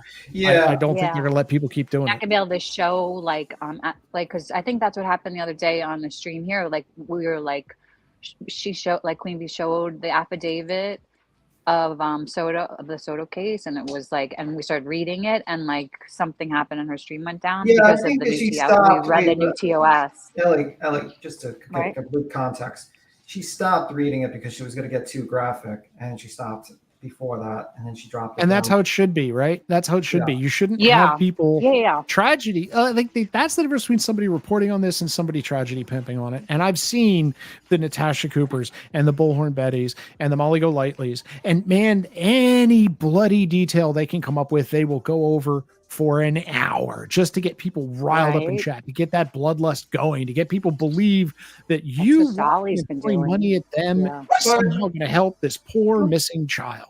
By the way, I'm trying to read Jen Palatano. It says, you guys are a few things wrong. Anyone who publicly disagreed with the handling of CPD, MSP, literally had cops go to their homes and threaten them. That's just wrong. I don't like TB. And then they said, he may be the reason JO gets justice, and more important, bad cops get replaced. Are you talking about TurtleBoy? Yeah, he's the reason for bad cops to get replaced? Because I would disagree with you, man. Or sorry, I don't know. Anybody who publicly disagreed with the handling of CPD and MSP literally had cops go to their homes. No, that's not technically true. Technically, what happened is people who, following TurtleBoy's lead, started writing threatening and attacking messages to people like the lead detective's wife, the lead detective, other people involved in the thing, people who basically did what TurtleBoy's followers do, got visits from the police saying, were you directed to do this or did you do this on your own? Because technically this is illegal. You probably shouldn't do it. I mean, imagine if, let's say, a YouTuber decided to do the same thing that's been done to these people, to Karen Reed and her attorney and the witnesses that support her, and they just decided to do that in mass. You don't think that's a problem? I mean, I would think that would be a big problem if a group of people decided to go after Karen Reed, her attorneys, and the witnesses supporting her, and doing that, because that would be illegal to do that. That would not be right to do that to her. You know, exactly. Imagine if someone called up her job and tried to get her job and fuck with her income and stuff like that. That's not right. You need to leave her alone, just like you should leave the witnesses alone, because you were just a bystander. You were watching from the sidelines. You are not supposed to do witness intimidation and all this crazy shit.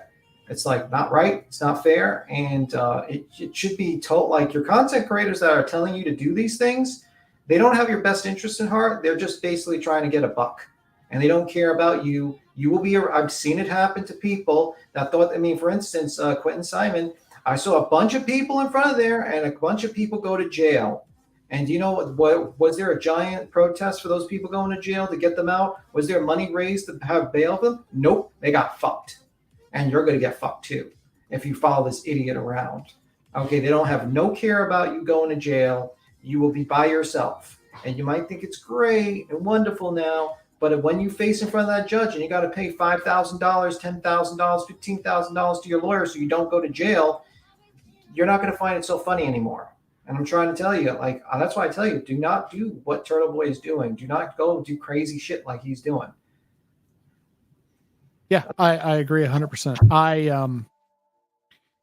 I'm very careful not to contact anybody involved on Twitter. If I have even the vaguest concern that the person be a sock account of somebody involved, I will not say anything to them that could potentially be held wrong. TurtleBoy's hearing today started out this morning. It was supposed to be a 9 a.m. hearing. It was supposed to be an arraignment for a violation of a restraining order. It was converted into a dangerousness hearing, which started at 2:00, which is to determine whether he is a danger to himself or society if he is left out of jail. I'm not sure what the outcome is at this point. So that's where we're at. Sorry, just answering chat. Okay, so this just came in 48 seconds ago from Grant Smith. It says, Brundell says that one of Kearney's over 18 plus incident charges were dropped. The judge denies the motion and allows Kearney out on PR bond. The courtroom erupts in applause, and now we move to the motion to revoke bond. If anyone claps again, they are out. Okay, so... I mean, these act like you were brought up in public, civilization. Like, you don't start clapping and cheering in court. It's not a ball game. Now, the next thing that came in 12 seconds ago says, now we move on to the motion to revoke bond, bail. The new charges are sufficient for revocation of 60 days, says Malo, keep on fucking up his name, as to the outstanding bond. Okay, Mr. Kearney is, and then this was 8 minutes ago. Mr. Kearney is not one to act out of abundance of caution, says Milo. He constantly acts reckless. Milo's now moving to evidence of physical danger. Milo says reference to the clip from when Kearney was in jail and on call, violation of jail rules, saying TurtleBoy vowed to be more dangerous when he gets out. Yeah, that was not a very smart thing to say in TurtleBoy on Mr. Glaire's channel. A very stupid thing to say, actually.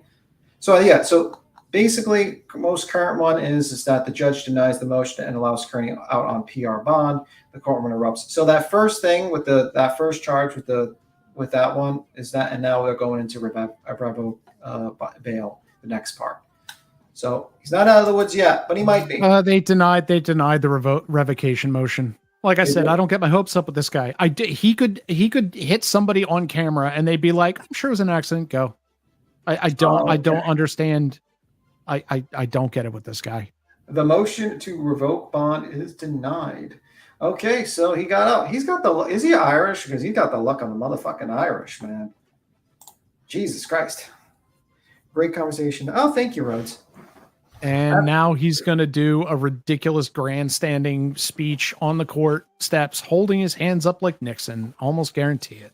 Why are they giving this guy so many fucking chances, man? Jesus Christ. This guy's got the luck of the Irish. I don't know, man. He's lucky. I have my personal beliefs in this, which is that he has been used as a weapon against people by other people for so long that he's got dirt on a lot of people. That's what I think. I can't prove it. I wouldn't swear to it in court, and I'm not going to accuse him of it. But that is my opinion on the case, is that there's way too many people that owe him favors, and that's what keeps helping him out. Yeah, he's good. He's not going to go to jail. His bond is not revoked. And he's released on his own recognizance again for the third time. Fourth time. Maybe a fifth's a charm. Maybe he needs to assault. Maybe he needs to do something else for a fifth time. I swear to God, this guy gets. I mean, like for the most corrupt, evil society, like group of courtrooms, he gets. They're pretty fair with him. They're pretty nice. Yeah, I mean this pretty much proves that there's no corruption in the courts. If there was, he'd be under the jail by now. But he keeps getting out. Yeah, this kind of disproves your theory that there's this corrupt system trying to throw you into, no, it looks like they're pretty fair with you. They keep on releasing you on your own recognizance, which is, if I was the judge, you would have probably the third time, you probably would have been doing more time.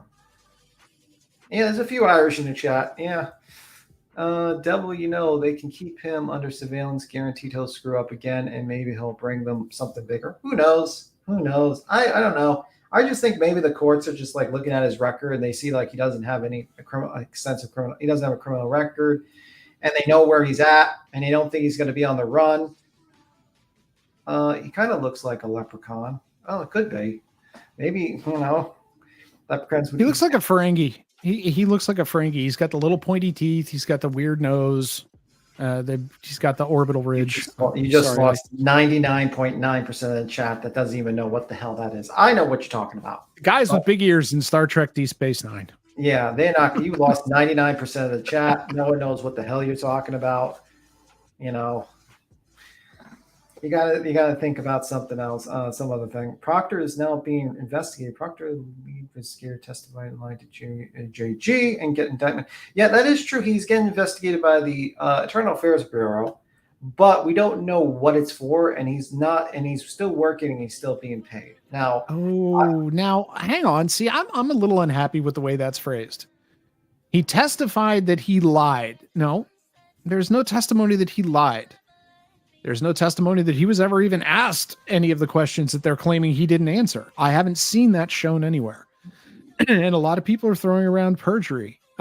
Perjury has a bar to be met in the state of Massachusetts, which is that it has to be about evidence, about testimony. It can't be that you were wrong about what time you arrived somewhere. It can't be that you were wrong about what you had for dinner that on the night of October 27th, 1969.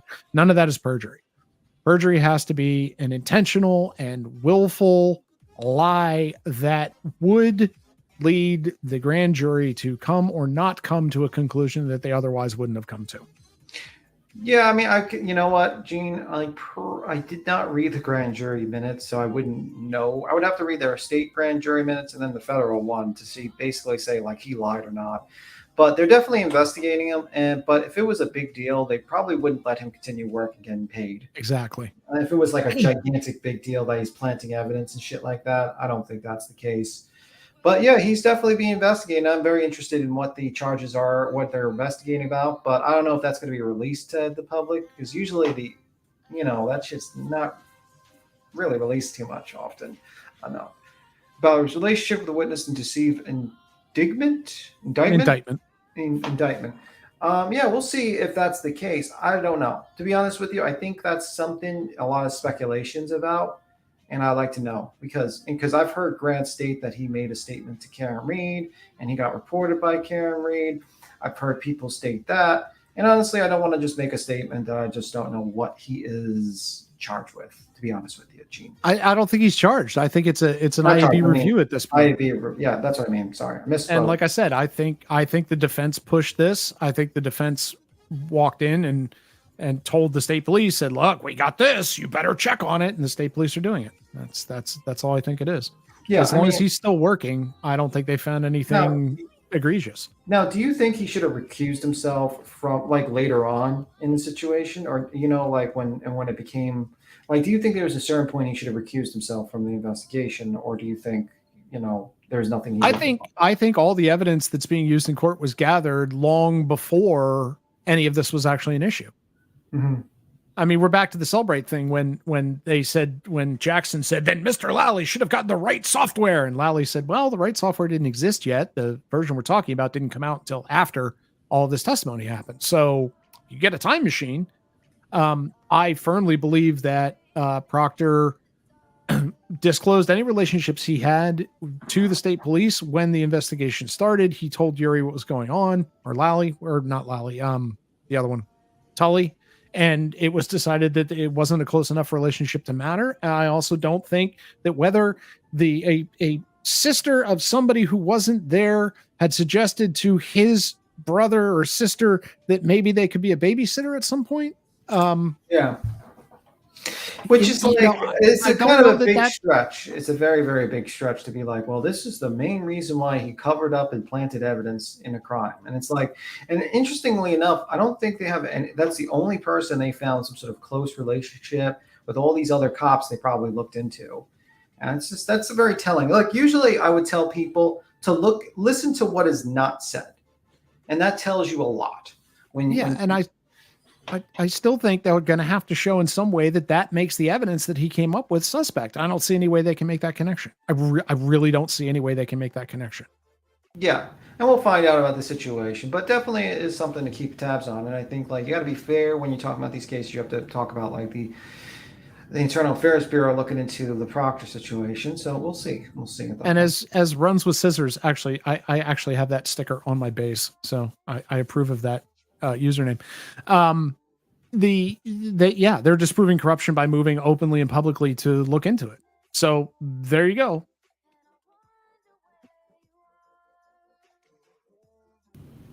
Define close, Gene. Define close with witnesses.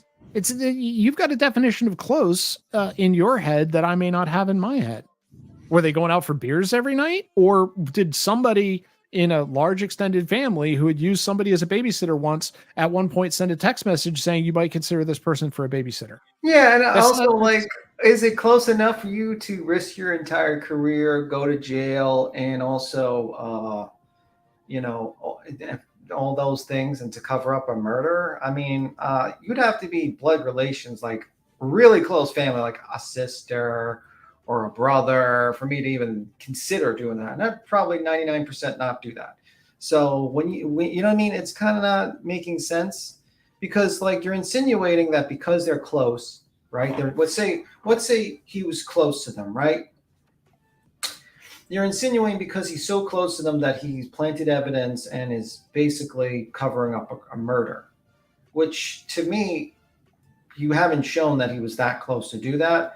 And exactly. I don't think that, you're just basically stating he's close, and that doesn't mean anything. And also, let's say he was corrupt and you'd have to think about how the hell is he going to get the cocktail glass, get the broken glass, get the blood, get it all put in all these different areas, and then run all the way around without anyone saying a goddamn word. I mean, he's not seeing him do it. Or seeing him do it. Yeah. I mean, that's, they're hinging on weird stuff. Like one of their arguments is in his testimony, he said he formally introduced. He had seen this person at a wedding 27 years before. Yes. To those of us who understand the English language, a formal introduction is, hi, my name is Sergeant Michael Proctor. I keep saying Minnesota and I keep meaning Massachusetts. Massachusetts State Police. We are here in the matter of blah, blah, blah. I am here to take your witness testimony. Please give me your full name. Okay. That's a formal introduction on the job. An informal introduction is, hi, I'm Mike. That's the distinction. When he says formal introduction, I firmly believe that's what he means. I told him who I am, what I'm doing, and why we're here. That's a formal introduction. They're making it sound like, oh, he lied by claiming he needed to formally introduce them when he ran into them at a baseball game 17 years before. And they are trying to get anything out there they can to make people run in here and go, he lied to a grand jury. Oh my God, hang him. Yeah, and also, like, this is the most, there's been a lot of investigation on the cops if they're corrupt or not. You got the FBI now, you got the Internal Affairs Bureau. Like people thinking like this whole police department is this huge corrupt situation. I mean, for a corrupt organization, they seem to be doing a lot of investigation of any allegation that's being made. I just think are coming up with. It's getting weird at this point, Derby. I mean, like you got all these people investigating because they want to make sure that everything's fair. And I mean, what's said is that you had, these attorneys for the defense go through 3,000 pages, and the most they had was an expert that probably didn't see the car in person, who probably only got the information from the defense, basically makes his opinion, one guy. And you got basically a person who got incomplete data for the cell phone, make his opinion. And you got a couple of texts and messages from Proctor to someone about babysitting and a gift. It's pretty much it. And it's 3,000 pages, and it's not a bombshell. It's just simple as that. Yeah, and it would be for me a high bar to meet to show that somehow throws the investigation out. I mean that, and all of that is predicated. That being corrupt is all predicated on the beliefs, which no one has proven, that Colin was inside the house, Colin was in a fight with John, and Colin is the real murderer. None of which there is any evidence of whatsoever. So the premise that she offered to give him a gift because he was protecting her baby boy who is a murderer, you've got a lot of evidence to prove before you come to that conclusion. A lot of evidence to prove. Yeah, okay, so we might be getting Mr. Kearney coming out soon, Mr. TurtleBoy. Yeah. He might do his victory speech. He was slumped up before, but now he's perked up. I mean, I wouldn't be too excited because I would still have 18 plus charges on me, and I'm going to be spending hundreds of thousands of dollars in court fees. And well, yeah, I mean, like here's his victory. Yeah, I violated a restraining order, but I'm not going to jail for it, so there's that. I mean, I already did 60 days. They didn't want to put me for another 120 days. I mean, congratulations. I mean, I guess the bar is low for victories these days, But it is what it is. We will see him do his victory speech. But, it is interesting. We'll see. Maybe he'll break the law, try to break the law again for the 5th time. I hope he does it. I hope he doesn't do any more shenanigans, because I would like him not to break the law and harass people. That would be fantastic. It's not that I'm, rooting for him. I'm rooting that he doesn't commit any more crimes so other people get hurt because of his crimes. That'd be nice. Well, knowing his cycle, he'll be emboldened by this, and this will cause him to do what he always does. Yeah, be foolish. Absolutely foolish. And, we'll see what happens. A guy has a minion hat on. Jesus fucking Christ. Oh, yeah. There's only one. There's usually 3 or 4 of them with the minion hats on, because either Lally or Morrissey called them TurtleBoy's minions, or it might actually have been the Mellow. I don't remember which one. And so they all ran out and got minions hats to laugh at the joke. But I mean, you've been standing around outside a courthouse for 5 hours today holding signs, so I'm guessing you're minions. Do they actually work? That's the thing I'm wondering about. I mean, I guess so. I mean, if I didn't have other things to do today, I'd probably be working. But, it is what it is. Let me see. Is he coming out now? It was Mellow. Oh, it's Mellow. Okay. Mellow's getting annoyed. He's like, God damn it, this guy's fucking 5 times doing this, and he still doesn't go to jail. What the fuck? I mean, he got him for 60 days, but whatever. Mellow called him minions. Ah, okay. Mellow called them minions. Oh, so that's a joke. Oh, okay. Yeah, but my first thing would be I would not be getting a hat, to be honest with you. That seems like things for children, not for 40, 50-year-old adults, to be completely honest with you. Just saying. That would not be my first response. Let me see. Kearney was not jailed today, but he lost the motion to dismiss criminal charges related to the RO violating an act of DVRO. Kearney is warned by the clerk that any new charges will lead to potential bond revocation hearing. Well, we heard that before, 4 times before. So, I mean, I don't know. I'm starting to doubt that. I'm starting to think like he has to do something crazy to decide to do that. I mean, you would think a guy who 2 days after being charged assaults a woman and then goes on the run from the cops for 24 hours would be enough for, to eventually say maybe, and then when he gets released, commits a crime again. would be enough. But okay, I guess so. I guess the fifth time's a charm. Okay, so but his case was not dismissed, so it's not a victory for him. He's still getting charged with more stuff for violating an active DV. Not very good for him. Not very good for Mr. Kearney. Real plumber is here tearing up cutting pipes. Well, that sucks. That sucks. He's absolutely did break the law. It's called witness intimidation and broke the restraining order, assaulted a witness. Yep, he did break the law. He broke the law multiple times, and he's probably going to jail. Like, I'm pretty sure he's going to jail. Well, he already went to jail, but he's going to jail for a longer time because he's an idiot. Because this guy thinks he's above the law, and he continuously does stupid things that gets himself in jail. FYI, I'm from Canton and look every day hoping to see facts, something solid that clears all witnesses and shows cops did nothing wrong. Unfortunately, it's still... I don't know if I believe that, sir or ma'am. Jean, I think ma'am. I mean, my answer to that would be wait for the trial where you actually get to see both sides' evidence. Yeah, and also I just don't believe that. I mean, if I was being fair, you could be like, well, I'm going to wait till the trial because there's, we haven't heard the prosecution and we haven't heard the evidence of the defense. But, I mean, like when you hear there's DNA in the TLA and you hear all these other experts and the celebrate person to go and testify against the defense, you can't really state to yourself that you're, paying attention to what the prosecution is saying. Just saying. That's just my opinion. But anyway, I feel like he is above the law. At this point, he's getting away with murder. Well, not murder, hopefully, Chris. Not quite.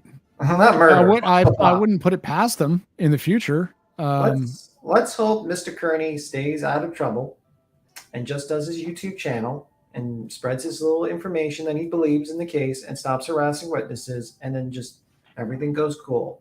Because in my mind, I'd rather him stay clean, not do anything to hurt anyone, and just be a normal person. That would be great, and not commit any more crimes.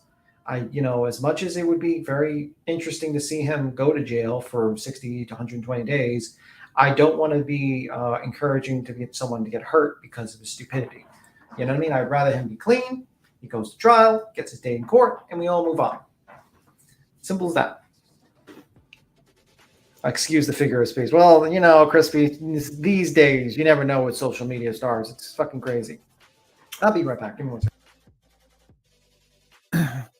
Yeah, no, I think this is just going to embolden him, and he's just going to keep doing what he does. Until he actually gets his pee-pee smacked and gets told to go stand in the corner, he's not going to stop. And last time he was in jail, which in reality was the protective custody wing where he fought tooth and nail to stay the entire time, so he would not have to be with general population. He continued to write blogs and have them published about the people that he's charged with witness intimidating. Wrote open letters to them. Dear Jen McCabe and dear this person and dear that person. While they do not have ROs on him because those were vacated when he was stupidly allowed out on ROR because it wasn't argued properly, in my opinion, in court. The way the bail request was written was not good. I think he's just going to keep running on going because nothing sticks. He gets away with this. To me, there is no question that he violated the restraining order. He was told to leave the court when his victim showed up. He did not go the required 100 yards away from her at any time. He went to the base of the courthouse steps and did a live stream and then proceeded across the street and did a live stream from there. 100 yards is 300 feet. He was never more than 150 feet from her. And then while she was walking towards her car, he actually got closer to her to take video of her. That if there's anything that is a clear and evident violation of a restraining order, it's that. And yet here he is walking out of court, pumping his fist in the air and grinning like a weirdo. And he still can't afford clothes that fit.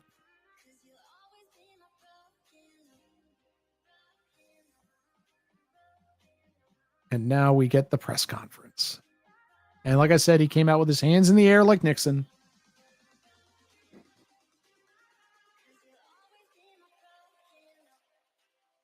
Am I the only person left on this panel?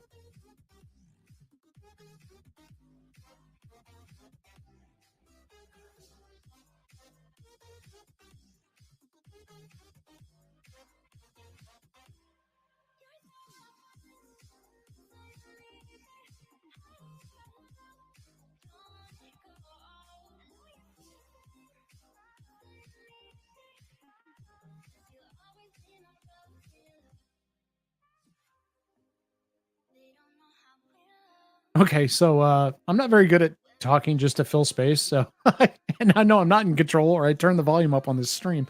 I guess I can address what chat's saying. Thank you for entrusting me with your channel. Yes, exactly. Absolutely entrusting you with the channel. How's things running? You're running the entire channel. They seem to be going pretty good. Are you sure you didn't yeah, say any doxes or anything like that? Well, yeah, no. I unfortunately I wouldn't necessarily know them, and there's nothing I could do about it anyway if shit. I did. I was listening. I was paying attention. Yeah, they just okay. talk to us. Yeah, they do. It seems like Queen is missing out on the fantastic speech. Mr. Brendel does not look too happy. But that's Bradle never looks happy. Imagine Bradle, like he comes in on this with, I think TurtleBoy had said it was a $60,000 flat fee to defend him. Oh, it's gonna be. Bradle walks in on this thinking that he's basically this is gonna be a walk in the park. Like all he has to do is get TurtleBoy out on bail for his initial charges. Within 48 hours of that happening on Christmas Eve at 2:00 in the morning, TurtleBoy is at a mistress's house, intimidating her because she's now a witness in the fucking case, and he's intimidating her. And on Christmas, Bradle has to get the phone call that, by the way, there's a bolo out on this guy, trying to pick him up for intimidating a witness when you just got him out on bail for intimidating witnesses. Let me see. I'm really scared. Okay, I'm going to try to lip read him. I'm really, really scared about going back. I still owe the barber about $20, and he said he's going to shank me if I go back to jail. And hopefully no one puts me back in jail. I'm just joking. Do bad lip read. Right here, it's please don't touch me. Please don't. Oh, I guess I can shake it. Oh, now I gotta wash my hand. Get away from me, people. It's like, get away from me, people. Oh, God damn it. Okay, thank God everybody around me is actually shorter than I am, because I'm like 5'5". So only short people can stand around me right now. Yeah. Maybe they just hope to like rub him because he's so lucky. Like they're hoping the luck like rubs off him. Like, like the luck of the Irishman, like the leprechaun. Like they think they like rub him and touch him, like they play a lotto and win. I can't believe people are asking him to autograph. They do realize that's going to be worth shit.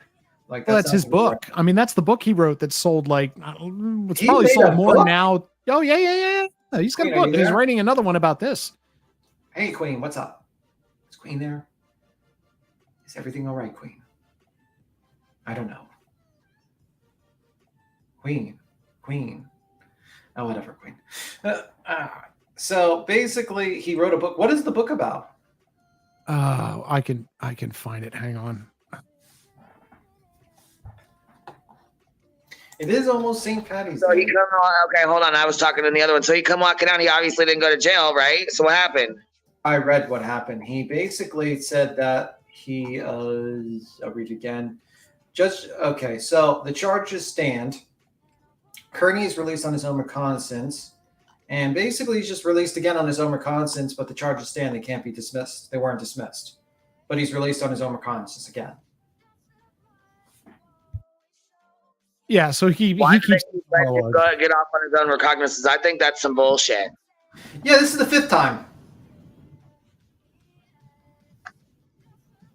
I think somewhere deep down in the cockles of my black little heart, I feel like this is such a high profile case that he's dovetailed into, and there's so many accusations flying of corruption that everybody involved in this is going to make sure that there is question whatsoever that he has done whatever is required to put him back in jail. If there's even the tiniest bit of question, or if the special prosecutor is not as firm and clear as humanly possible in court and make the argument ironclad that they're probably not going to violate him and revoke bail. That's my belief.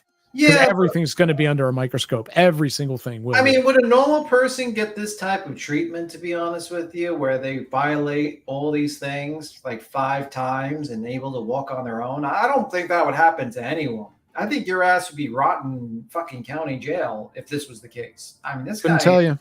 I don't know. Because this is like, I don't think this is normal treatment he's getting. He's getting some special treatment. Is there so a his documentation of TurtleBoy charges anywhere to read? Respectively. Yeah, there was. We went through them. We went through like all, I think it was like what is it, 60 something pages? I think we read them. I think I read all 60 something pages a while Yeah. ago.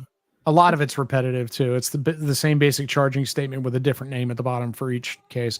But his books are I Am TurtleBoy, a teacher turned blogger battles big tech censorship, threats, and political correctness to protect free speech and democracy. And that was released in November of 2018. And his second book is Santa TurtleBoy's 2019 Naughty List, which was released in November of 2019. So those are his two books. And as you can imagine, Santa TurtleBoy's 2019 Naughty List is most likely just all of the people that he wrote about and who he thinks are the worst people ever. Because that's his metric, right? What TurtleBoy does is he digs up your court reports, he digs up your past history, and he publishes them because it's legal. It's not ethical, but absolutely legal. And then that's how he avoids suits over things.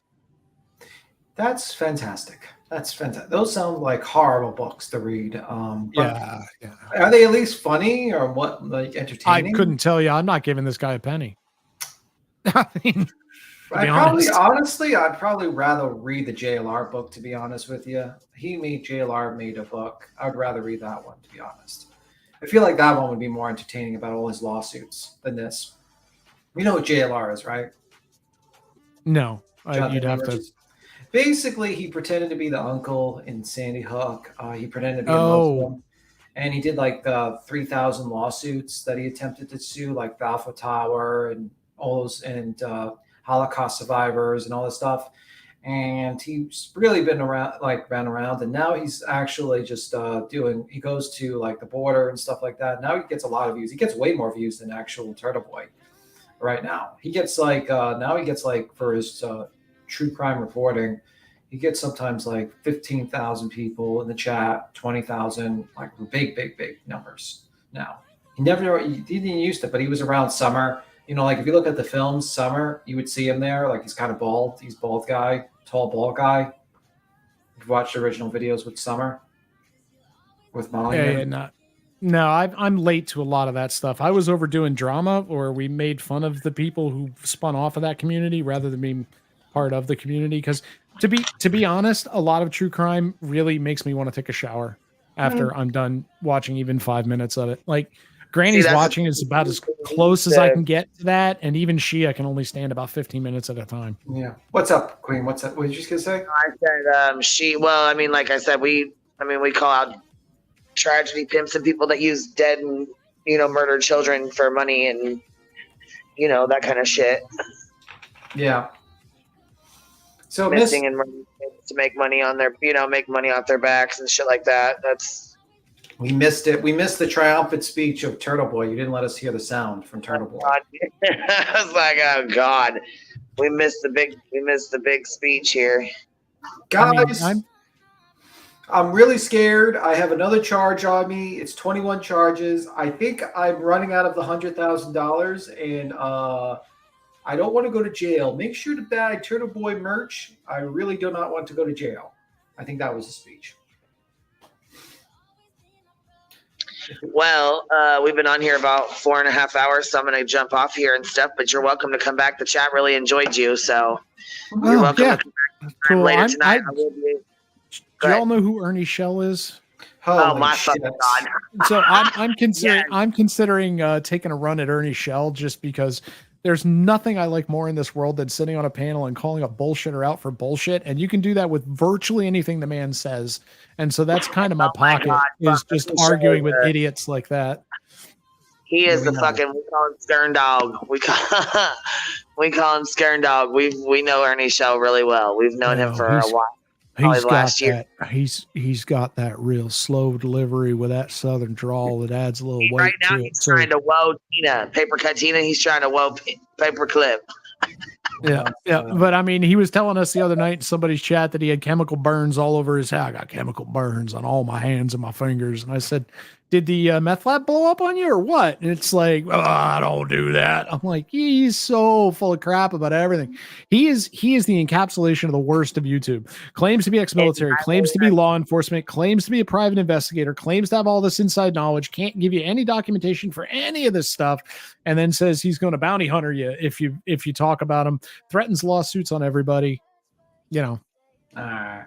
Yeah, JLR you need to look up. He's an interesting character. You definitely would be entertained, especially reading his complaints. Yep, I will. Anyway, it was good talking to you. Good discussion, guys. I enjoy people who will listen to what they may not know, because none of us are perfect and make a conclusion. Well, thank you, Gene, for jumping in.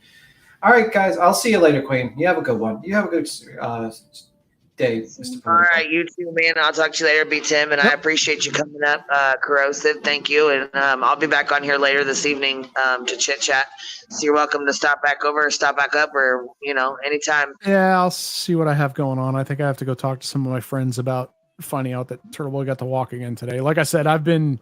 You lost the bet. You lost money. You betted him that he was going to jail, and you lost the bet. No. I would never bet on that with him. I like I said, he's got naked pictures of God somewhere, and for that he's blessed and gets away with it. He's lucky, man. I might need to rub him and play the lottery tickets, because 5 times not going to jail. Jesus Christ. Yeah. The luckiest man alive. And of course, he was warned again at the end of this that any further violation could lead to his bail revocation, even though they keep not doing that. So I don't even understand why they put that out there. Yeah. My channel, guys, is Public Occultus. It's on YouTube. My stuff is not this stuff. My stuff is dumb drama arguing with people like AC and Steph and Tyrant Bird and people like that. If you're into the true crime, you're probably not going to be into me standing there. Boyd, right? I know Steph. Steph knows me. Yeah, it's that crowd. But this is more the drama side and less the reality side. And my language is considerably more salty than it has been up here. I gotta set this down, baby. Okay, thank you. Have a great one. All right, have a good one. I'll holler at you later. Thanks for hanging out. Bye, B. Tim. My phone's going dead, bub. I gotta roll.